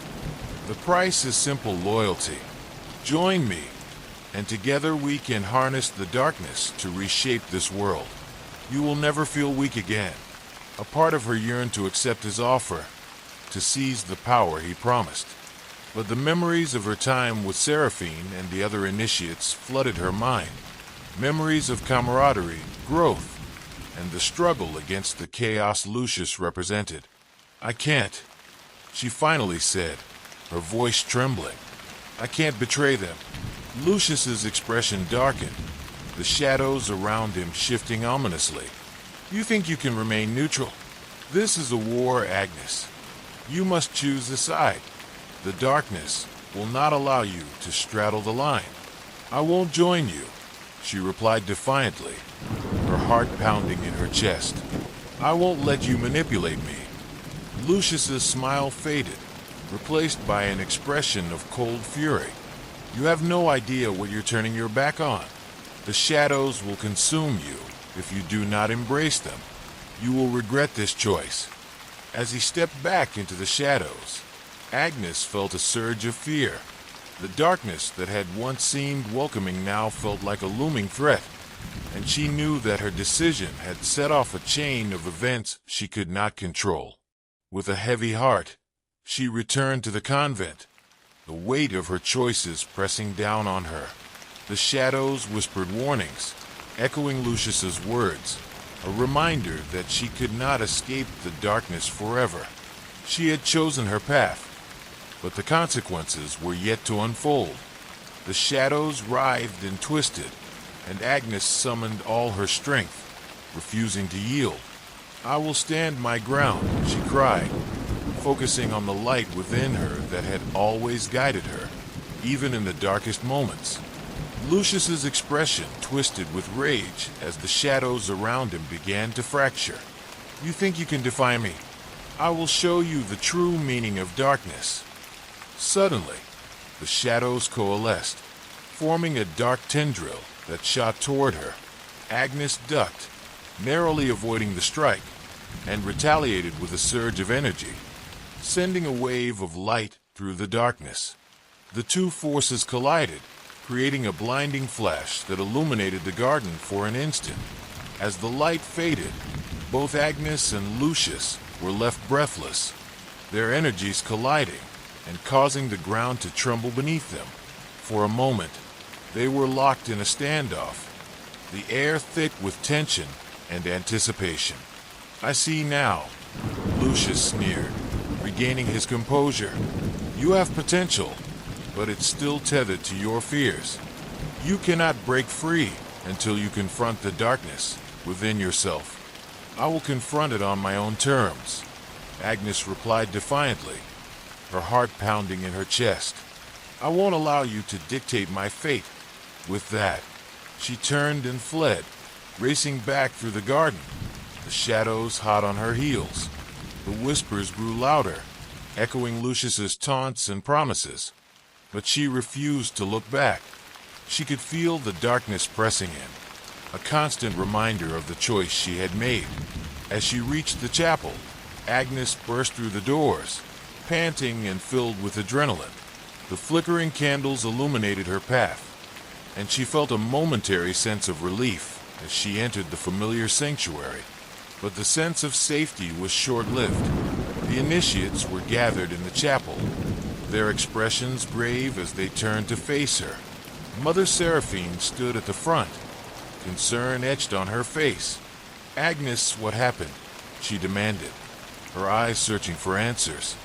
"Lucius, he's dangerous," Agnes replied, still catching her breath. "He wants to manipulate us, to turn us against each other. I confronted him, but I could feel the darkness trying to consume me." Seraphine stepped forward, her expression resolute. "You must not allow his words to sow doubt in your heart. The shadows are a tool, not a master. You have the strength to resist their call." "I'm afraid," Agnes admitted, the weight of her fears crashing down upon her. "I'm afraid of losing myself to the darkness. He told me I could never escape it. Fear is a part of the journey," Seraphine reassured her. "It is the choice you make in the face of fear that defines you. You must confront the darkness, but do so with wisdom and unity. Together, we can resist Lucius's influence."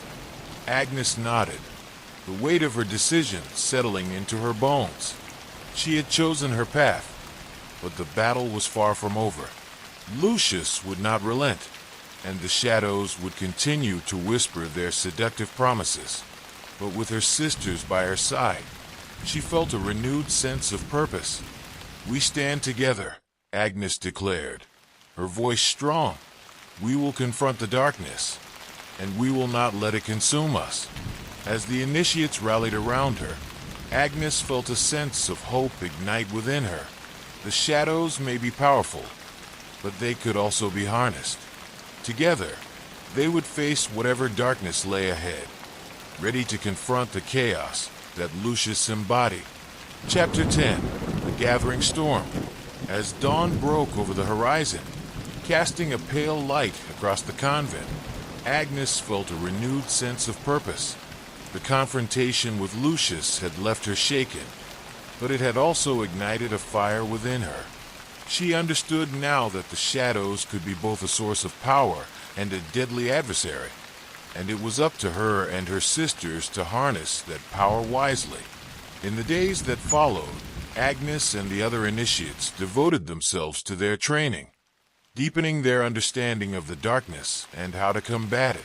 Under Mother Seraphine's guidance, they engaged in rituals designed to strengthen their bonds and sharpen their skills.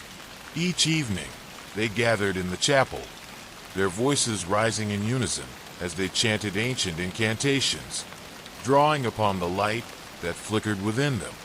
"Focus on the light," Seraphine instructed, her voice steady and calming. "Let it guide you through the darkness. We must learn to embrace both aspects of ourselves if we are to stand against Lucius." Agnes felt the weight of responsibility on her shoulders as she looked around at her sisters. They were more than just companions. They were a united front against the encroaching chaos. Each of them had their own struggles, their own fears, but together they could find strength. As they practiced their rituals, Agnes found herself growing closer to her fellow initiates. Samuel stood by her side, his presence a constant source of support. They spent long hours discussing their fears and aspirations, forging a bond that transcended the darkness that threatened to tear them apart. One evening, as the sun dipped below the horizon, casting an orange glow across the chapel, Agnes pulled Samuel aside. "What if we can't defeat him?" she asked, her voice barely above a whisper. "What if the darkness is too strong? We're stronger together," he replied, his eyes filled with determination. "We've faced challenges before, and we've come out stronger each time. Lucius underestimates us. He thinks he can divide us, but he's wrong." His words resonated with Agnes, filling her with a sense of hope. She understood now that the shadows could be a powerful ally, a source of strength if harnessed correctly. They could turn their fears into weapons, using the darkness to protect themselves rather than letting it consume them. As they prepared for their final confrontation with Lucius, the atmosphere in the convent grew tense. Whispers of fear and uncertainty circulated among the initiates, but Agnes remained resolute. She gathered everyone in the chapel one last time, her heart racing as she addressed her sisters. "We stand at the precipice of a great battle," she began, her voice steady. "Lucius represents the darkness within us, but we are not powerless. Together, we can confront him and the chaos he embodies. We must trust in our bonds and our training." The initiates nodded, their faces filled with determination. Agnes could see the flicker of resolve in their eyes, a shared understanding that they were stronger together than they could ever be alone. "Let us remember why we fight," she continued, her voice growing stronger. "We fight for each other, for our futures, and for the light that still exists within us. The darkness may be powerful, but it is not invincible." As the chant began to rise, echoing off the chapel walls, Agnes felt a surge of energy coursing through her. She closed her eyes, focusing on the light within, and as their voices united, she sensed a collective strength growing among them. With the ritual complete, they prepared themselves for the inevitable confrontation. The air crackled with tension as the sun dipped below the horizon, casting long shadows across the convent grounds. They gathered their tools, protective talismans, and anything they might need to face Lucius. As night fell, they ventured out into the garden, the darkness enveloping them like a shroud. The stars twinkled above, but the moon remained hidden behind thick clouds, a harbinger of the storm that was to come. "Stay close," Agnes instructed, her heart pounding as they approached the edge of the garden where Lucius had first appeared. She could feel the weight of the shadows pressing in, a palpable reminder of the darkness they were about to confront. Suddenly, a figure emerged from the shadows. Lucius stood before them, his presence commanding and ominous. "Ah, the sisterhood has come to play," he sneered, his eyes glinting with malice. "How quaint! We're here to confront you," Agnes declared, stepping forward with her sisters at her side. "We will not allow you to manipulate us any longer. The darkness is a part of us, but it will not control us." Lucius's smile widened, revealing sharp teeth that gleamed in the dim light. "You think you can defy me? The shadows are my domain. I will show you the true power of the darkness." With a flick of his wrist, he unleashed a wave of shadows that surged toward them, dark tendrils reaching out like grasping hands. Agnes felt her heart race as she braced herself, but the warmth of her sisters beside her ignited her resolve. "Now," Agnes shouted, and together they raised their hands, channeling their energy into a protective barrier. The shadows collided with their light, creating a blinding flash that illuminated the garden for an instant. The force of the collision sent shockwaves through the air, but they stood firm, united against the encroaching darkness. "We will not yield," Agnes cried, pouring her energy into the barrier. "Foolish girls," Lucius roared, his voice laced with fury. "You cannot hope to stand against me." But as the shadows pressed in, Agnes felt a surge of power rise within her, fueled by the strength of her sisters. She reached deep into her own darkness, embracing it fully, and for the first time, she felt a connection to the shadows that was not rooted in fear. Together, she shouted, and the initiates joined their voices, channeling their energy into a brilliant light that surged forward, pushing back against Lucius's shadows. The darkness writhed and twisted, but their united front began to break through, illuminating the garden with a warm glow. Agnes could feel the shadows retreating, their power waning against the strength of their bond. "You may have power, but you are outnumbered," Agnes shouted, her voice echoing with confidence. "We will not let you divide us." Lucius's expression shifted from fury to disbelief as he realized the tide was turning. "No, this cannot be," he screamed, his shadows swirling violently around him. With one final surge of energy, Agnes and her sisters combined their strength, their voices rising in a chant that resonated through the garden. The shadows shattered, the darkness giving way to the light they had cultivated together. As the last remnants of Lucius's influence dissipated, he staggered back, his figure fading into the night. "You may have won this battle," he spat, his voice echoing with malice. "But the darkness will always find a way back. You cannot escape it."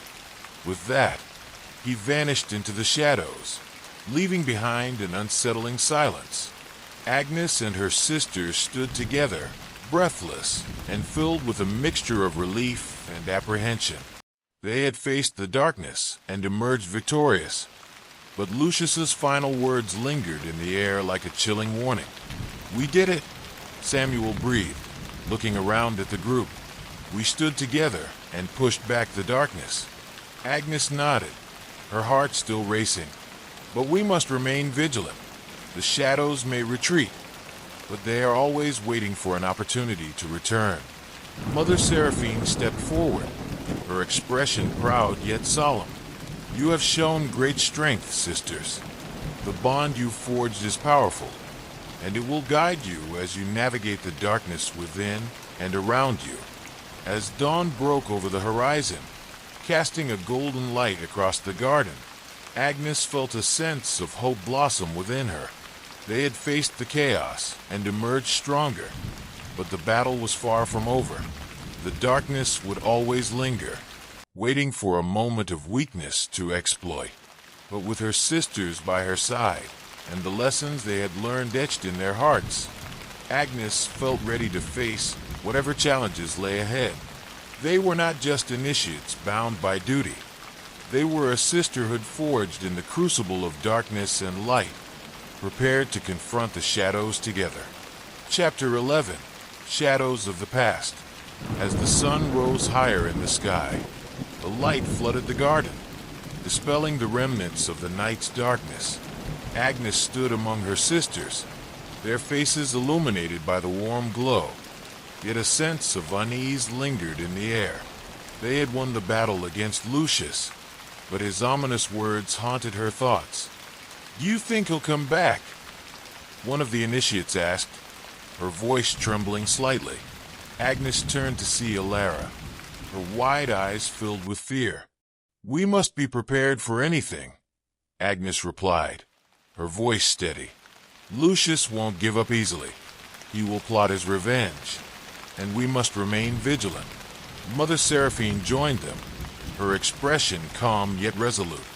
"You've all shown remarkable strength, but remember that the shadows we face are not just external. The darkness can manifest within us, feeding on our fears and doubts." Agnes nodded, understanding the weight of her mentor's words. The darkness was not merely an outside force. It was a reflection of the struggles each of them faced. The journey ahead would require more than just power. It would demand resilience, unity, and an unwavering commitment to each other. As the day unfolded, the initiates returned to their routines, but the atmosphere was charged with a sense of urgency. They engaged in training sessions, deepening their understanding of the darkness and honing their abilities. Each ritual they performed brought them closer together, forging unbreakable bonds that would serve as their shield against the chaos to come. In the evenings, they gathered to share their fears and experiences, each story a thread woven into the tapestry of their sisterhood. Agnes found strength in their shared vulnerabilities, and the darkness that had once threatened to tear them apart now became a source of unity. One night, as they sat in a circle under the flickering candlelight, Agnes felt compelled to share her own struggle. "I've been grappling with the darkness inside me," she confessed, her voice barely above a whisper. "When I confronted Lucius, I felt its pull, an urge to embrace the chaos instead of fighting against it." The initiates listened intently, their expressions empathetic. Elara spoke up, her voice gentle. "We all have our shadows. I fear what I might become if I let it take hold. But we can't let fear control us," Samuel added, his gaze steady. "We've faced the darkness together, and we can continue to do so. It's in our unity that we find strength." Agnes felt a warmth spread through her at their words. "Together, we are more than the sum of our parts," she said. "We are a sisterhood, and that bond will help us navigate the shadows." As they continued to share their experiences, Agnes felt a weight lifting from her shoulders. The darkness that had once seemed insurmountable now appeared more manageable when faced together. They were no longer alone in their struggles. They had each other to rely on. Meanwhile, in the depths of the forest surrounding the convent, Lucius plotted his revenge. He had underestimated the strength of the initiates, and their unity had caught him off guard. But he was not deterred. The shadows were his allies, and he would harness their power to enact his vengeance. "Fools," he muttered to himself, pacing through the underbrush. "They think they can defeat me. They have only scratched the surface of the darkness they face." He summoned the shadows around him, feeling their energy surge as he reached into the depths of his own power. "I will teach them the true meaning of despair," he vowed, his eyes glinting with malice. "They will learn that darkness is not something to be wielded lightly." With a wave of his hand, he unleashed a torrent of shadows, sending them swirling into the forest like a storm. They took on a life of their own, merging with the darkness of the trees and the earth, spreading fear and chaos throughout the land. He would use their power to infiltrate the convent, to sow discord among the initiates, and to fracture the sisterhood they had built. Back at the convent, Agnes sensed a change in the air. The shadows seemed to stir, an unsettling energy brushing against her skin. She shared her concerns with Mother Seraphine, who listened attentively. "We must remain vigilant," Seraphine said, her brow furrowed in thought. "Lucius may attempt to exploit our fears. We must be prepared to face not just his influence, but our own insecurities as well." Agnes nodded, determination settling in her chest. "We'll strengthen our rituals, reinforce our bonds, and prepare ourselves for whatever he throws at us. We can't let him drive a wedge between us." As the days passed, the tension in the convent grew palpable. They engaged in more rigorous training, their spirits bolstered by their shared purpose. The initiates became experts in weaving the light and dark together, drawing strength from both aspects of their nature. But despite their preparations, the shadows continued to stir around them, whispering doubts and fears. Agnes could feel the weight of Lucius's presence lurking in the corners of her mind, a constant reminder of the darkness that threatened to consume them. One night, after a particularly intense training session, Agnes found herself unable to sleep. She wandered into the garden, seeking solace in the cool night air. The moon cast a silvery glow over the flowers, and she inhaled deeply, trying to clear her mind. Suddenly, she heard a rustle behind her. Turning, she spotted a figure emerging from the shadows. Agnes, a voice called softly. It was Samuel. Concern etched on his face. "Samuel," she said, relieved to see him. "I couldn't sleep. There's so much on my mind." He stepped closer, his presence reassuring. "I understand. The shadows are restless, and it's hard to find peace. But we're in this together, remember?" She nodded, grateful for his support. "I just wish I knew what Lucius is planning. I feel like we're on the brink of something terrible." Samuel sighed, running a hand through his hair. "We'll face it together. We've grown stronger as a sisterhood, and that's what will protect us." As they spoke, Agnes felt a flicker of hope igniting within her. The darkness may linger, but they had forged a bond that was unbreakable. They were not alone in their struggles. They had each other to rely on. In the distance, the shadows twisted and turned, an unsettling reminder of the chaos that lurked just beyond their sanctuary. But as Agnes and Samuel stood together, she felt a renewed sense of determination. They would confront the darkness, whatever form it might take, and emerge stronger than before. Chapter 12. Seeds of Discord. The days turned into weeks, and as the first hints of spring began to emerge, a sense of dread settled over the convent. The once vibrant garden now felt shrouded in an unsettling atmosphere, as if the flowers themselves sensed the darkness that loomed just beyond the gates. Agnes could feel it deep in her bones. Lucius was biding his time, waiting for the perfect moment to strike. One evening, as the sun dipped below the horizon, casting long shadows across the chapel, the initiates gathered for their regular ritual. The air was thick with tension, and Agnes could see the worry etched on her sisters' faces. They were all aware that Lucius had not yet made his final move, but his presence lingered like a storm cloud ready to unleash its fury. As they began their chants, Agnes felt a flicker of unease creeping into her thoughts.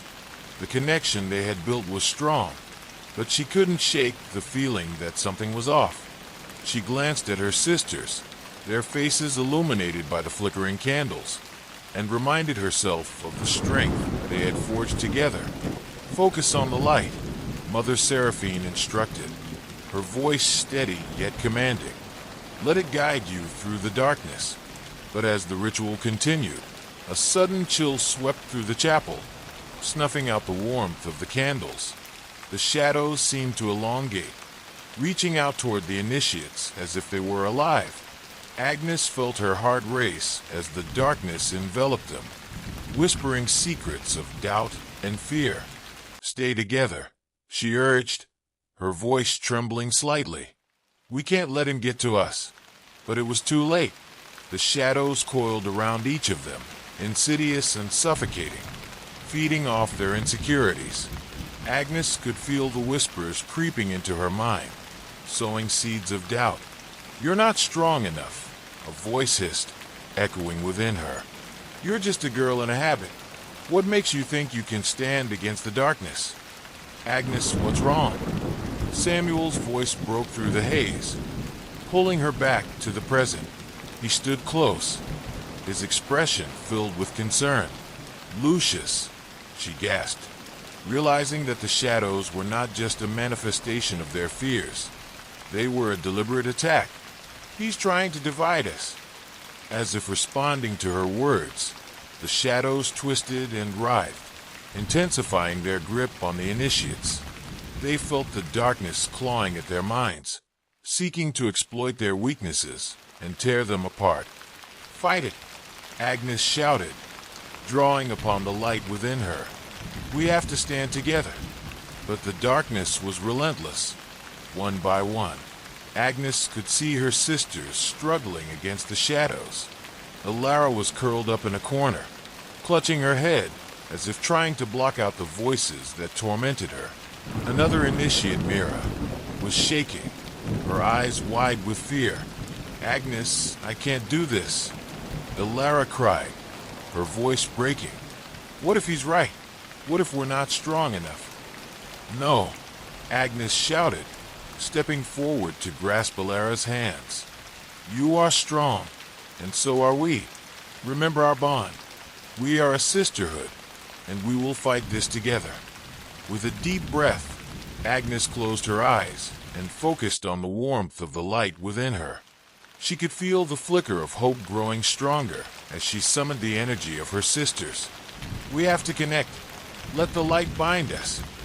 As if responding to her call, the shadows hesitated, swirling uncertainly. With renewed determination, Agnes reached out, grasping hands with her sisters. "Together," she shouted, her voice echoing through the darkness. The initiates joined in, channeling their collective strength as they recited their incantations, their voices rising in unison. The light surged from their joined hands, pushing back against the shadows that clung to them. Slowly, the darkness began to retreat, unraveling in the face of their unity. But just as they began to reclaim their strength, a haunting laugh echoed through the chapel, Lucius's voice, mocking and triumphant. "You think you can fight me? I have planted seeds of doubt within you, and they will grow like weeds in your minds." Agnes's heart sank. She could feel the remnants of doubt lingering, creeping back into her thoughts. "We can't let him win," she whispered, desperation clawing at her chest. "We have to stay united."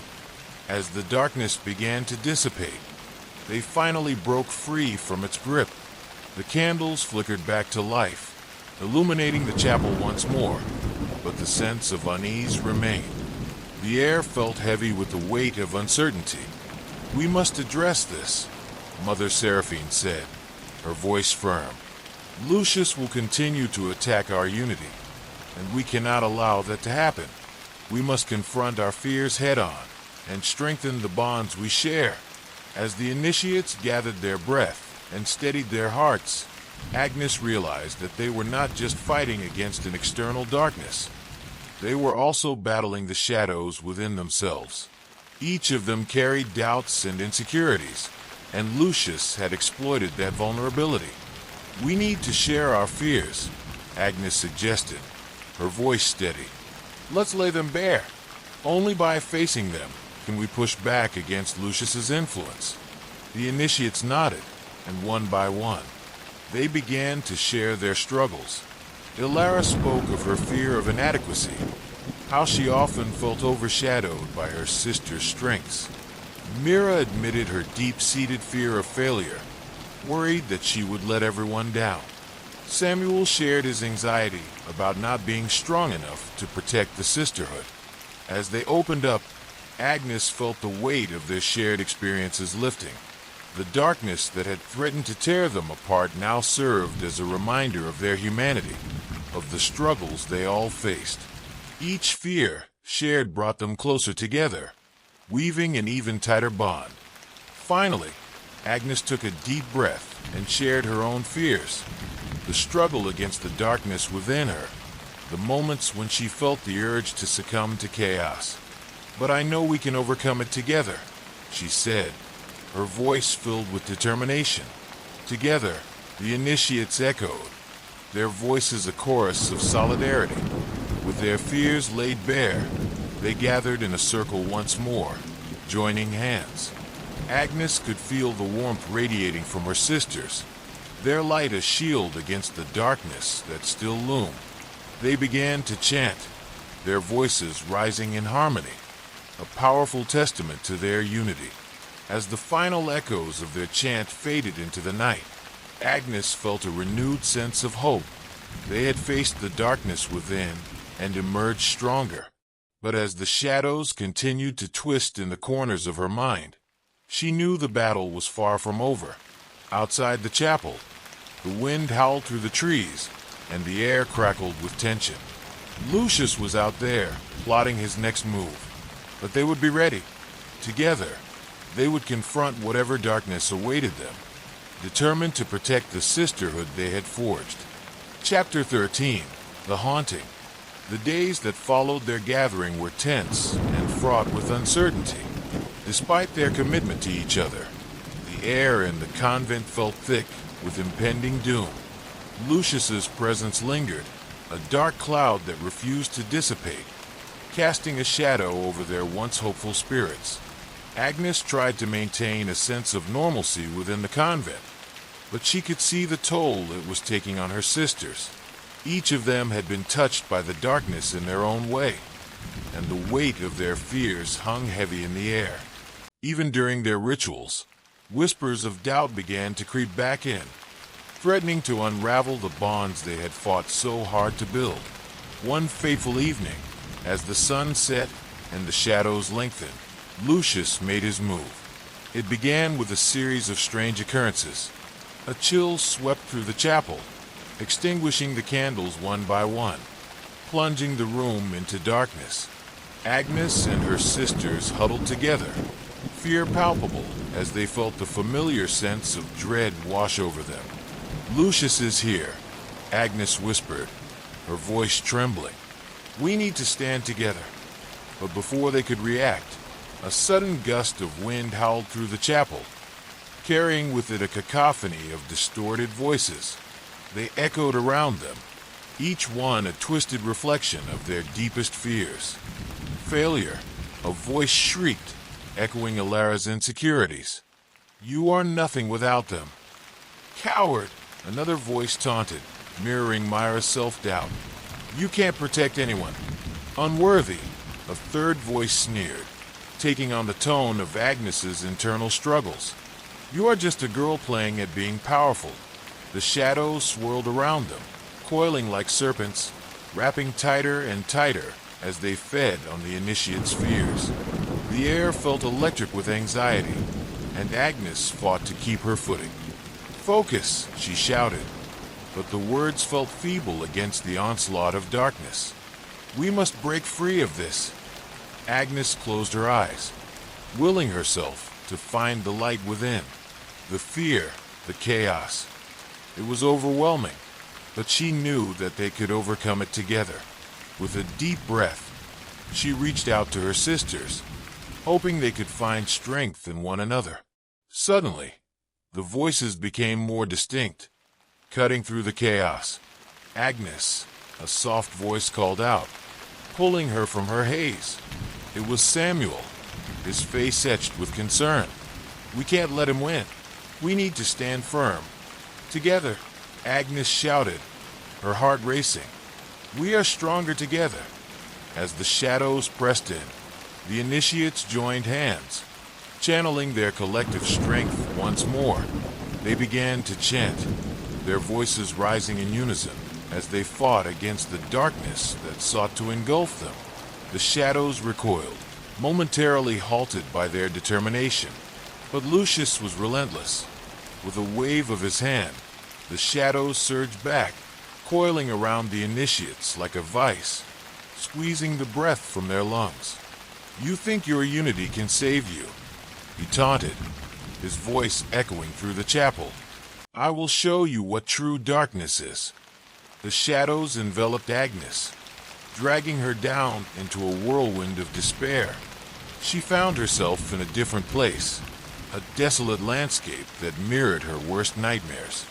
The sky was a sickly shade of gray, and the ground beneath her cracked and barren. "Welcome to your personal hell, Agnes." Lucius's voice echoed around her, dripping with malice. "Here, you will face your fears alone." Agnes looked around, her heart pounding.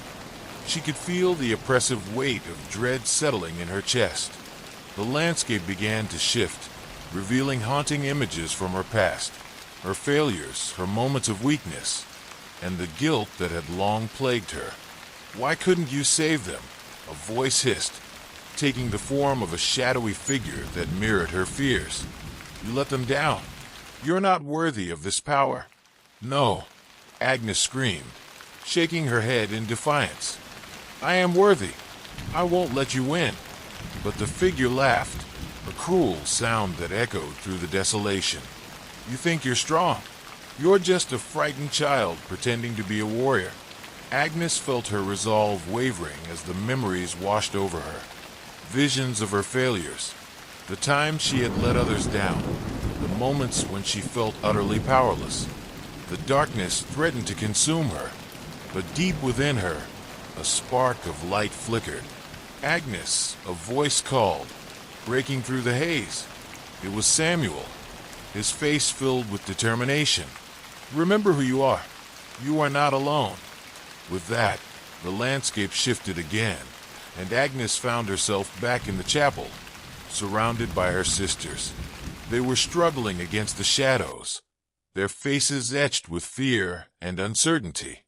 "Don't give up," she shouted, reaching out to them. "We can fight this together." As they joined hands once more, the shadows began to recede, but Lucius's laughter echoed through the chapel, a chilling reminder of the battle that lay ahead.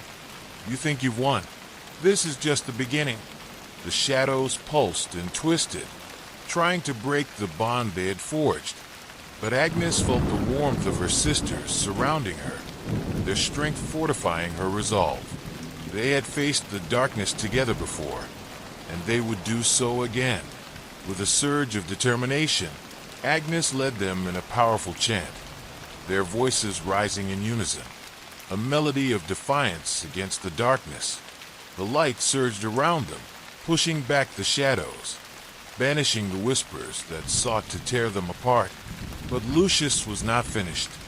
"You may have won this round, but I will return." His voice echoed with fury, and then, with a final pulse of darkness, he vanished, leaving behind an unsettling silence.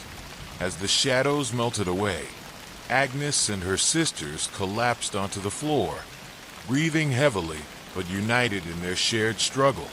They looked at one another, their eyes reflecting a mixture of fear and determination. "We did it," Elara said, her voice shaking slightly. "But what if he comes back? What if we're not strong enough?" Agnes took a deep breath, the weight of the battle still heavy on her chest. "We must continue to face our fears together.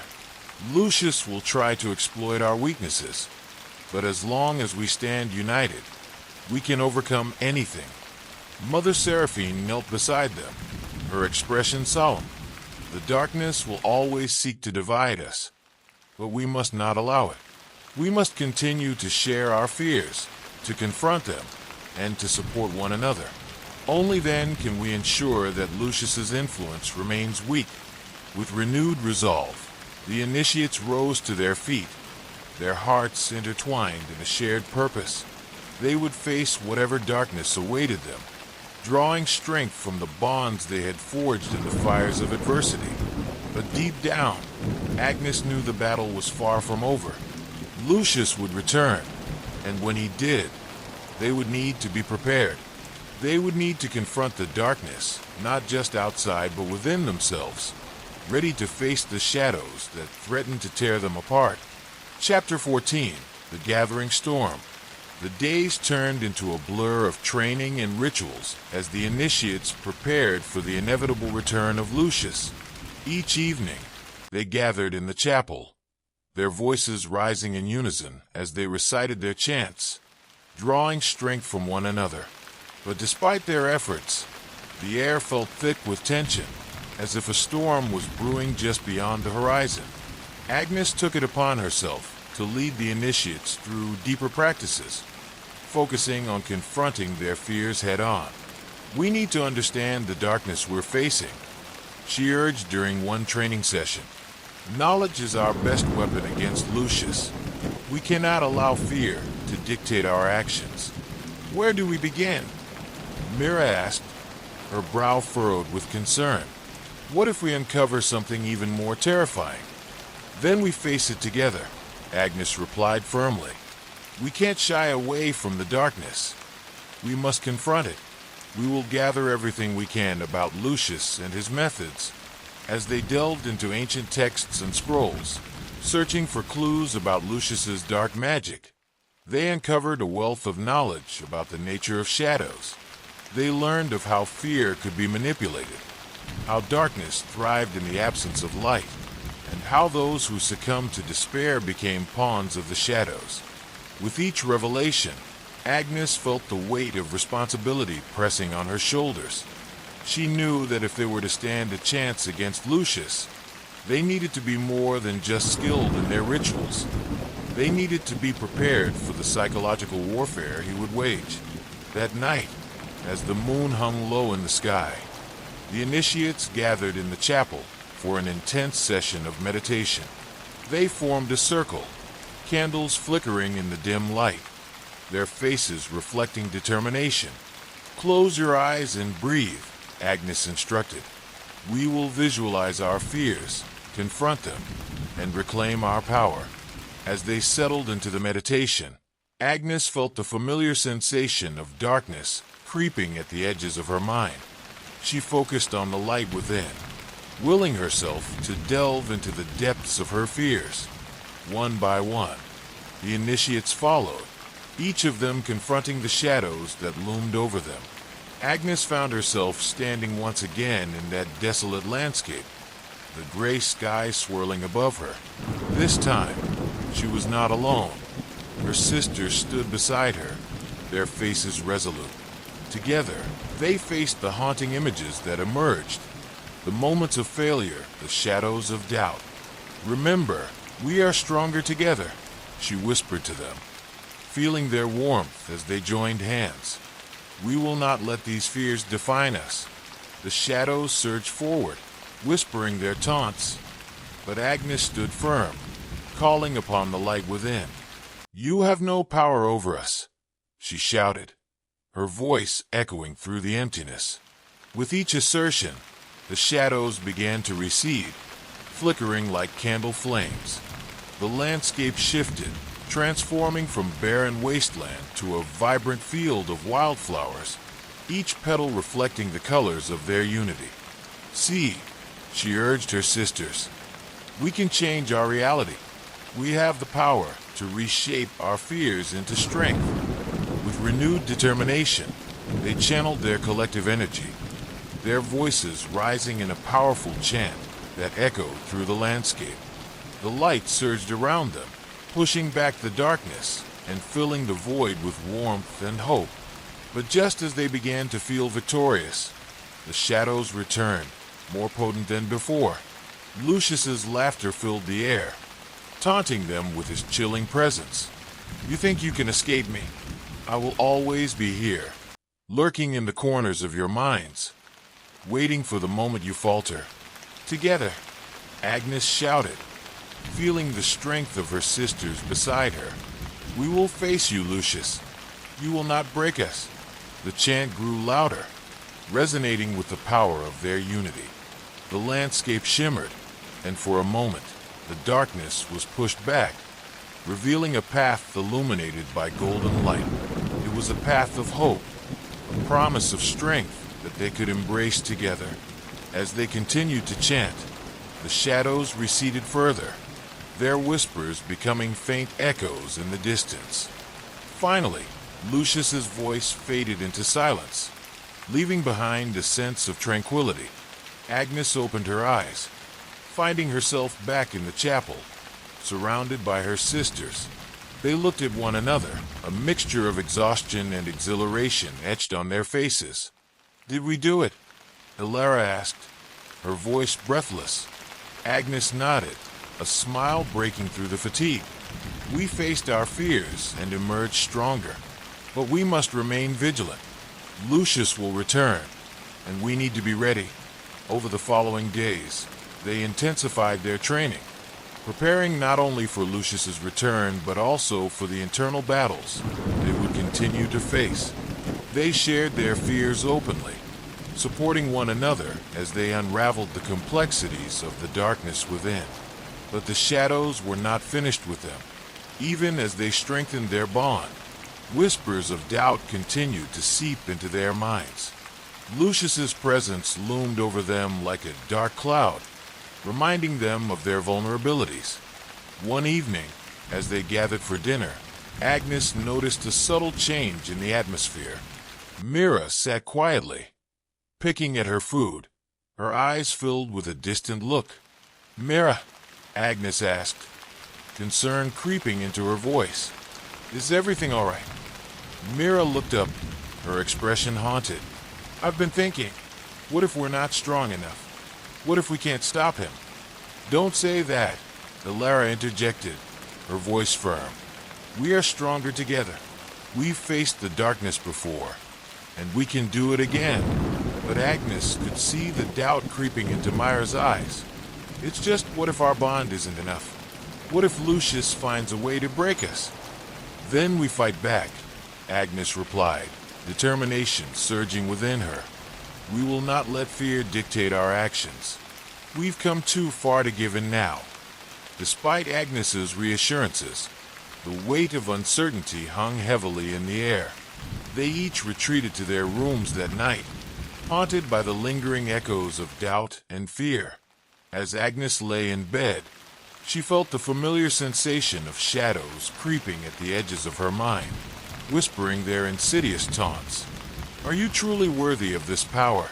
a voice hissed, cold and cruel. "You are just a girl playing at being a warrior." "No," Agnes whispered, shaking her head, forcing herself to stand firm against the darkness. "I am more than that. I am a sister, and I will not succumb." But even as she fought to hold onto that conviction, the shadows continued to press in, trying to infiltrate her thoughts.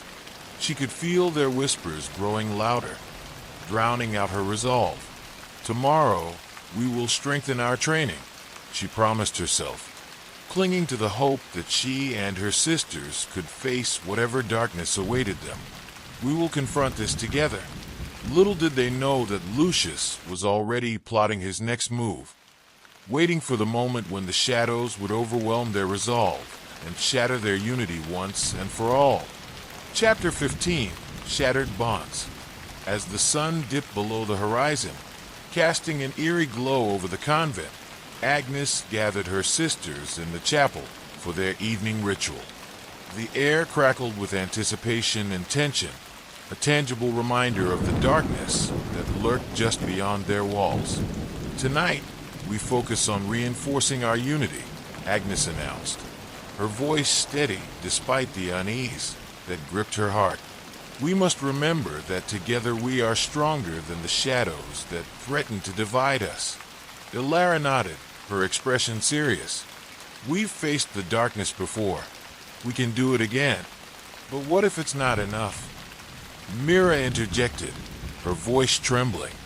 "What if Lucius has found a way to exploit our weaknesses?" "We will not let him in," Agnes replied firmly. "We must remain vigilant and trust in one another." As they lit the candles and began their chant, a heavy silence enveloped the chapel, punctuated only by the flickering flames. Agnes felt a sense of calm wash over her as they recited the words, their voices melding into a harmonious melody that resonated within her soul. But just as the warmth of their unity enveloped them, a chilling wind swept through the chapel, extinguishing the candles and plunging them into darkness. Shadows flickered around them, writhing and twisting in a grotesque dance. "Lucius," Agnes breathed, dread pooling in her stomach. "He's here." The shadows coalesced into a familiar form, and Lucius emerged from the darkness, a malevolent grin plastered across his face. "How delightful to see you all gathered here," he drawled, his voice dripping with sarcasm. "But how naive of you to think you could escape me." "Leave us be, Lucius," Agnes shouted, trying to muster the strength of her sisters beside her. "You will not tear us apart." "Oh, but I intend to," he replied, his laughter echoing through the chapel like thunder. "I've come to remind you of your true nature." With a flick of his wrist, the shadow surged forward, enveloping the initiates in a suffocating darkness.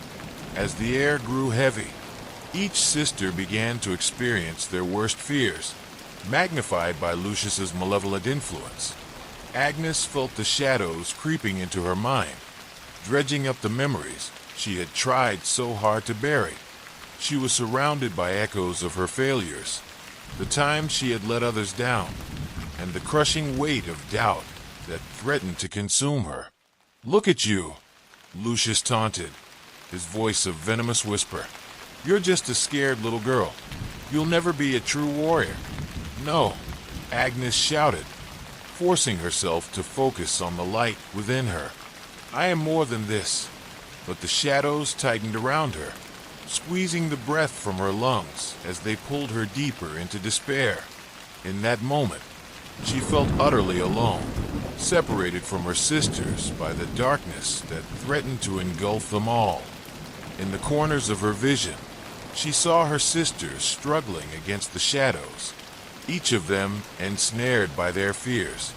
Ilara was caught in a whirlwind of doubt, the voices of her past failures ringing in her ears. Mira was surrounded by visions of loss, haunted by the memories of loved ones she couldn't save. "Agnes," Mira cried, her voice filled with terror. I can't hold on." "Fight it," Agnes shouted, desperation clawing at her throat. "We can break free together." But Lucius laughed, the sound reverberating through the darkness. "They're too weak, Agnes. They'll never be able to save themselves, let alone you." With a surge of determination, Agnes fought against the darkness, channeling the strength of her sisters. "You're wrong, Lucius. We are stronger than you'll ever know." As she reached deep within herself, Agnes felt a flicker of light igniting in the darkness. It was the bond she shared with her sisters, the love and loyalty that had carried them through their darkest moments. With a shout, she unleashed that light, pushing back against the shadows that sought to bind her. Together, she cried, reaching out for her sisters, willing them to find the strength within. In that instant, the shadows recoiled, momentarily halted by the power of their unity. Agnes could see Ilara and Mira struggling against their fears, their faces etched with terror. "You can do it," she urged them. "Fight back. We're with you." But as they began to fight against their fears, Lucius struck again, unleashing a wave of darkness that surged forward like a tidal wave. The shadows wrapped around them, constricting tighter, threatening to pull them under. "Give in," Lucius commanded, his voice dripping with malice. "You cannot win. This is who you truly are, weak and afraid." Agnes felt the despair creeping in, the shadows whispering their doubts, but she refused to succumb. "We are not weak," she shouted, her voice rising above the chaos. "We are sisters. We are warriors." With that, she focused her energy on the light within, pushing back against the encroaching darkness. The shadows flickered, momentarily weakened by her resolve. "Agnes," Ilara cried, her voice breaking through the haze. "We need you. I can't hold on much longer." "No," Agnes shouted, her heart racing as she felt the grip of darkness tightening around her sisters. "We will not lose. Together, we can break free." As she reached for Ilara and Mira, a surge of energy coursed through her, igniting the light within. She called upon the bond they had forged, channeling their collective strength into a powerful burst of energy that exploded from her core. The shadows shrieked, recoiling in fear as the light surged forth, illuminating the chapel with a brilliance that pushed back the darkness.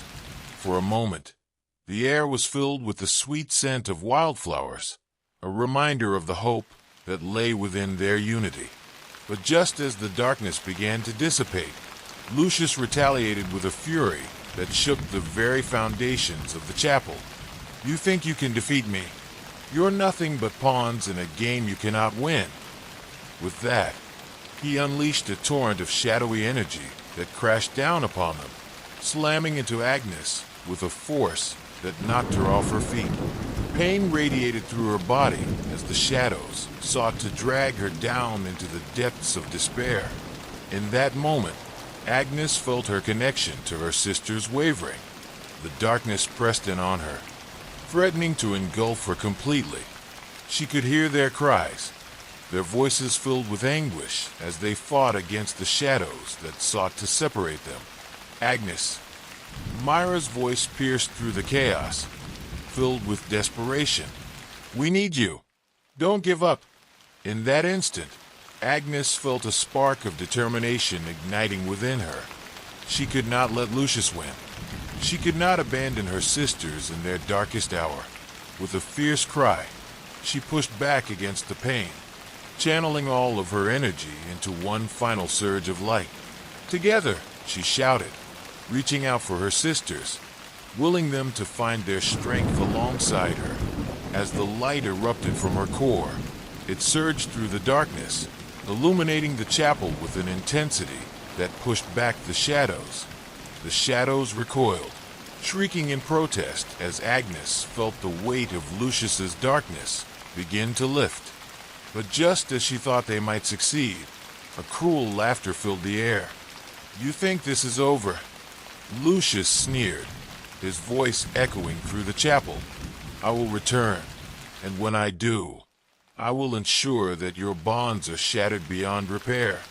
With that, he vanished, leaving behind a swirling mass of shadows that lingered in the air, a reminder of the battle they had just fought. As the darkness dissipated, Agnes and her sisters collapsed onto the floor, breathing heavily but united in their struggle. They looked at one another, their faces reflecting a mixture of exhaustion and fear. Did we win? Ilara gasped, her voice trembling. Agnes nodded, her heart heavy with the weight of what they had faced. For now. But Lucius will come back, and we need to be ready.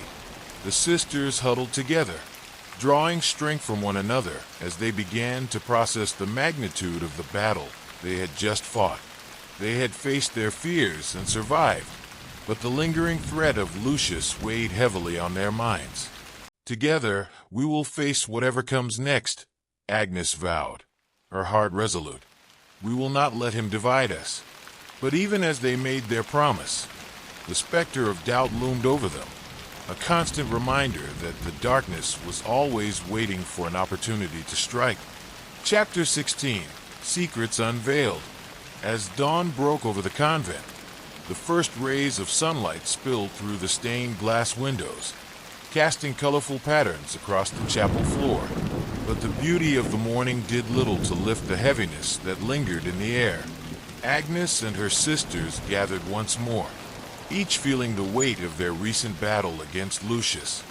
I can't shake the feeling that he's still out there, Mira said, her voice barely above a whisper as they sat in a circle. What if he's already planning his next move? Agnes nodded, her brow furrowed in thought. We need to be prepared. We can't let him catch us off guard again. Ilara, who had been quietly contemplating their situation, finally spoke up. We should look deeper into the ancient texts. There might be something in there that could help us understand Lucius better, or even provide us with a way to counter his darkness. Agreed, Agnes replied, feeling a flicker of hope. Let's gather everything we can. There might be secrets hidden in the writings that could reveal his weaknesses. The sisters spent the morning poring over scrolls and ancient tomes, searching for any clue that might give them an advantage. Hours passed as they sifted through the pages, the air thick with tension and anticipation. Finally, as the sun began to set once again, Ilara let out a gasp, drawing the attention of her sisters. I think I found something, she exclaimed, holding up a worn parchment covered in faded text. What does it say? Agnes asked, leaning closer to examine the words. It speaks of an ancient ritual, Ilara replied, her eyes shining with excitement. It's said to be a way to seal away dark entities like Lucius, but it requires great sacrifice and unity. Sacrifice, Mira echoed, concern etched on her face. What kind of sacrifice? Ilara bit her lip, scanning the text. It doesn't specify. but it mentions that the bond of sisterhood must be stronger than the darkness they face. Only then can they harness the power needed to banish the shadows. Agnes felt a chill run down her spine at the implication. It sounds risky, but it might be our only chance to truly rid ourselves of Lucius. We can't let fear stop us, Alara said, her voice steady. If we work together and trust in one another, we can overcome anything. As they delved deeper into the text, Agnes couldn't shake the feeling that they were on the brink of something monumental. They spent the next few days preparing for the ritual, gathering the necessary ingredients and performing practices to strengthen their bond. But as the days turned into weeks, doubt began to creep back in. Each sister carried the weight of their fears, the shadow of Lucius looming larger than ever. They could feel his presence, a dark cloud hanging over them, always watching, always waiting.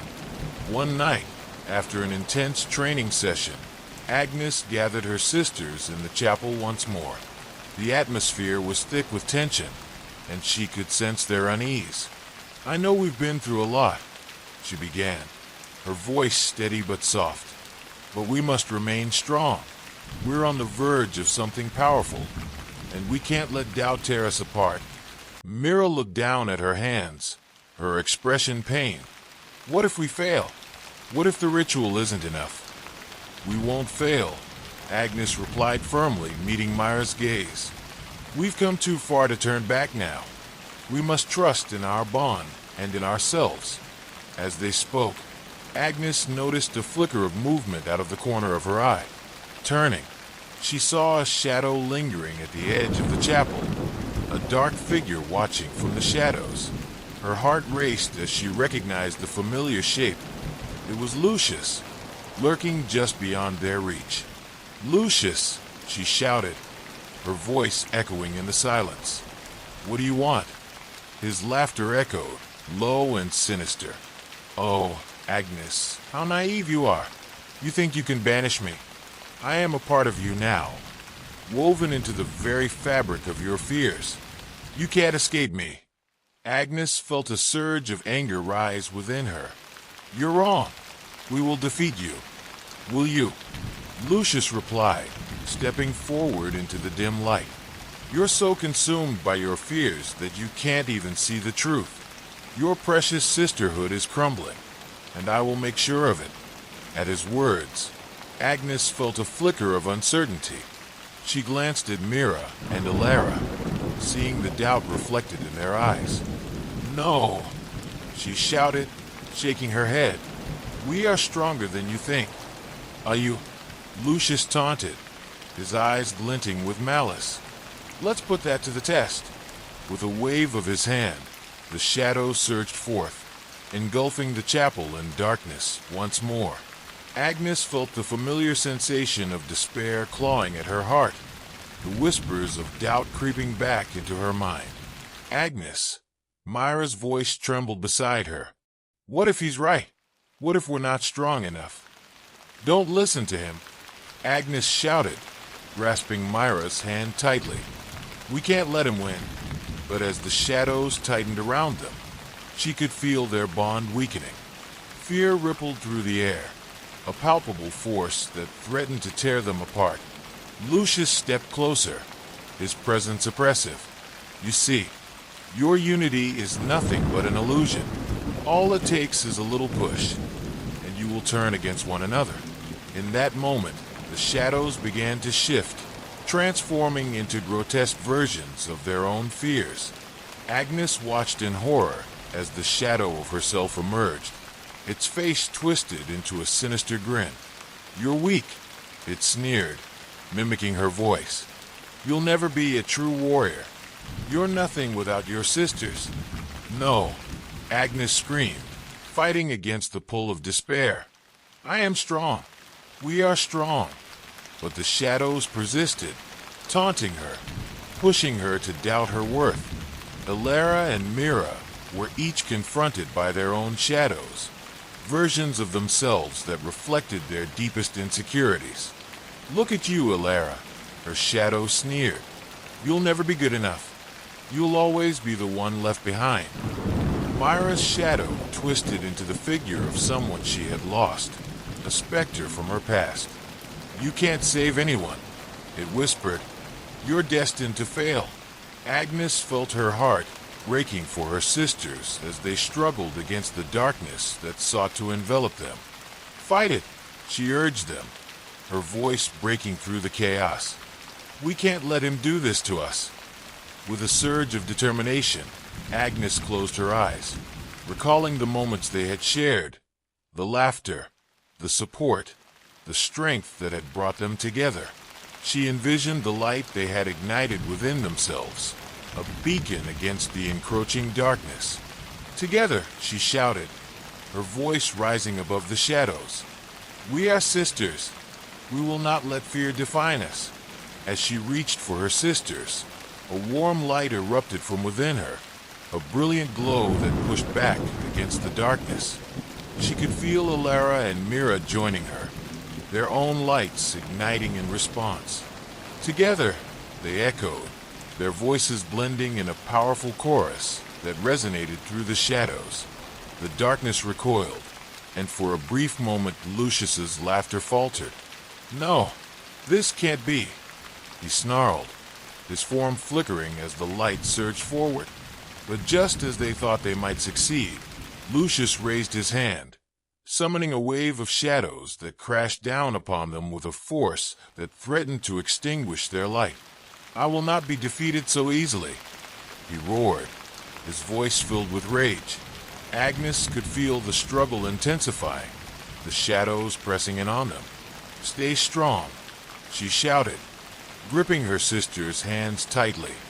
We can't give in. We will fight. As they stood united against the darkness, a surge of energy coursed through their bodies, illuminating the chapel with a radiant light that pushed back the shadows. They could feel the warmth of their bond enveloping them, a protective barrier against Lucius's malevolence.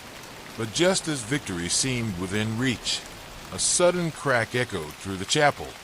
A rift opened in the air, a swirling vortex of darkness that threatened to consume them all.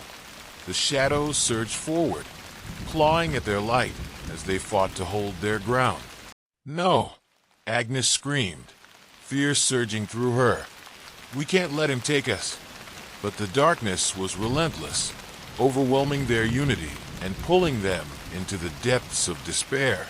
As they struggled against the shadows, Agnes felt the bond between them begin to fray. Agnes, Alara cried, her voice filled with panic. I can't hold on. Don't give up, Agnes shouted, desperation rising within her. We are sisters. We can do this together. As the shadows threatened to pull them apart, Agnes reached deep within herself, summoning every ounce of strength she possessed. We will not be broken, she declared, the light within her blazing brighter than ever before.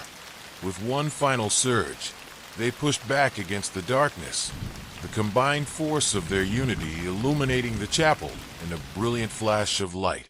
The shadows shrieked in protest, retreating as the rift began to close. In that moment of triumph, Agnes felt a sense of clarity wash over her. They had faced their fears and emerged stronger, but the battle was far from over.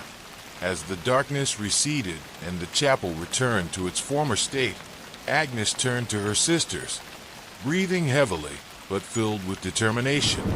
We may have defeated him for now, but we need to prepare for whatever he has planned next. Alara and Mira nodded, their expressions resolute. We will face it together, Alara vowed. No matter what happens, we will not let him tear us apart. As the sun dipped below the horizon once more, the sisters stood united, ready to confront the darkness that lay ahead. They had faced the shadows and emerged stronger, but the battle against Lucius was far from over. Chapter 17. The Dark Truth. The following days passed in a flurry of activity as Agnes, Alara, and Mira immersed themselves in the ancient texts, desperate to uncover any additional secrets that might aid them against Lucius. Each page turned revealed not only new knowledge, but also new horrors that shook their very foundations. One evening, as the moon hung high in the sky, casting an ethereal glow over the convent, Elara stumbled upon a section of the text that seemed to pulse with an ominous energy. "Agnes, come here.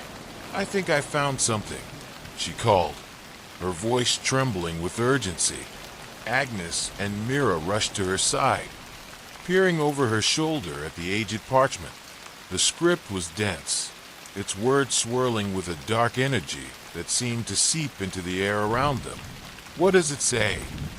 Mira asked, her heart racing with anticipation and dread.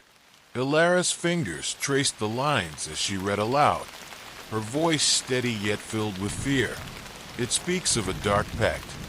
Lucius was once a priest, a guardian of the light, but he succumbed to the shadows in a desperate bid for power. He made a deal with ancient forces, sacrificing not only his soul, but the souls of those he was meant to protect." Agnes felt a chill run down her spine. "He sacrificed innocent lives," she whispered, horrified. "Yes," Elara replied, her eyes wide with shock. "It says he was drawn to the darkness by his ambition and desire for control. The more he consumed, the stronger he became, until he was no longer human. He became a vessel for the shadows, and now they're bound to him." Mira shook her head, her voice filled with disbelief. "But how do we stop him? If he's powered by the very souls he's consumed, how can we defeat something so powerful?" Agnes took a deep breath, steeling herself. "We need to break that bond. If we can sever his connection to the darkness, we might have a chance." Elara nodded, her determination growing. "We can perform the ritual we found, but we need to ensure our bond remains strong. If he tries to exploit our fears again, we must not let him in." With newfound purpose, the sisters began preparing for the ritual, gathering the necessary elements and fortifying their spirits. As they worked, Agnes could feel a sense of unity growing between them, a warm light that pushed back against the encroaching darkness. But as the night of the ritual approached, unease settled in the pit of Agnes's stomach. She sensed that Lucius would not take their attempts lightly. He would retaliate with everything he had. The night of the ritual arrived, and the sisters gathered in the chapel, the air thick with tension. Candles flickered, casting dancing shadows across the walls, and the ancient texts lay open before them, ready for the incantation. "We need to focus on our bond," Agnes instructed, her voice steady despite her inner turmoil. "As we recite the words, we must remember what we share. Our love and loyalty must overpower the darkness."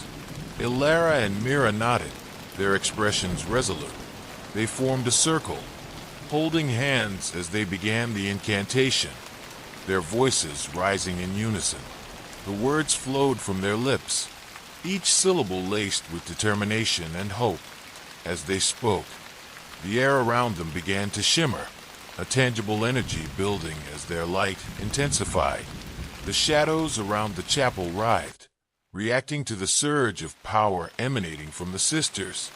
But just as they began to feel the strength of their bond enveloping them, the chapel doors burst open with a deafening crash, and Lucius emerged from the darkness, a malevolent grin spreading across his face. "Did you really think you could escape me?" he sneered, his voice dripping with contempt. "How quaint!" Agnes felt her heart sink as dread washed over her. "We will stop you, Lucius," she shouted, forcing herself to stand tall. "You will not break us." "Break you?" he echoed, laughing darkly. "Oh, my dear Agnes, I'm not here to break you. I'm here to show you the truth." With a wave of his hand, the shadows surged forward, enveloping the sisters in a suffocating darkness.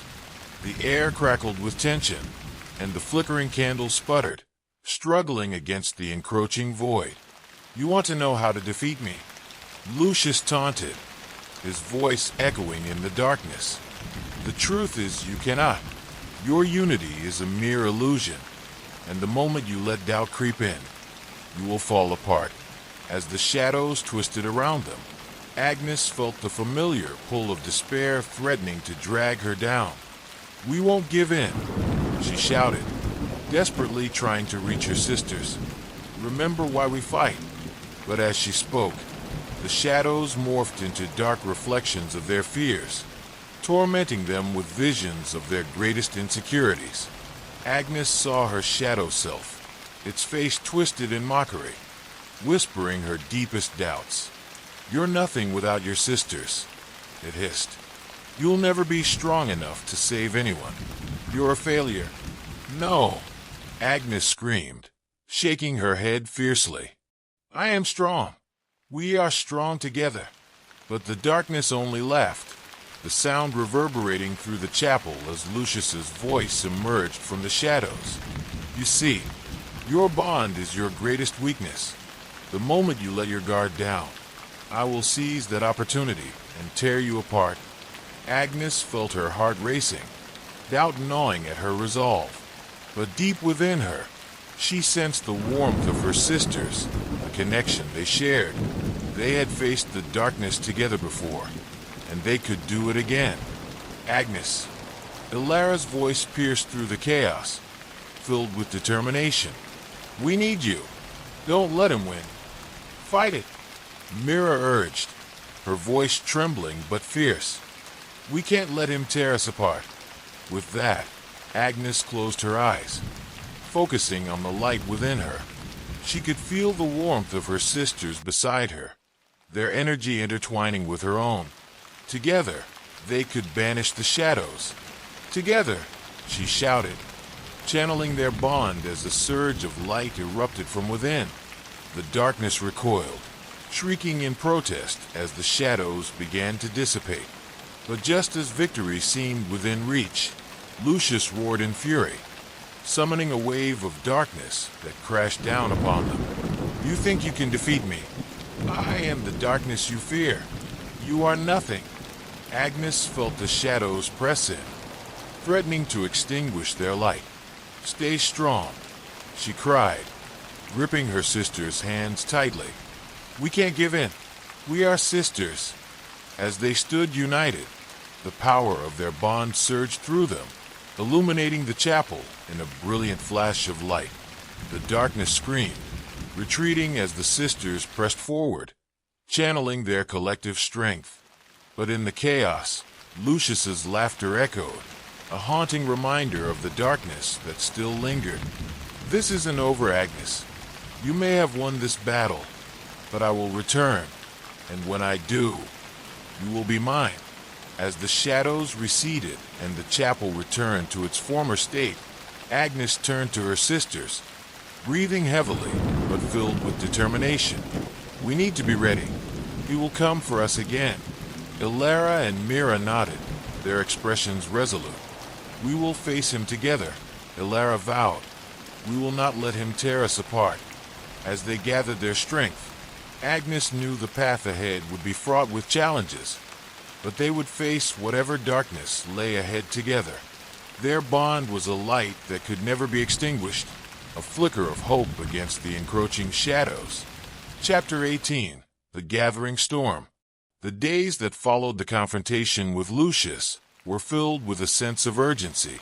Agnes, Ilara, and Mira knew they were racing against time, and every moment was crucial.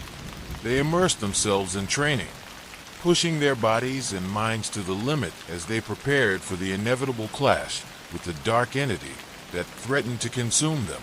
In the dimly lit training room of the convent, the sisters practiced their combat techniques, their movements fluid and synchronized. Each strike and parry resonated with the determination to protect one another. The sound of their footsteps echoed off the stone walls, a rhythmic reminder of their shared purpose. "Focus on your breathing," Agnes instructed as she moved into a defensive stance. "Remember, we need to work together. Don't let fear cloud your mind." Ilara nodded, sweat glistening on her forehead. "We need to be ready for anything." Lucius will try to exploit our fears again, and we can't let him. Mira, her face set with determination, added, "We should also practice the incantation for the ritual. We can't let any doubts creep in during the moment we need to call on our power." As they trained, Agnes could feel the bond between them strengthening. They shared stories of their pasts, their fears, and their hopes for the future. With each revelation, they grew closer, their trust deepening as they learned more about one another. One afternoon, as they took a break to catch their breath, Elara spoke up. "I've been thinking about the pact Lucius made with the darkness. What if we could somehow find a way to reverse it?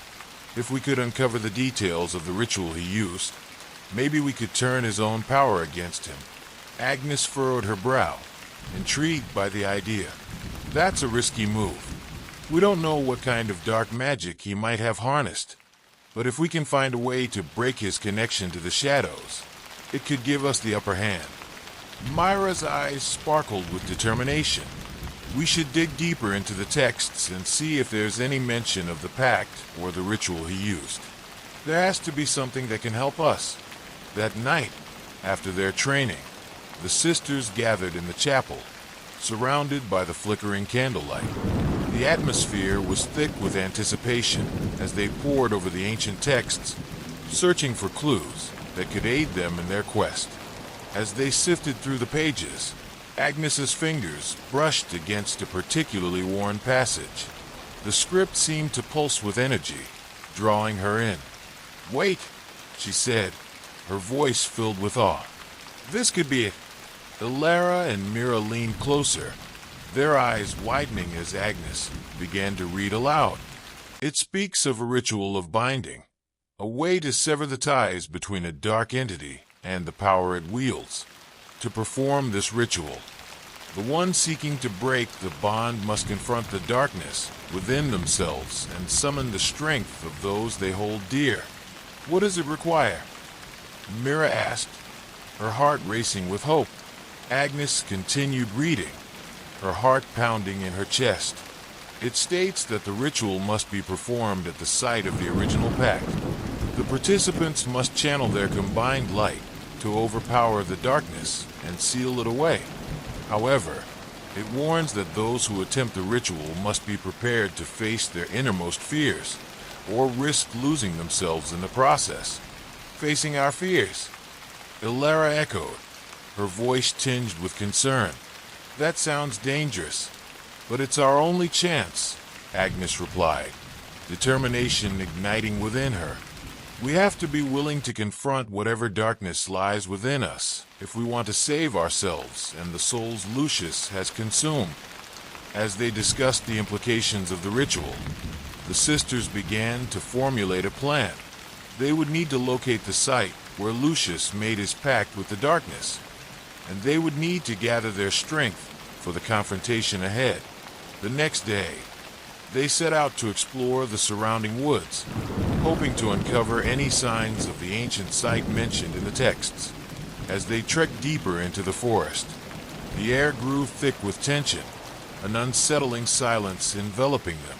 After hours of searching, they stumbled upon a clearing, a place where the trees parted to reveal a crumbling altar, overgrown with vines and shadows. The atmosphere was charged with a palpable energy, and Agnes felt a shiver run down her spine. "This must be it," she whispered, stepping closer to the altar. The stones were cold beneath her fingertips, and the air hummed with an otherworldly presence. As they examined the altar, Myra's eyes widened. "Look at this," she exclaimed, pointing to an inscription etched into the stone. "It's the same symbol as the one we saw in the texts." Agnes leaned closer, her heart racing as she traced the intricate design. "This is where he made his pact. We need to perform the ritual here." The sisters stood together in the clearing, the weight of their task settling upon them. They spent the next few days preparing for the ritual, practicing the incantation and fortifying their resolve. They knew that they would have to confront not only Lucius, but also the darkness within themselves. As the night of the ritual approached, Agnes felt a sense of foreboding wash over her. The air crackled with tension, and she could feel the shadows gathering, lurking just beyond their sight. They had come too far to turn back, but the uncertainty of what lay ahead gnawed at her. On the eve of the ritual, the sisters gathered in the chapel, the flickering candlelight casting long shadows across the walls. Agnes took a deep breath, trying to steady her nerves. No matter what happens tomorrow, we must remember why we fight, she said, her voice firm. We're not just fighting for ourselves. We're fighting for every soul that Lucius has consumed. Ilara and Mira nodded, their expressions resolute. We will face whatever comes our way, Ilara vowed. Together, as they held hands in a circle, a warm light enveloped them, a reminder of the bond they shared. In that moment, Agnes felt a flicker of hope ignite within her, pushing back against the darkness that threatened to engulf them. Together, they whispered in unison, their voices rising like a prayer against the impending storm. As they prepared to face Lucius and the darkness that lay ahead, they knew that they were stronger together. Their bond was a light that could never be extinguished, and they would fight with everything they had to protect one another and the souls trapped in darkness. Chapter 19. The Ritual of Light. The night of the ritual arrived, cloaked in an eerie silence that enveloped the clearing. The moon hung high in the sky, casting a silvery light that illuminated the crumbling altar, where Agnes, Ilara, and Mira stood united, their hearts pounding with anticipation and dread. Agnes felt a mix of fear and determination as they gathered around the altar, the weight of their mission pressing heavily on her shoulders. Remember, we must focus on our bond, she reminded her sisters, her voice steady despite the turmoil within her. Together, we can face whatever darkness awaits us. Ilara nodded, her face pale but resolute. We've trained for this. We can do it. Mira took a deep breath, her eyes filled with courage. We're not just fighting for ourselves. We're fighting for the souls that Lucius has trapped. As they positioned themselves around the altar, the ancient texts lay open before them, the words glowing faintly in the moonlight. Agnes could feel the energy of the place pulsating beneath her feet, an echo of the dark pact that had been made long ago. Let's begin, Agnes said, her voice firm. They raised their hands, channeling their energy into the ritual, the air around them thickening with power. As they began to recite the incantation, a warm light enveloped them, illuminating the clearing and pushing back against the encroaching shadows. The words flowed from their lips, a harmonious melody that resonated with their determination and unity. But just as the energy began to surge, the shadows stirred, swirling around them like a tempest. Lucius emerged from the darkness, his eyes gleaming with malevolence, a twisted grin spreading across his face. Foolish girls, he sneered, his voice dripping with contempt. You think your little ritual can save you? You are nothing but pawns in a game far beyond your understanding. Agnes clenched her fists, refusing to let fear take hold. We are not afraid of you, Lucius. We will end this tonight. The sisters focused their energy, the light around them intensifying as they pushed back against the darkness. Lucius's laughter echoed through the clearing, dark and taunting. You think you can defeat me with mere words? I will show you the true meaning of despair. With a flick of his wrist, the shadows surged forward, wrapping around the sisters like a suffocating blanket. Agnes felt the coldness seep into her bones, the whispers of her fears rising to the surface. Agnes, remember, Ilara shouted, her voice breaking through the chaos. Stay focused on our bond. The shadows twisted into grotesque shapes, morphing into images of their deepest fears. Agnes was confronted with visions of failure, of losing her sisters and being powerless to protect the innocent. The shadows whispered her insecurities, sowing seeds of doubt in her mind. "You are weak," her shadow self hissed, its face a mirror of her own twisted in agony. "You cannot save anyone. You will always be alone." "No," Agnes screamed, shaking her head violently. "I am not alone. I have my sisters." Mira and Ilara stood strong beside her, their voices merging into a powerful chorus. "We are together. We are strong." As they reaffirmed their bond, the light around them flared brighter, pushing back against the shadows. The whispers faded, replaced by the warmth of their connection, grounding them in the moment. Lucius snarled, his expression shifting from amusement to anger. "You think your bond can save you? I will break it." With another wave of his hand, the shadows surged forward, engulfing them in a tempest of darkness. Agnes felt the weight of despair pressing down, threatening to crush her spirit, but she refused to yield. "Together," she shouted, her voice cutting through the darkness like a beacon of hope. "We are stronger than you." As they recited the incantation with renewed vigor, the energy around them exploded, a blinding light radiating from their bond. The shadows recoiled, shrieking in agony as the sisters channeled their combined strength into the ritual. Lucius's face twisted with fury as he struggled against the light. "You think this is enough to stop me? I am eternal." The clearing shook with energy as the sisters stood firm, their voices rising in unison. "We will not let the darkness consume us. We are the light." The ground trembled beneath them as the altar pulsed with power, responding to their unified will. The light surged forward, breaking through the shadows and illuminating the clearing in a brilliant explosion of energy. But Lucius, driven by rage, lashed out, summoning a wave of darkness that crashed against them, threatening to extinguish their light. "You are nothing. You will never win." Agnes felt the weight of despair threatening to pull her under, but she held onto her sisters, the warmth of their bond anchoring her in the storm. "We can do this. We are strong together." As they pressed forward, the light surged higher, pushing against the darkness with unyielding force. They could feel the presence of the trapped souls within the shadows, their whispers merging with the sisters' voices, adding strength to their resolve. "Let them go," Ilara shouted, her voice filled with conviction. "You cannot keep them here."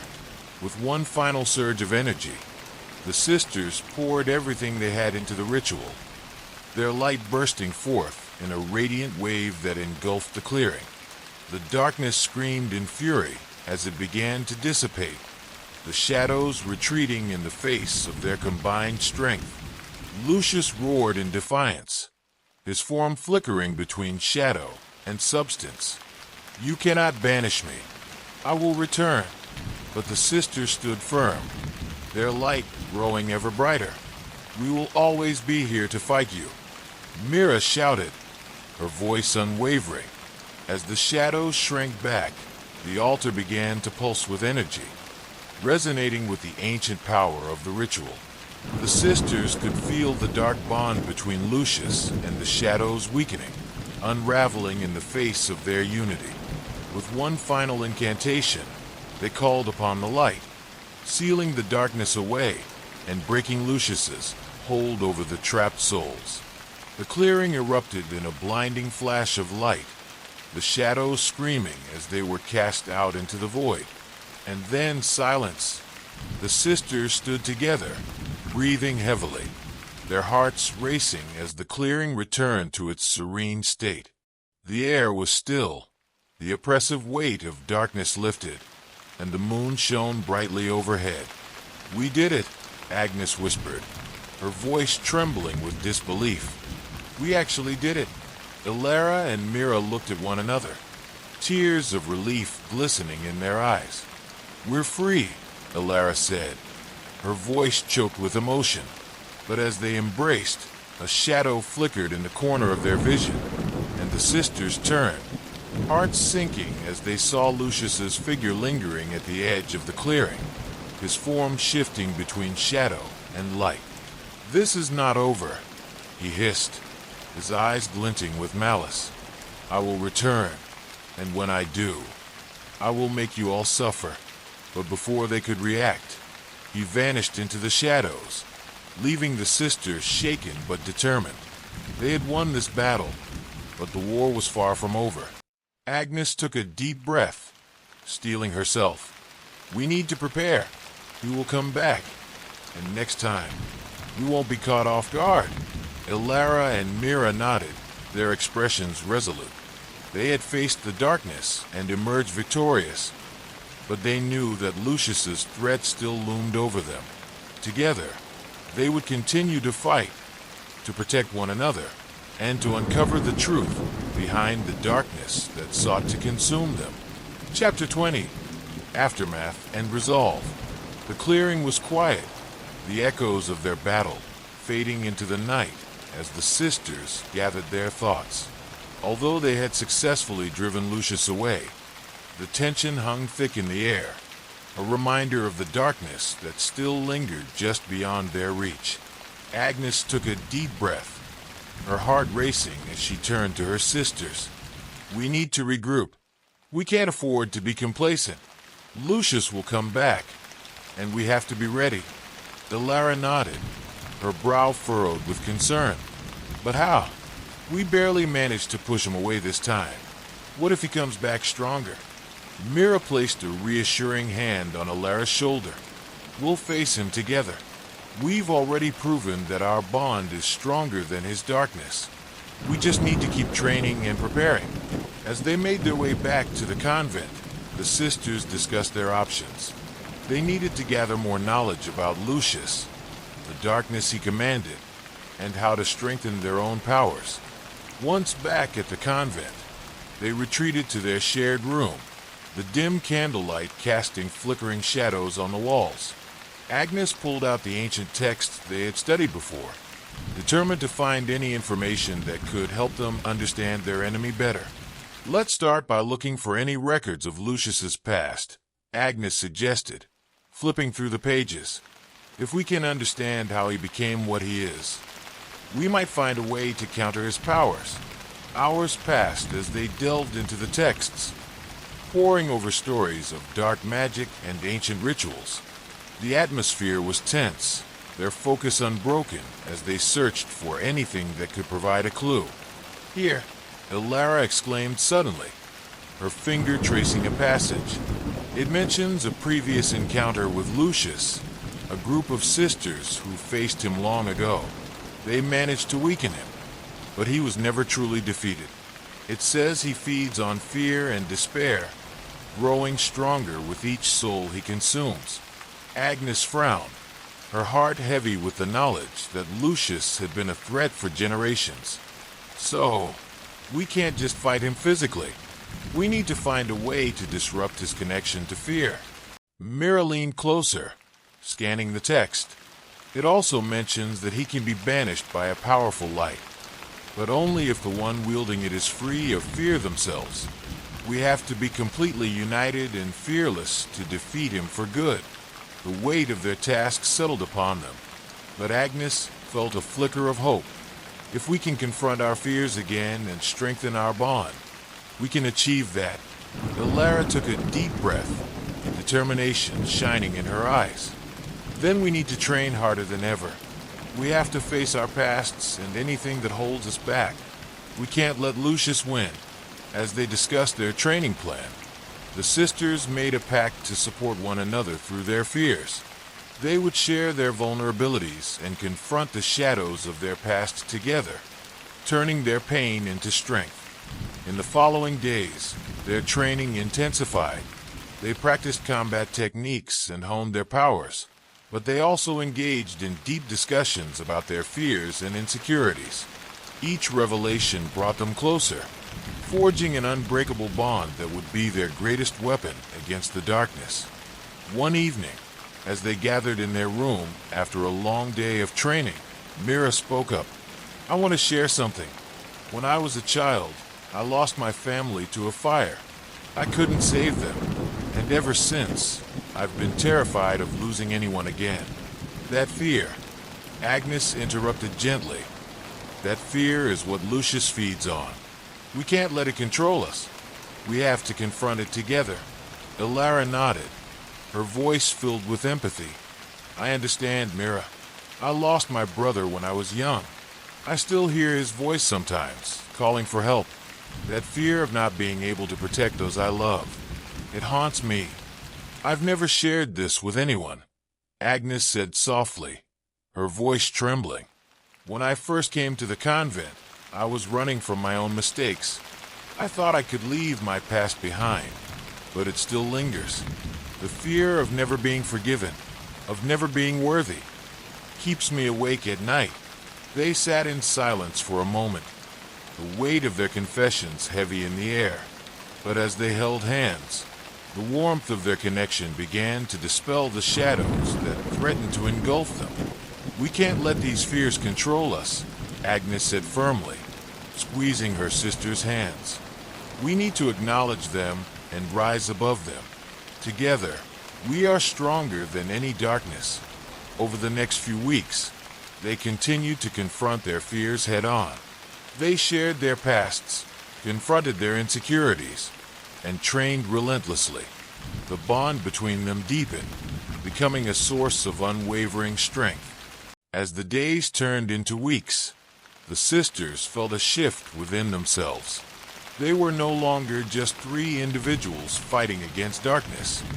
They were a unified force, a beacon of light against the encroaching shadows. One night, as they stood together in the chapel, the flickering candles casting a warm glow around them, Agnes felt a surge of confidence. I believe we are ready, she declared. We've faced our fears, and we've grown stronger. If Lucius returns, we will be prepared to confront him together. Elara and Mira exchanged glances, their eyes shining with determination. We will not let him win, Elara said firmly. We will protect each other and every soul he seeks to consume. As they made their vow, a sudden chill swept through the chapel, the air growing thick with an unsettling energy. The sisters exchanged wary glances, their instincts on high alert. It feels like he's close, Mira whispered, her eyes scanning the shadows. Stay together, Agnes urged, her heart racing. If he's here, we must be ready. The flickering candlelight cast long shadows across the room, and the atmosphere crackled with anticipation. They took a defensive stance, ready to face whatever darkness awaited them. Suddenly, the doors of the chapel burst open with a violent force, and Lucius stood before them, his eyes gleaming with malice. You think you can hide from me? Your light may have banished me for a time, but I have returned stronger than ever. Agnes stepped forward, her heart pounding but her resolve unbroken. We will stop you, Lucius. Your darkness cannot prevail against our bond. He laughed, a cold, cruel sound that echoed through the chapel. Your bond is meaningless. You are nothing but frightened little girls playing at being heroes. With a wave of his hand, shadows surged forth, swirling around them like a storm. But the sisters stood firm, their light flickering but unwavering. Together, Agnes shouted, her voice cutting through the chaos. We are stronger than you. The sisters raised their hands, channeling their combined energy into a radiant shield of light. The shadows recoiled, and for a moment, the darkness faltered under the intensity of their bond. Enough of this, Lucius roared, his fury palpable. I will crush you. But as he lunged forward, the sisters stood resolute, their light pushing back against the darkness. They had faced their fears, and they would not be swayed. Together, they shouted in unison, their voices ringing out in defiance. As the shadows collided with their light, a blinding explosion of energy erupted, illuminating the chapel and casting Lucius back into the darkness. The sisters felt the surge of power, a testament to their unbreakable bond. They had faced their fears and emerged stronger, and they would fight with everything they had to protect one another and the souls of the innocent. Chapter 21. The Final Confrontation. The atmosphere in the chapel crackled with tension as Lucius stood before the sisters, his presence a dark shadow looming over them. His laughter echoed off the stone walls, chilling their bones. "You think you can defeat me with light? You are mistaken. I thrive on fear, and I will consume you all." Agnes felt a surge of determination. "We are no longer afraid of you, Lucius. We've faced our fears and emerged stronger. We will not let you take anyone else." With that, the sisters raised their hands in unison, channeling their collective energy. A radiant light burst forth from their palms, illuminating the shadows that threatened to engulf them. The power of their bond resonated through the air, pushing back against the darkness. Lucius snarled, his eyes narrowing with fury. "You think you can resist me? I will show you the true meaning of despair." With a swift movement, he unleashed a wave of shadows, surging towards them like a black tide. The sisters braced themselves, holding their ground as the darkness crashed against their light. They felt the coldness seep into their skin, the whispers of fear clawing at their minds. "Stay focused," Ilara shouted, her voice breaking through the chaos. "We are together. We are strong." As they concentrated on their bond, the light around them intensified, pushing back against the shadows. The whispers faded, replaced by the warmth of their connection. The energy surged within them, fueling their resolve. With renewed vigor, Agnes shouted, "Now!" Together, they channeled their energy into a single, powerful beam of light, directing it at Lucius. The beam struck him with a blinding intensity, and for a moment the darkness faltered. Lucius howled in rage, the shadows swirling around him as he struggled against the light. "You cannot defeat me!" he screamed, his voice filled with fury. "I am eternal." But the sisters pressed on, their bond growing stronger with each moment. "We are not afraid of you," Mira shouted, her voice unwavering. "We will protect each other, no matter the cost." The light surged forward, engulfing Lucius and pushing him back. Shadows writhed around him, but the sisters' light continued to expand, breaking through the darkness. They could feel the trapped souls within the shadows, their whispers merging with the sisters' voices, adding strength to their resolve. "Let them go," Agnes cried out, her heart pounding. "You have no power here." Lucius's form flickered, shifting between shadow and substance as the light grew ever brighter. "You are fools to think you can save them. They belong to me." With a final, desperate scream, he lunged at the sisters, but the combined strength of their bond pushed back against him. "We are stronger than you," Ilara shouted, her voice echoing with determination. As the light erupted, engulfing Lucius entirely, the chapel shook with energy. The walls trembled, and the very ground beneath them quaked. Lucius's form began to dissolve, the shadows screaming as they were cast out into the void. "No!" he roared, his voice filled with rage and desperation. "You will pay for this." The sisters held their ground, their light piercing through the darkness. "We will never allow you to take anyone again," they shouted in unison.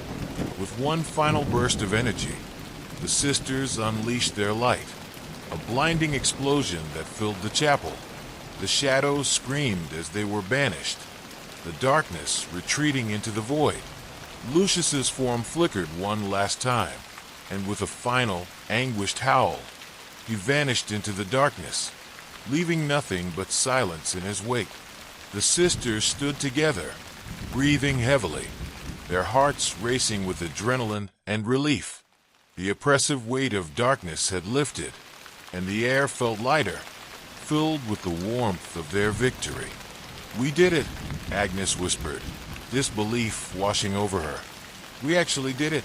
Ilara and Mira turned to her, tears of relief and joy glistening in their eyes. "We're free," Ilara said, her voice trembling with emotion.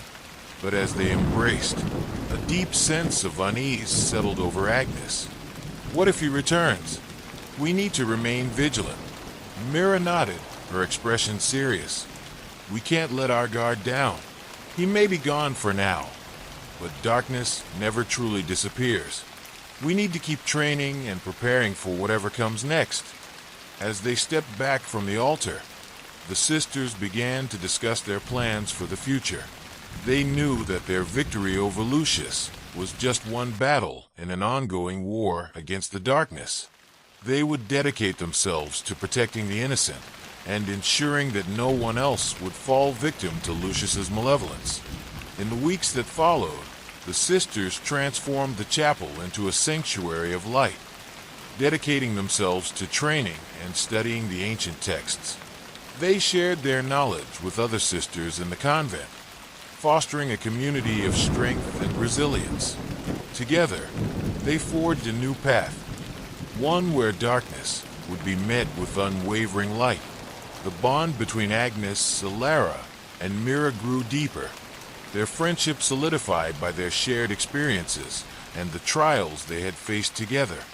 One evening, as they gathered in the chapel to reflect on their journey, Agnes spoke up. "I want to thank you both for standing by me. I couldn't have done this without you." Mira smiled warmly. "We're sisters. We fight together, and we support each other no matter what." Ilara nodded, her eyes shining with determination. "We will continue to grow stronger, and we will face whatever comes our way." Together, as they held hands, a warm light enveloped them, a reflection of the unbreakable bond they had forged.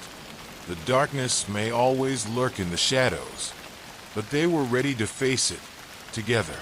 In that moment, they knew that they were not just sisters bound by blood or circumstance, but a formidable force against the darkness, a light that would never be extinguished.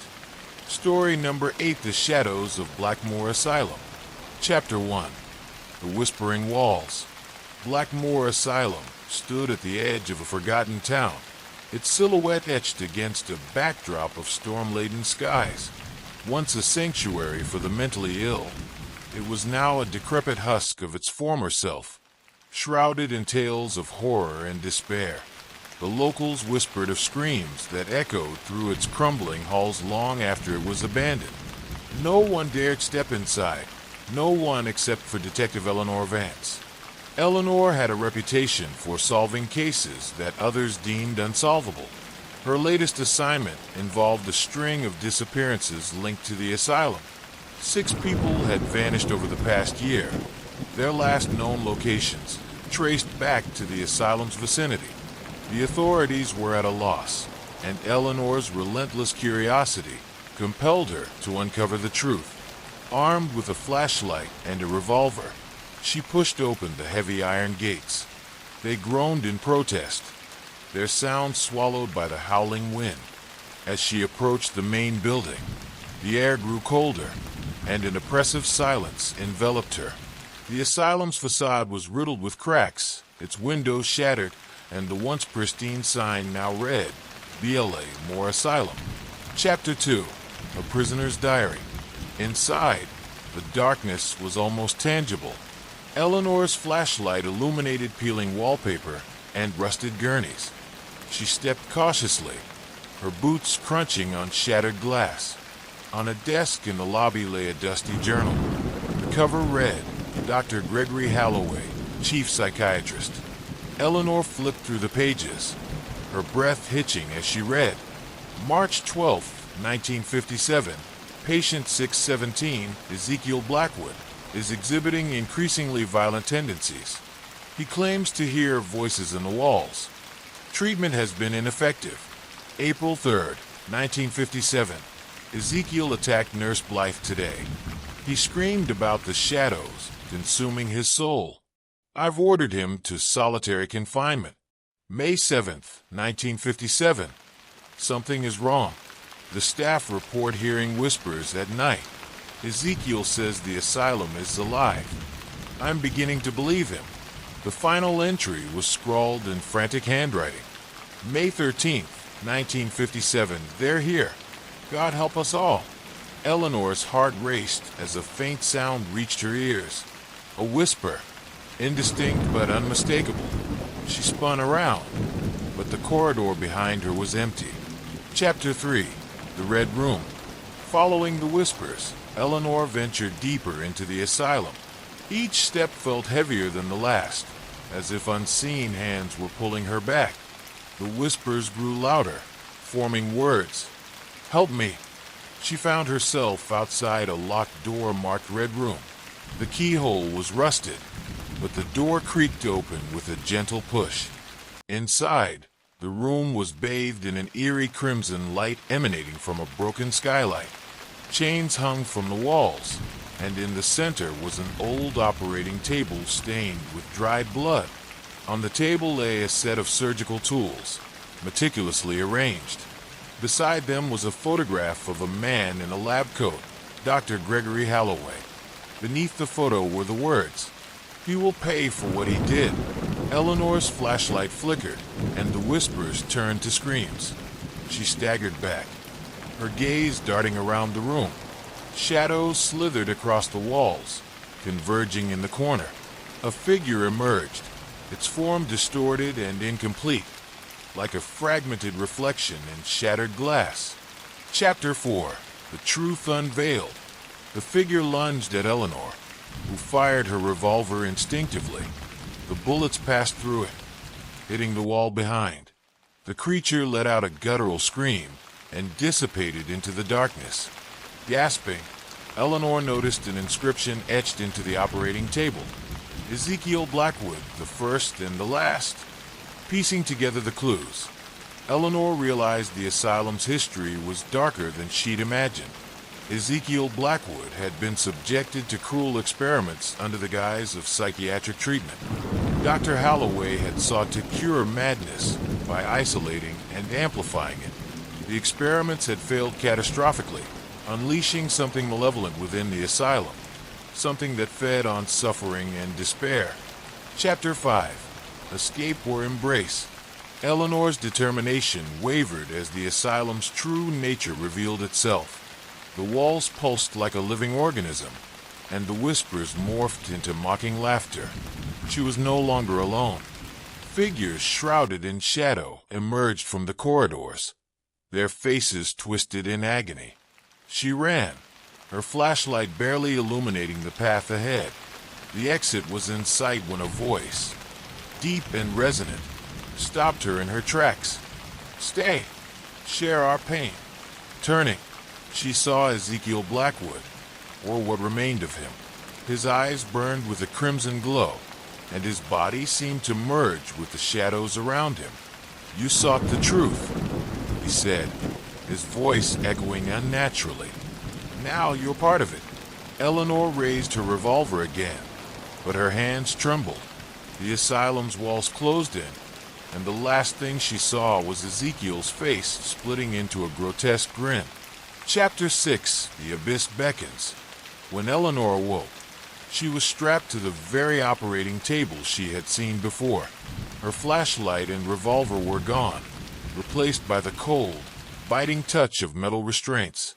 Shadows danced along the walls, whispering in a cacophony of voices.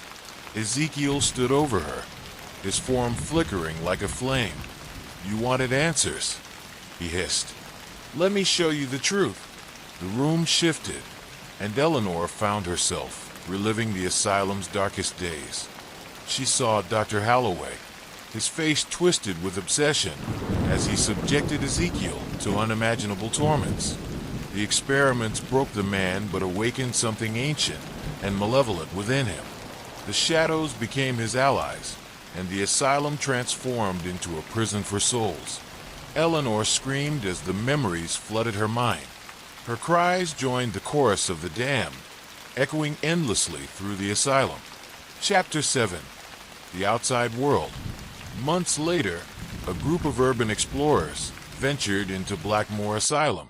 They filmed their journey, hoping to capture the paranormal activity the locals spoke of. In the Red Room, they found Eleanor's journal, her final entries written in a trembling hand.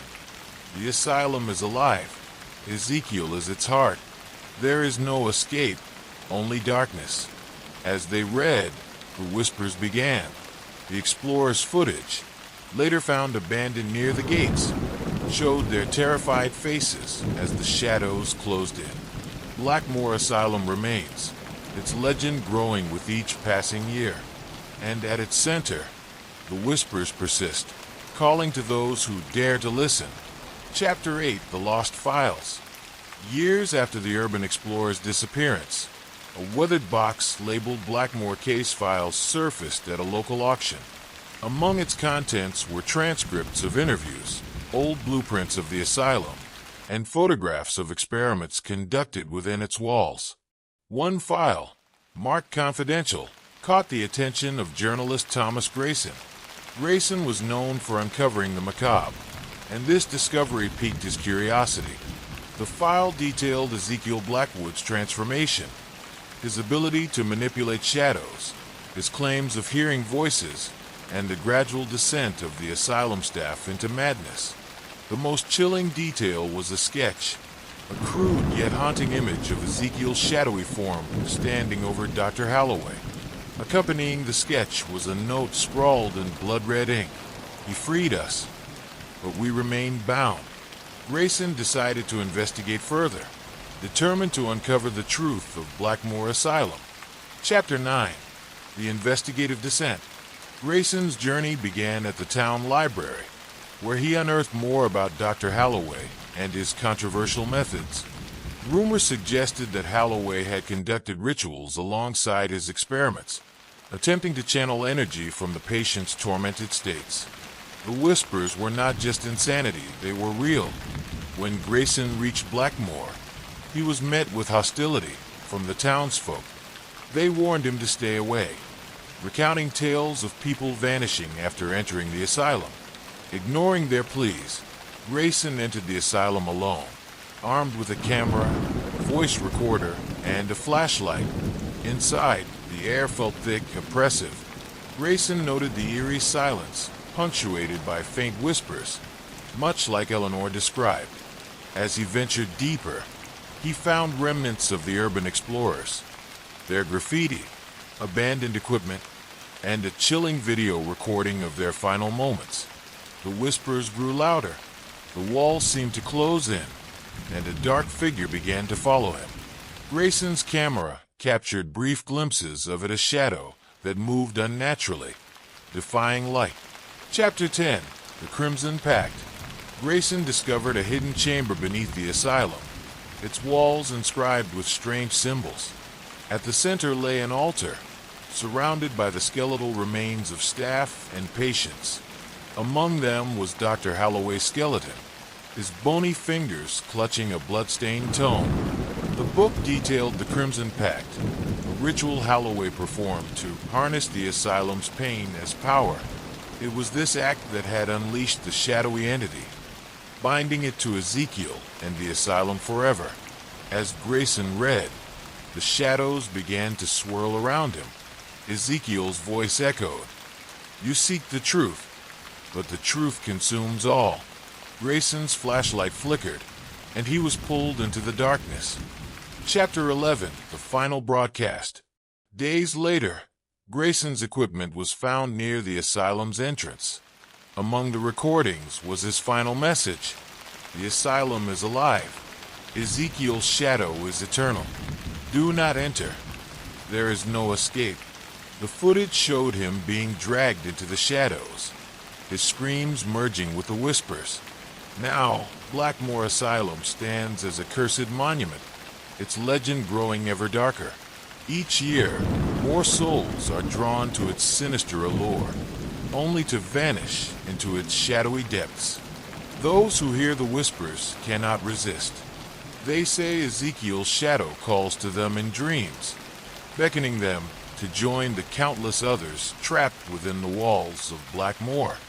Chapter 11, The Final Broadcast. Days later, Grayson's equipment was found near the asylum's entrance. Among the recordings was his final message: "The asylum is alive. Ezekiel's shadow is eternal. Do not enter.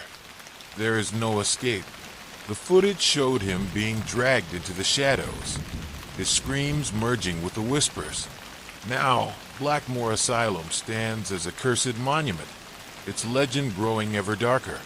Each year, more souls are drawn to its sinister allure, only to vanish into its shadowy depths. Those who hear the whispers cannot resist.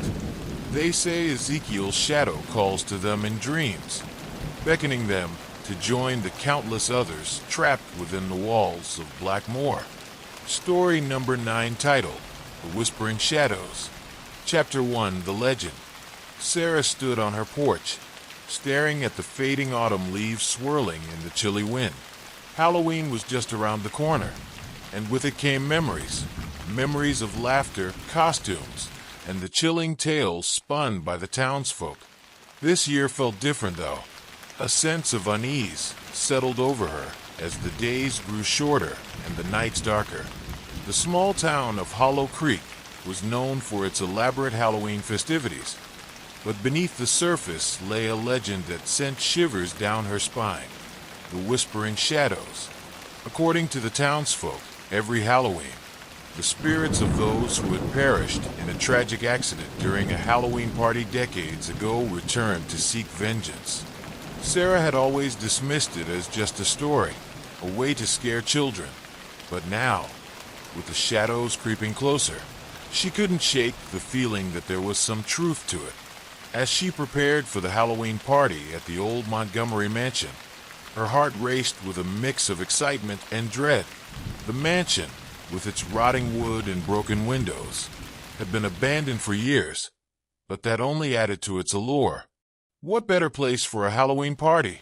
Her friend Tom had said, his eyes glinting with mischief. "Are you sure about this?" Sarah had asked, but the thrill of the unknown tugged at her. Chapter 2, The Gathering. On the night of the party, laughter echoed through the decrepit halls of the mansion. Costumed figures flitted between rooms, and the scent of pumpkin spice and cider filled the air. But as the clock struck midnight, the atmosphere shifted. A chill ran down Sarah's spine, and she felt an inexplicable urge to leave. "Sarah, come join us," Tom shouted from the other room, but her instincts screamed at her to stay away.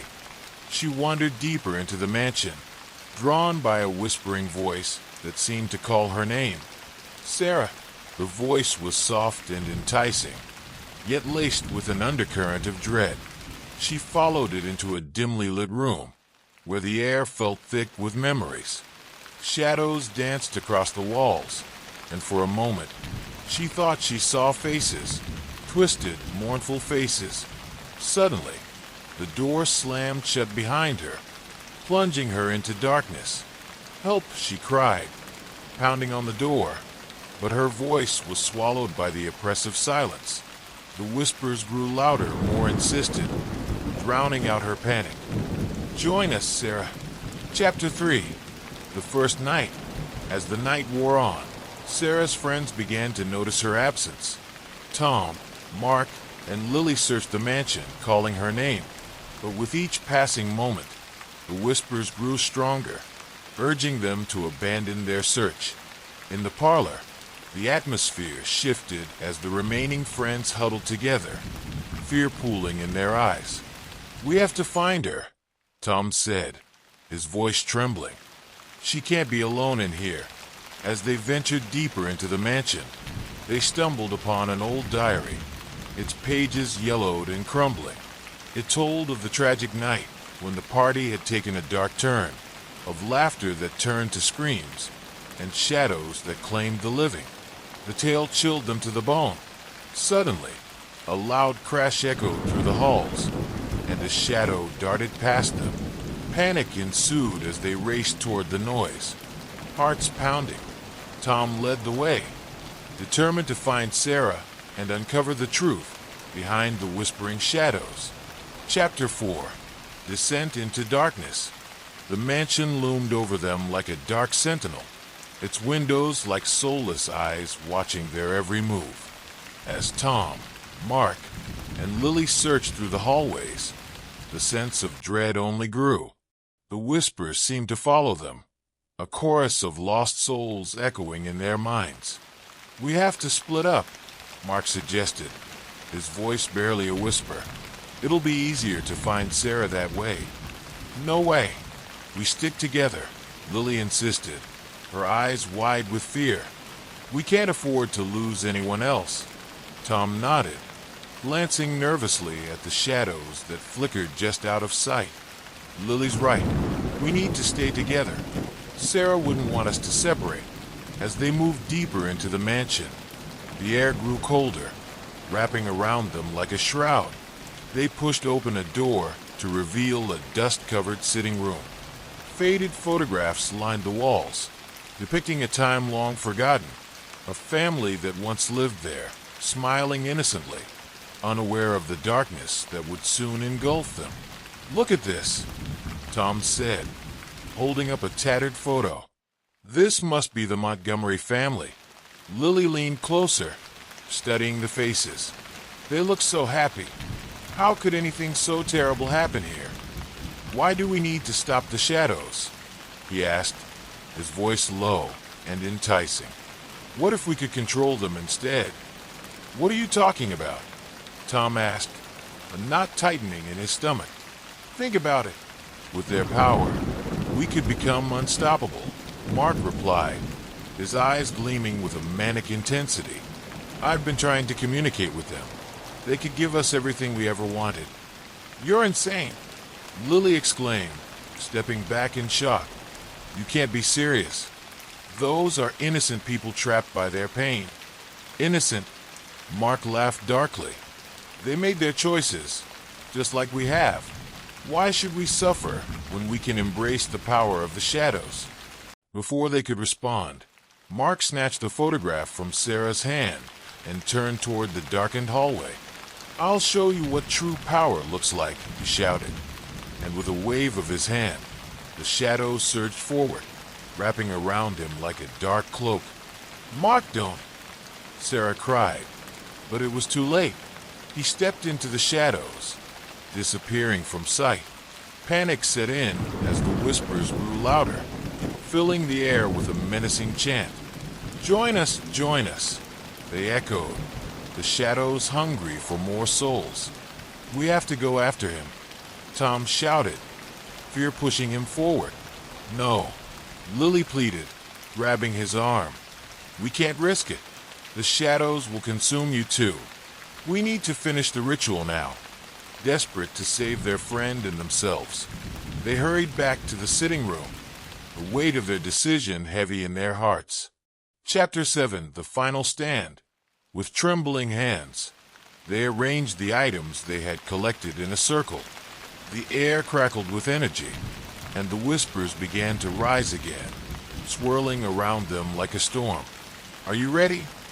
Sarah asked, looking at Tom and Lily. "No, but we have to do this," Tom replied, steeling himself. "Okay, here goes nothing," Sarah whispered, closing her eyes. She focused on the items in front of her, feeling the weight of the past pressing down on her. "Spirits of the lost, we call upon you to release your pain and find peace. We honor your memory and seek to end your suffering." Chapter 7: The Final Stand. The air grew colder, and a gust of wind swept through the room, extinguishing the candles they had lit.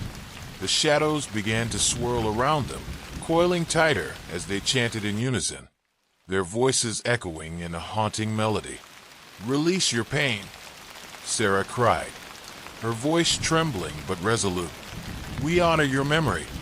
As if responding to her plea, a flickering light appeared in the center of the circle, illuminating the items they had gathered.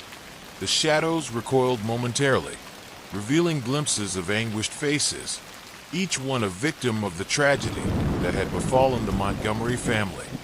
"Join us," they hissed, their voices laced with sorrow and anger. Lily stepped forward, clutching the locket she had found, a small piece of jewelry that once belonged to one of the victims. "We will not let you take us," she shouted. "We understand your pain, but we won't let you control us." The shadows surged forward again, a tidal wave of darkness, threatening to consume them. Tom held up the photograph, his hands shaking. "Look, this is you. We know your story. We can help you find peace." As he held the photo high, the shadows hesitated, their dark forms quivering. Sarah seized the moment, stepping closer to the circle. "You don't have to suffer any longer. We want to help you remember who you were before this tragedy. We want to set you free." For a moment, the whispers quieted, and the shadows seemed to hesitate, flickering like candle flames.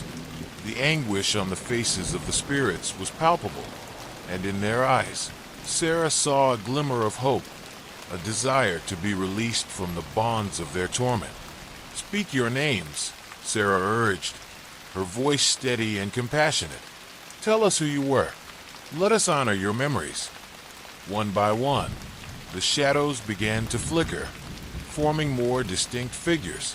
Sarah could see the outline of a woman holding a child, a man in a suit, and others, lost souls searching for solace.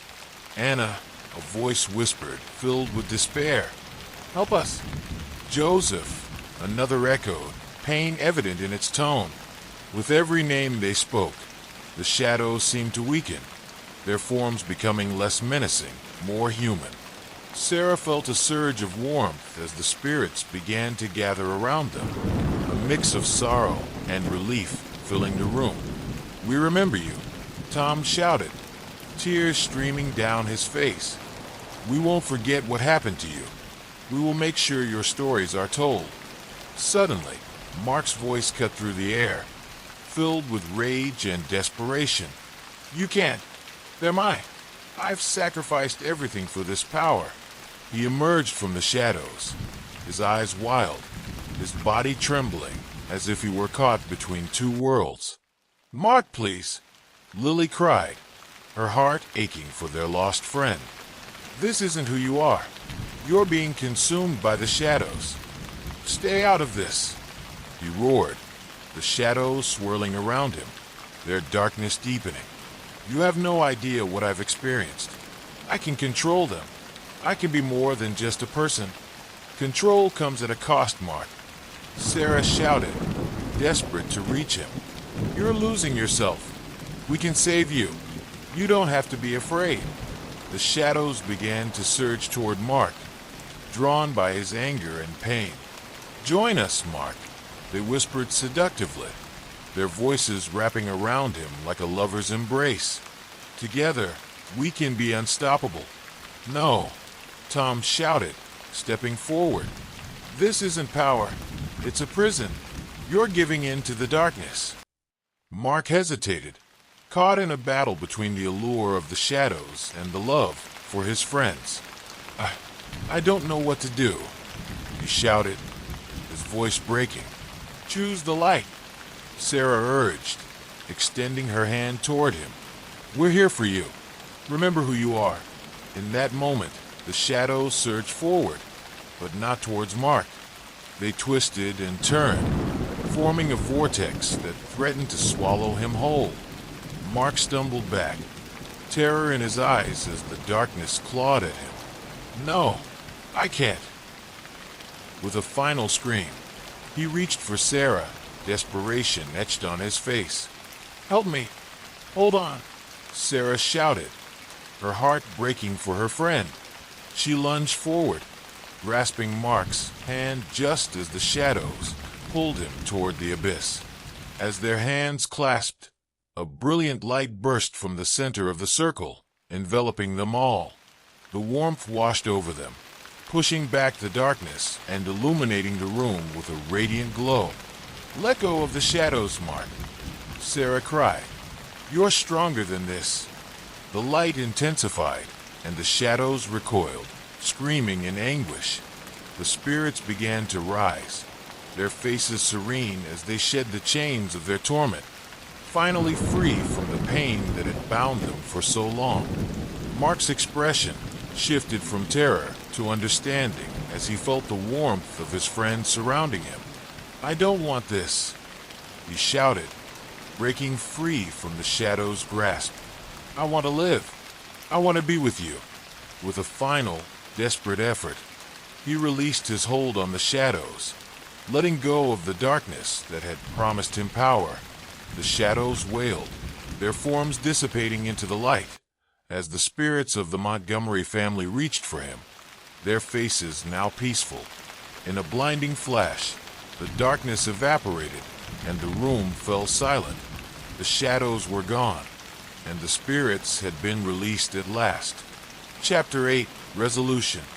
Breathless, Sarah, Tom, Lily, and Mark stood together in the now serene sitting room, the air heavy with the absence of the shadows. They were exhausted, but a sense of relief washed over them. "We did it," Mark said, his voice trembling as he looked around at his friends. "We actually did it." Sarah stepped forward, embracing him tightly. "You fought the darkness, Mark. We're proud of you." Lily wiped her tears away, a smile breaking through her exhaustion. "Let's get out of here. We need to celebrate this victory." As they made their way out of the mansion, the sun began to rise on the horizon, casting a warm glow over Hollow Creek. The town was waking up, oblivious to the terror that had unfolded just hours before. They stepped outside, the fresh morning air filling their lungs, and Sarah turned to look back at the mansion. The whispers were gone, replaced by the sound of birds chirping and the rustle of leaves. "Do you think they'll be okay?" Tom asked softly, glancing back at the now peaceful building. "Yes," Sarah replied, a sense of closure washing over her. They finally found peace. As they walked together, the bond between them strengthened, a reminder of the trials they had faced and overcome.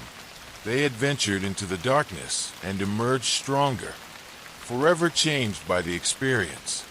But as they made their way back into town, the legend of the Whispering Shadows remained a part of Hollow Creek.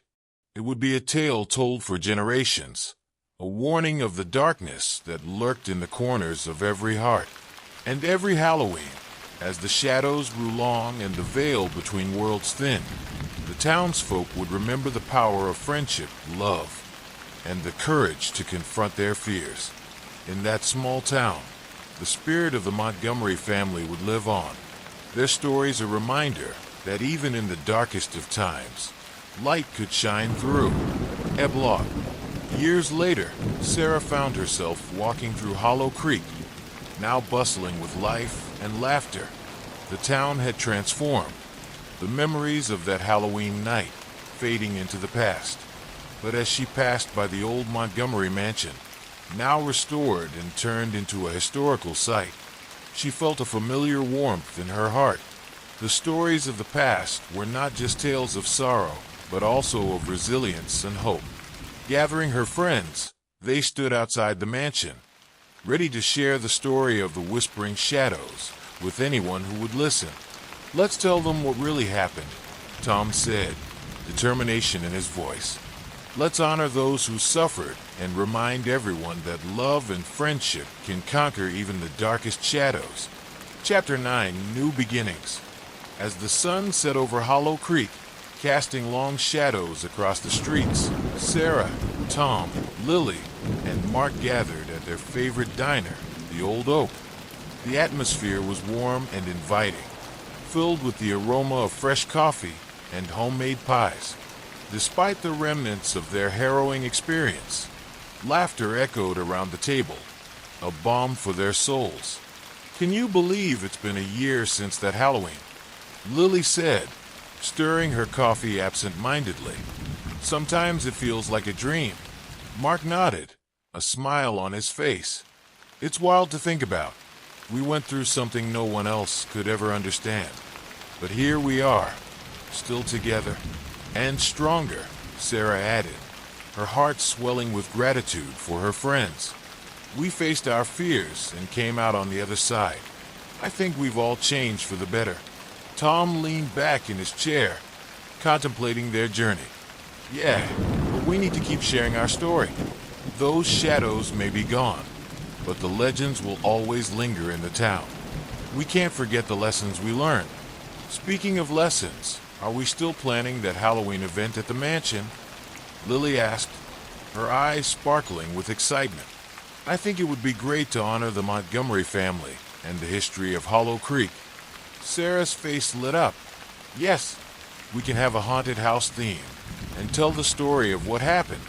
It's a chance for the community to come together and remember, but in a positive way.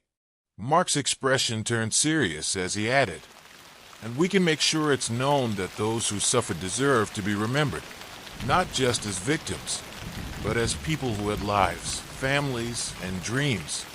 That's a great idea, Tom agreed. Let's do it. We can use the old mansion as the centerpiece of the event and invite everyone to participate. With a renewed sense of purpose, the group began planning the Halloween event, pouring their energy into transforming the mansion into a celebration of life rather than a mere ghost story. They spent countless hours preparing, decorating, and gathering stories from the townspeople, creating a tapestry of memories that would honor the spirits of the Montgomery family. Chapter 10. A Night to Remember. The night of the Halloween event arrived, and excitement filled the air.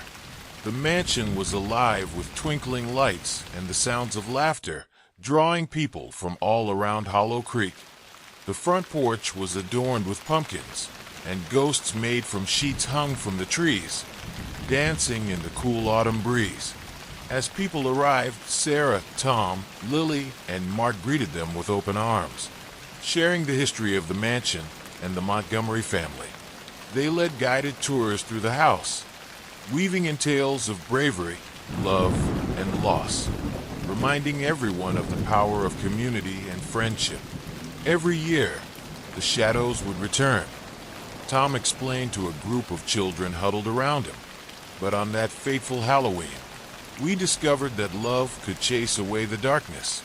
The children listened wide-eyed, captivated by the story. "Did you see the ghosts?" one boy asked, his voice barely above a whisper. "Not in the way you might think," Lily replied. "We saw their pain and heard their stories, and we helped them find peace. They are part of us now, and we honor them every Halloween." As night fell, the mansion glowed warmly against the dark sky, a beacon of hope amidst the chilling winds. People gathered around a bonfire in the backyard, sharing their own stories, some filled with laughter, others with heartache. As the event continued, Sarah felt a surge of joy watching the community come together. They had transformed a place of sorrow into a space of healing and remembrance. "I'm so proud of us," she said, turning to her friends, who stood by her side, their faces illuminated by the flickering firelight. "This is just the beginning," Mark replied, his voice filled with conviction. "We'll continue to honor the past, and in doing so, we'll keep the spirits alive in our hearts." As the evening wore on, a sudden chill swept through the yard, silencing the laughter for a brief moment. A soft wind rustled the leaves, and Sarah felt a familiar warmth embrace her. "Do you feel that?" she asked, glancing at her friends. "It's them," Lily said, her voice barely above a whisper. "They're here with us." The group fell silent, their eyes scanning the darkness. For a moment, they felt the presence of the Montgomery family, their spirits joining the celebration. "Thank you for remembering us," a gentle voice seemed to whisper on the wind, sending shivers down Sarah's spine. The moment passed, but the warmth remained, wrapping around them like a comforting blanket. With renewed energy, they returned to the festivities, knowing they had honored the memories they sought to protect. Chapter 11. The Legacy. As the years went by, the annual Halloween event at the Montgomery Mansion became a cherished tradition in Hollow Creek. Each year, more and more townspeople came together to share their stories, memories, and to remember the lives that had touched their community. Sarah, Tom, Lily and Mark continued to lead the event, ensuring it was a space of connection and healing.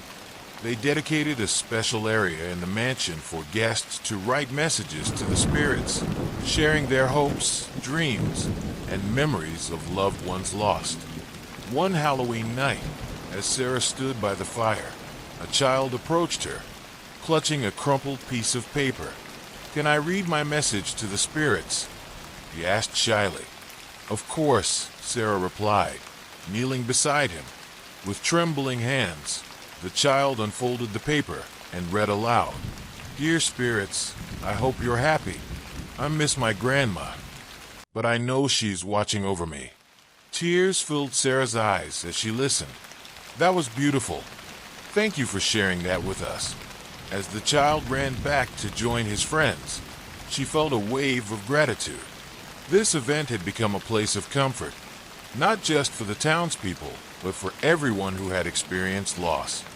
One evening, while preparing for the upcoming event, Sarah and her friends gathered in the mansion, reminiscing about their journey. "We've come so far," Tom said, looking around the now beautifully restored home. "It's hard to believe we once feared this place." "It's incredible," Lily agreed. "We turned a tragedy into something beautiful. Let's make sure the stories keep being told," Mark said, his voice firm. "They deserve to be remembered, and we owe it to them." As they looked around the room, filled with laughter and memories, Sarah realized that the shadows would always be a part of their lives, but so would the light. The balance between darkness and light is what made their stories so powerful. Chapter 12, The Call of the Past. On one fateful Halloween, while they were deep into preparations for the event, an unexpected storm rolled into Hollow Creek. Thunder rumbled ominously, and rain lashed against the windows of the mansion, creating an eerie atmosphere. Despite the weather, the townspeople gathered, undeterred by the elements. As they shared stories by the fire, a sense of unity filled the room. Suddenly, the lights flickered, plunging them into darkness for a brief moment before the emergency lights kicked in, casting an otherworldly glow around the room. "What was that?" a child asked, his voice filled with apprehension. "It's just the storm," Tom reassured them, though he felt a twinge of unease.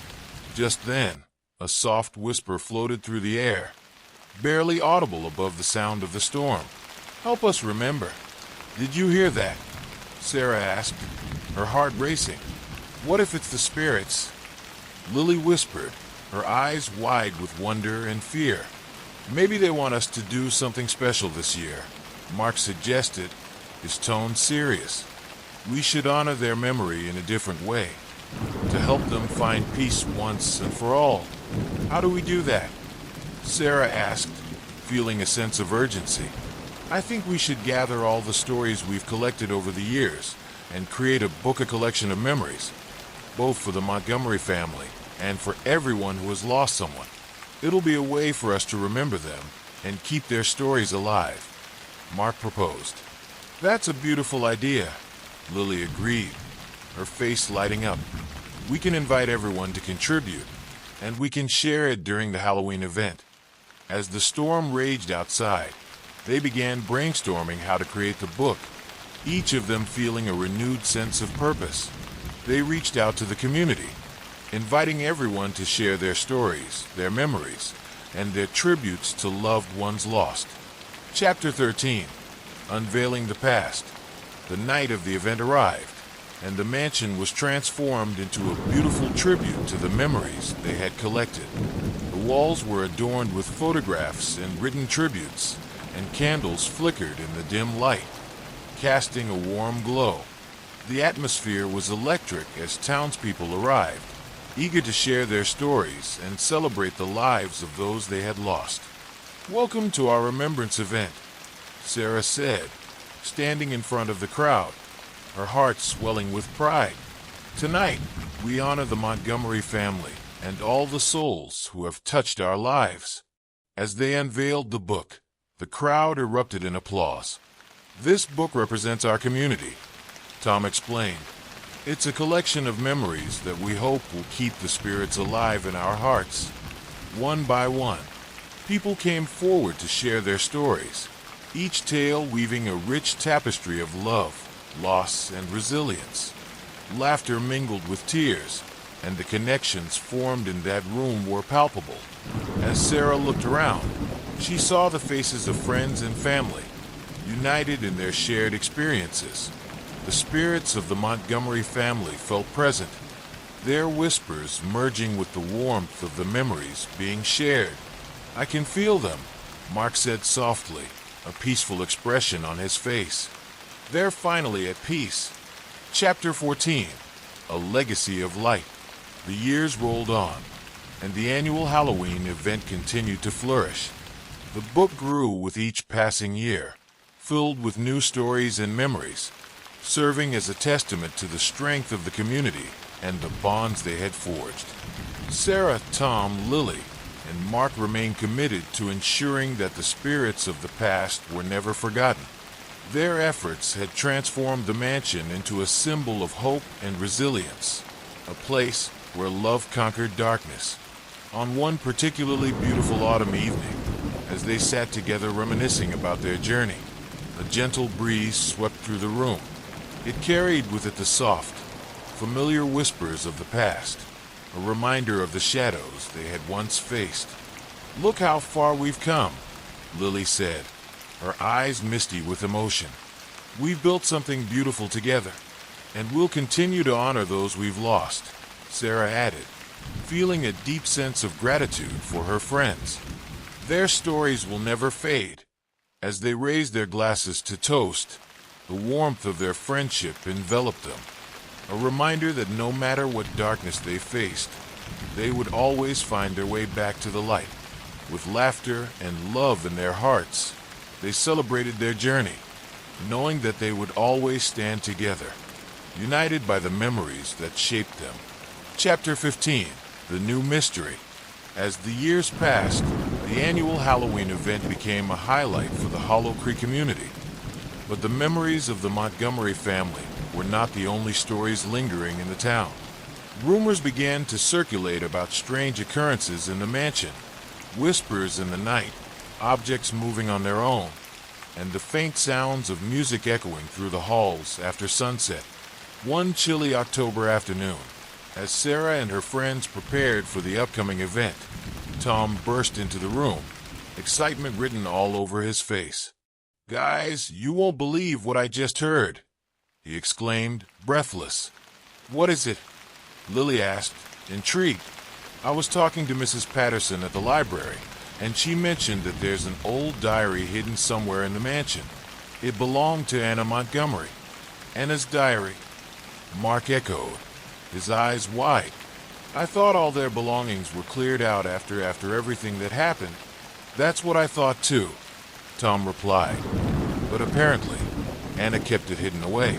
It's supposed to be filled with her thoughts, feelings, and some secrets about the family." "Secrets?" Sarah raised an eyebrow. Her curiosity piqued.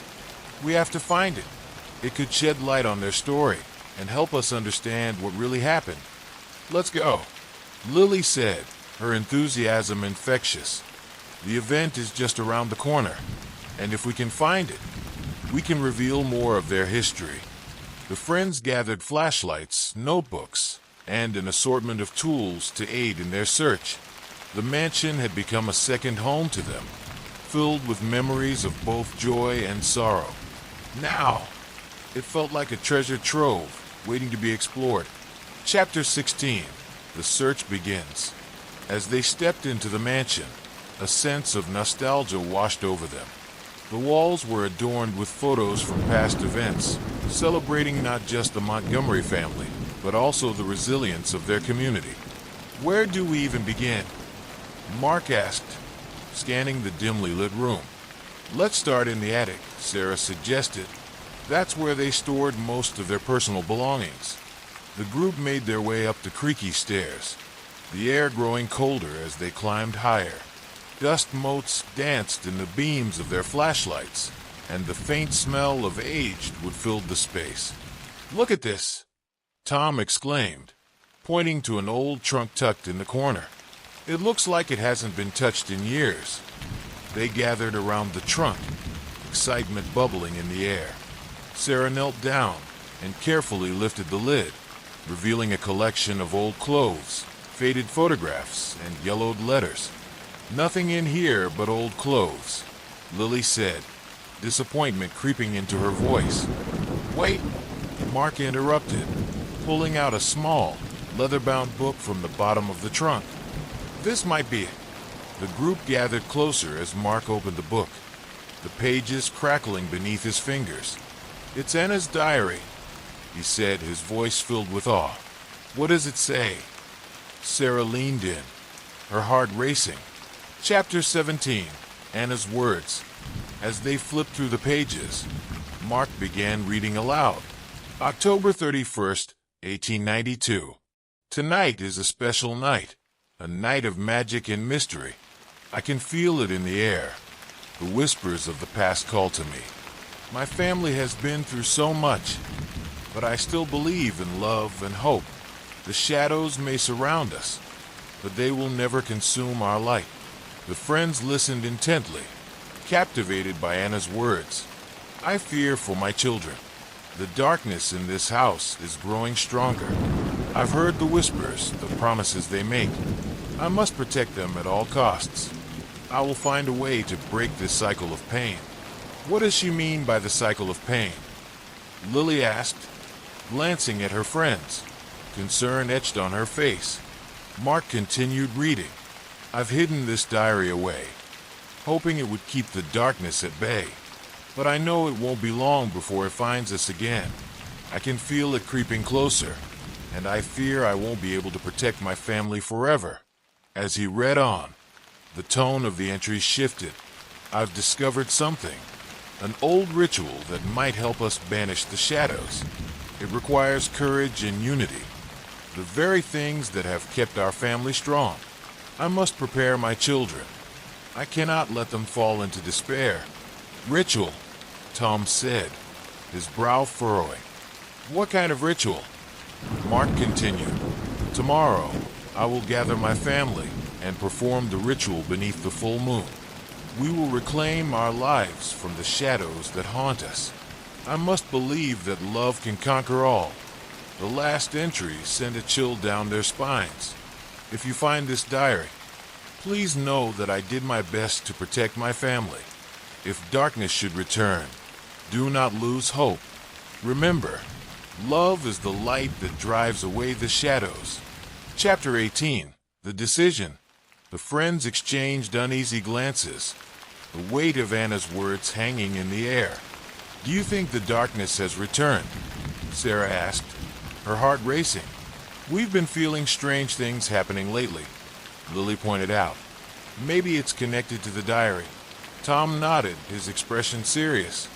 If Anna was right about the ritual, maybe we need to perform it ourselves. It could help put the spirits to rest for good. But we don't know what the ritual entails, Mark cautioned. What if we end up awakening something worse? Or maybe we could find a way to protect the town, Sarah countered, her resolve strengthening. We owe it to the Montgomery family to try. After a moment of silence, Mark finally spoke. I agree.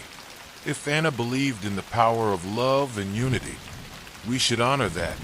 We can't ignore the signs. We have to do this together. With a plan forming, the group set out to gather supplies and prepare for the ritual. They researched ancient practices, poring over books and online resources to learn as much as they could. Chapter 19, The Night of the Ritual.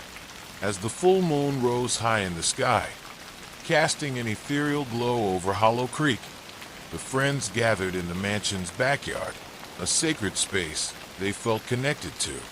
They had set up a circle of candles, creating an ambience of warmth amidst the cool night air. Are we ready? Tom asked, his voice steady but laced with anticipation. Together, Lily said, reaching for their hands. We'll face whatever comes. They formed a circle, closing their eyes and taking deep breaths, feeling the energy of the earth beneath them. Tonight, we honor the Montgomery family and all the souls lost to darkness, Sarah began, her voice clear and strong. We call upon the power of love and unity to banish the shadows that linger in this place. With every word, they felt the air around them shift, a charged energy pulsing through the night. Let the light of our love shine brightly, Mark added, his heart racing. We stand together, united against the darkness. As they chanted the words they had learned, the wind began to howl, swirling around them as if the spirits were joining their call. The candles flickered violently, illuminating the faces of the friends, their expressions a mix of determination and fear. Chapter 20, Confrontation. Suddenly, a chilling presence enveloped them, and the shadows began to emerge from the edges of the circle, twisting and writhing like smoke. "Join us," the shadows hissed, their voices a cacophony of despair and rage. "You cannot escape. Stay strong," Sarah shouted, her voice breaking through the darkness. "We are here for the Montgomery. We will not be afraid." As the shadows surged forward, the friends held hands tightly, channeling their love and courage into a brilliant light that radiated from their circle. The shadows recoiled, shrieking in anger and pain. "Remember Anna's words," Tom cried out. "Love is our strength."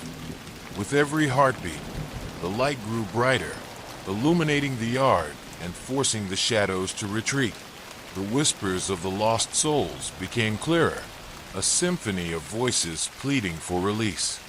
"Let us go. Help us find peace." "Now," Lily shouted, feeling the energy building around them. "We must finish the ritual." With a final surge of strength, they raised their voices in unison, chanting louder and louder, their words weaving a tapestry of hope and love.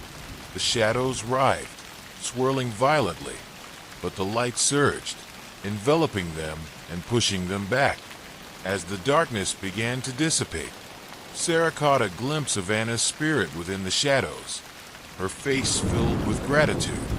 "Thank you," Anna whispered, her voice soft but resonant. "You've given us what we needed." Chapter 21. The light prevails. In one final push, the light enveloped the remaining shadows, bursting forth in a brilliant explosion of energy. The night was filled with a blinding glow, and when it faded, the air was still, the darkness vanished. Breathless, the friends collapsed to the ground, their hearts racing with adrenaline and relief. "We did it," Mark gasped, a smile breaking across his face. "We actually did it." As they looked around, a serene calm settled over the backyard. The presence of the shadows had vanished, replaced by an overwhelming sense of peace. "Anna, she's gone," Sarah said, her voice trembling. "She's finally at rest." Tom glanced up at the sky, where the moon shone brightly, illuminating their path. "We honored her memory. We gave her and the others a chance to find peace." The friends embraced, tears of joy and relief streaming down their faces.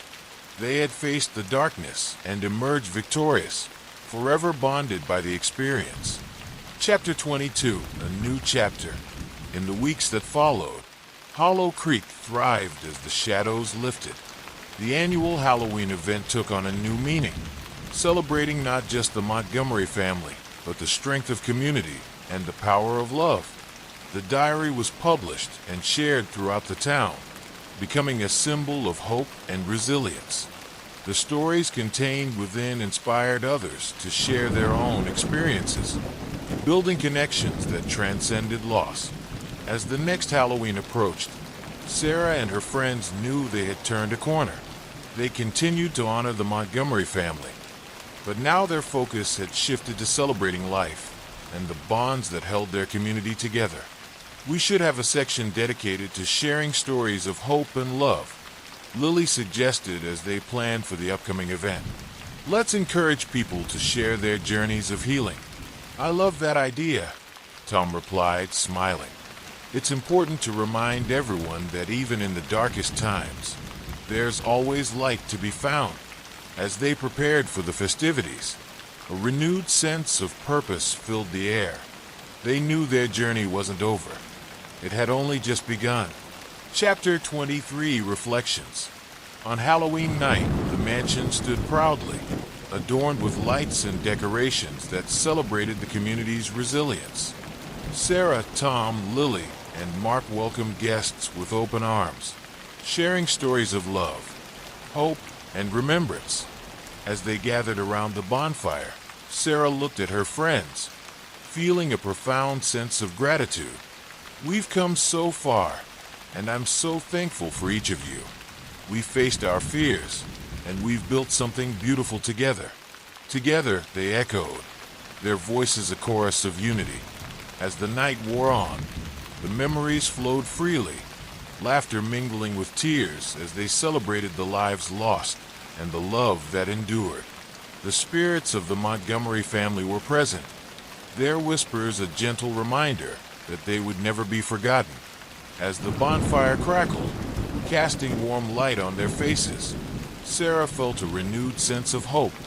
She understood now that even in the face of darkness, love would always prevail. Chapter 24, A Legacy of Love. Years later, as the tradition continued, the friends stood together, reflecting on their journey. The mansion had become a community hub, a place where stories were shared and connections were forged. Can you believe how far we've come? Mark said, looking around at the smiling faces gathered in the yard. It's amazing, Lily agreed.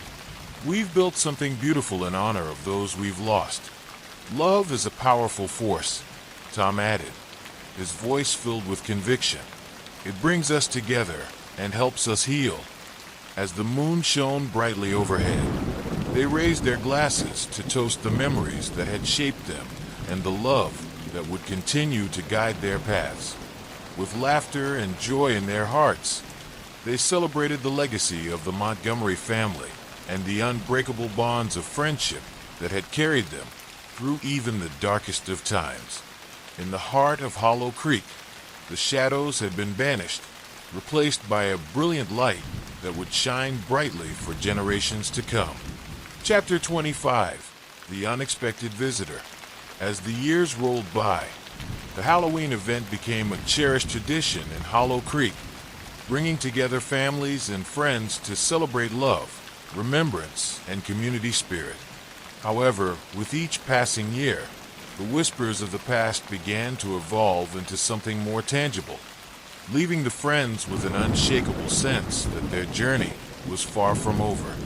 One crisp autumn evening, just days before the next Halloween celebration, Sarah was in the mansion preparing decorations when she heard a soft knock at the door. "Hello," she called out, glancing toward the entrance. When no response came, she walked over to the door and opened it, revealing a woman standing on the porch, her features hidden beneath a hooded cloak. "Can I help you?" Sarah asked, curiosity mingling with caution. The woman slowly lowered her hood, revealing striking green eyes and a face marked by a sense of both urgency and sorrow. "I'm sorry to intrude," she said softly. "My name is Evelyn. I've come to speak with you about the Montgomery family." At the mention of the Montgomery name, Sarah's heart raced. "What do you know about them?" "I've been searching for answers," Evelyn replied, her voice barely above a whisper. "My grandmother was Anna's sister. I've heard stories about the family's legacy, but there are secrets buried in the past that I need to uncover." "Secrets?" Sarah repeated, intrigued. "What kind of secrets?" "Dark ones," Evelyn said, her eyes filled with a mixture of fear and determination. "I believe there's more to Anna's story than what's been shared. There's something that still haunts our family, and I need your help to confront it." Chapter 26, The Family Connection. As they sat down in the mansion's parlor, Evelyn shared her family history, revealing a tangled web of sorrow and loss that had followed the Montgomerys for generations. My grandmother always spoke of a family curse, something that plagued the women in our line, Evelyn explained. Anna believed it could be broken, but she never found a way. I fear the darkness has been passed down through our bloodline. Sarah listened intently, her heart aching for Evelyn. You don't have to face this alone. We've dealt with the darkness before, and we can help you. I've seen the shadows, Evelyn continued, her voice trembling. They've haunted my family for years, and I can't allow that to happen anymore. If you're willing, I'd like to perform a ritual to break the curse, just as Anna tried to do. Sarah felt a surge of resolve. We're with you. Together, we can uncover the truth and banish the darkness for good. Chapter 27, A Gathering of Souls. Word spread quickly among their close-knit group of friends about Evelyn's arrival and her connection to the Montgomery family. Sarah, Tom, Lily, and Mark gathered at the mansion that evening to discuss their next steps. I can't believe there might be a family curse involved, Lily said, her eyes wide with intrigue. What do we know about it? Evelyn looked around, her gaze serious. I've done some research, but the details are vague. The curse is said to stem from a betrayal that occurred long ago, causing a rift within the family. Each generation has been touched by tragedy, and I want to end this cycle. Anna's diary might hold more clues, Mark suggested. We could comb through it again and see if she mentioned anything specific. I'll help, Evelyn said, determination radiating from her. If there are any hidden secrets, we need to uncover them together. The friends formed a plan to dive deeper into Anna's diary and gather any other resources they could find. That night, they stayed late into the evening, poring over the pages of the diary, searching for patterns, connections, and any mention of the curse.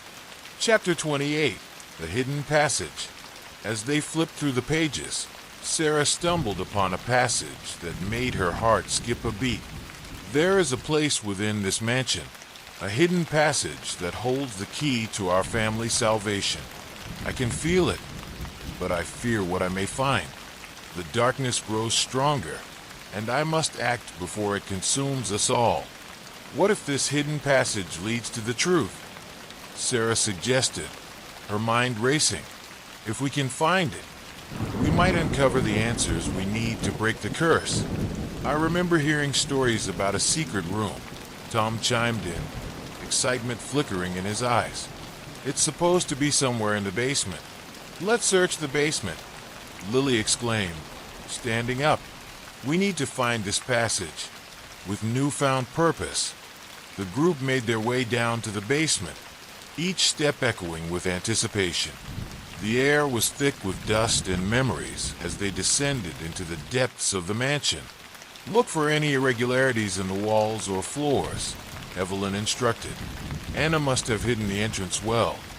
As they combed through the clutter, Sarah noticed a section of the wall that appeared different from the rest. Over here, she called out, excitement coursing through her veins. They gathered around, examining the wall closely. There was a slight indentation, barely visible to the naked eye. Help me push, Mark said, positioning himself beside Sarah. With a few heaves, the wall creaked and groaned before giving way, revealing a narrow passage shrouded in darkness. Chapter 29. Into the shadows. Evelyn stepped forward, her face lit with a mix of fear and determination. This is it. This is where we find the answers. They entered the passage, armed with flashlights that flickered against the cold stone walls. As they ventured deeper, a sense of foreboding settled around them, the air thick with secrets waiting to be unearthed. Stay close, Tom urged, his voice steady. We're in this together. After what felt like an eternity, they reached a small chamber filled with dusty artifacts and faded portraits of the Montgomery family. In the center stood an ornate chest, its surface covered in intricate carvings that depicted scenes of love and loss. This must be it, Evelyn breathed, her eyes wide with anticipation. As they approached the chest, a shiver ran down Sarah's spine. What do you think is inside? Evelyn knelt down, her hands trembling as she reached for the chest's latch. Only one way to find out. With a deep breath, she opened the chest, revealing a collection of journals, letters, and trinkets that told the story of the Montgomery family's trials and tribulations. Chapter 30. The Truth Revealed. As they sifted through the contents, a sense of urgency filled the air. Evelyn uncovered a series of letters exchanged between Anna and her sister, detailing the family's struggles and the betrayal that had led to the curse. "Look at this," Evelyn said, holding up a letter. "It speaks of a deep betrayal within the family, one that fractured their bonds. Anna believed that if the truth were revealed, it would break the curse." "What does it say?" Lily asked, peering over Evelyn's shoulder. "It says that a member of the family made a pact with a dark entity to gain power, sacrificing the love of their own kin in the process," Evelyn explained, her voice trembling. "The curse was born from that betrayal, and it has plagued our family ever since." "This is it," Sarah said, her heart racing. "If we can confront this dark entity, we can break the curse and set both our families free." Chapter 31. Confronting the darkness. With the weight of the truth on their shoulders, the friends knew they needed to act quickly. They gathered once more in the backyard of the mansion, preparing to confront the darkness that had haunted Evelyn's family for generations. "Tonight we stand together against the shadows," Sarah said, her voice strong and unwavering. "We will break the curse and honor the love that binds us." As the moon rose high above, casting an ethereal glow, the friends formed a circle once more, channeling their energy into the night. Evelyn stood at the center, her heart pounding with determination. "I call upon the spirits of my ancestors," she began, her voice clear and steady. "I seek to confront the darkness that has lingered for far too long. I am here to break the cycle of pain and reclaim my family's legacy." The wind howled around them, and the shadows began to swirl once again, a malevolent presence creeping forward. "Join us," the darkness hissed, its voice a chilling echo. "You cannot escape your fate. Together we will face you." Tom shouted, the strength of his conviction rising above the noise. With that, they began to chant, their voices merging into a powerful anthem of love and unity. The air crackled with energy as the shadows writhed and twisted, attempting to break their resolve. Chapter 32. The Final Confrontation. As the darkness surged forward, Evelyn stepped closer to the center, her heart racing with determination. "You will not take my family any longer," she cried out, her voice ringing with authority. The shadows recoiled, angered by her defiance. "You cannot defy us, child of betrayal." But Evelyn stood tall, drawing strength from her friends and the love that surrounded her. "I am not afraid of you. I reclaim my family's legacy and banish you from our lives." As she spoke those words, a brilliant light erupted from the circle, pushing back the darkness with an overwhelming force. The shadows shrieked in agony, writhing as the light enveloped them. "Now," Sarah shouted, "let the power of our love break the curse." With a final surge of energy, they chanted louder, their voices echoing through the night. The darkness was engulfed, consumed by the light, as the air crackled with electric energy. The shadows shrieked one last time before vanishing into nothingness, leaving behind an eerie silence. Don't forget to subscribe my channel.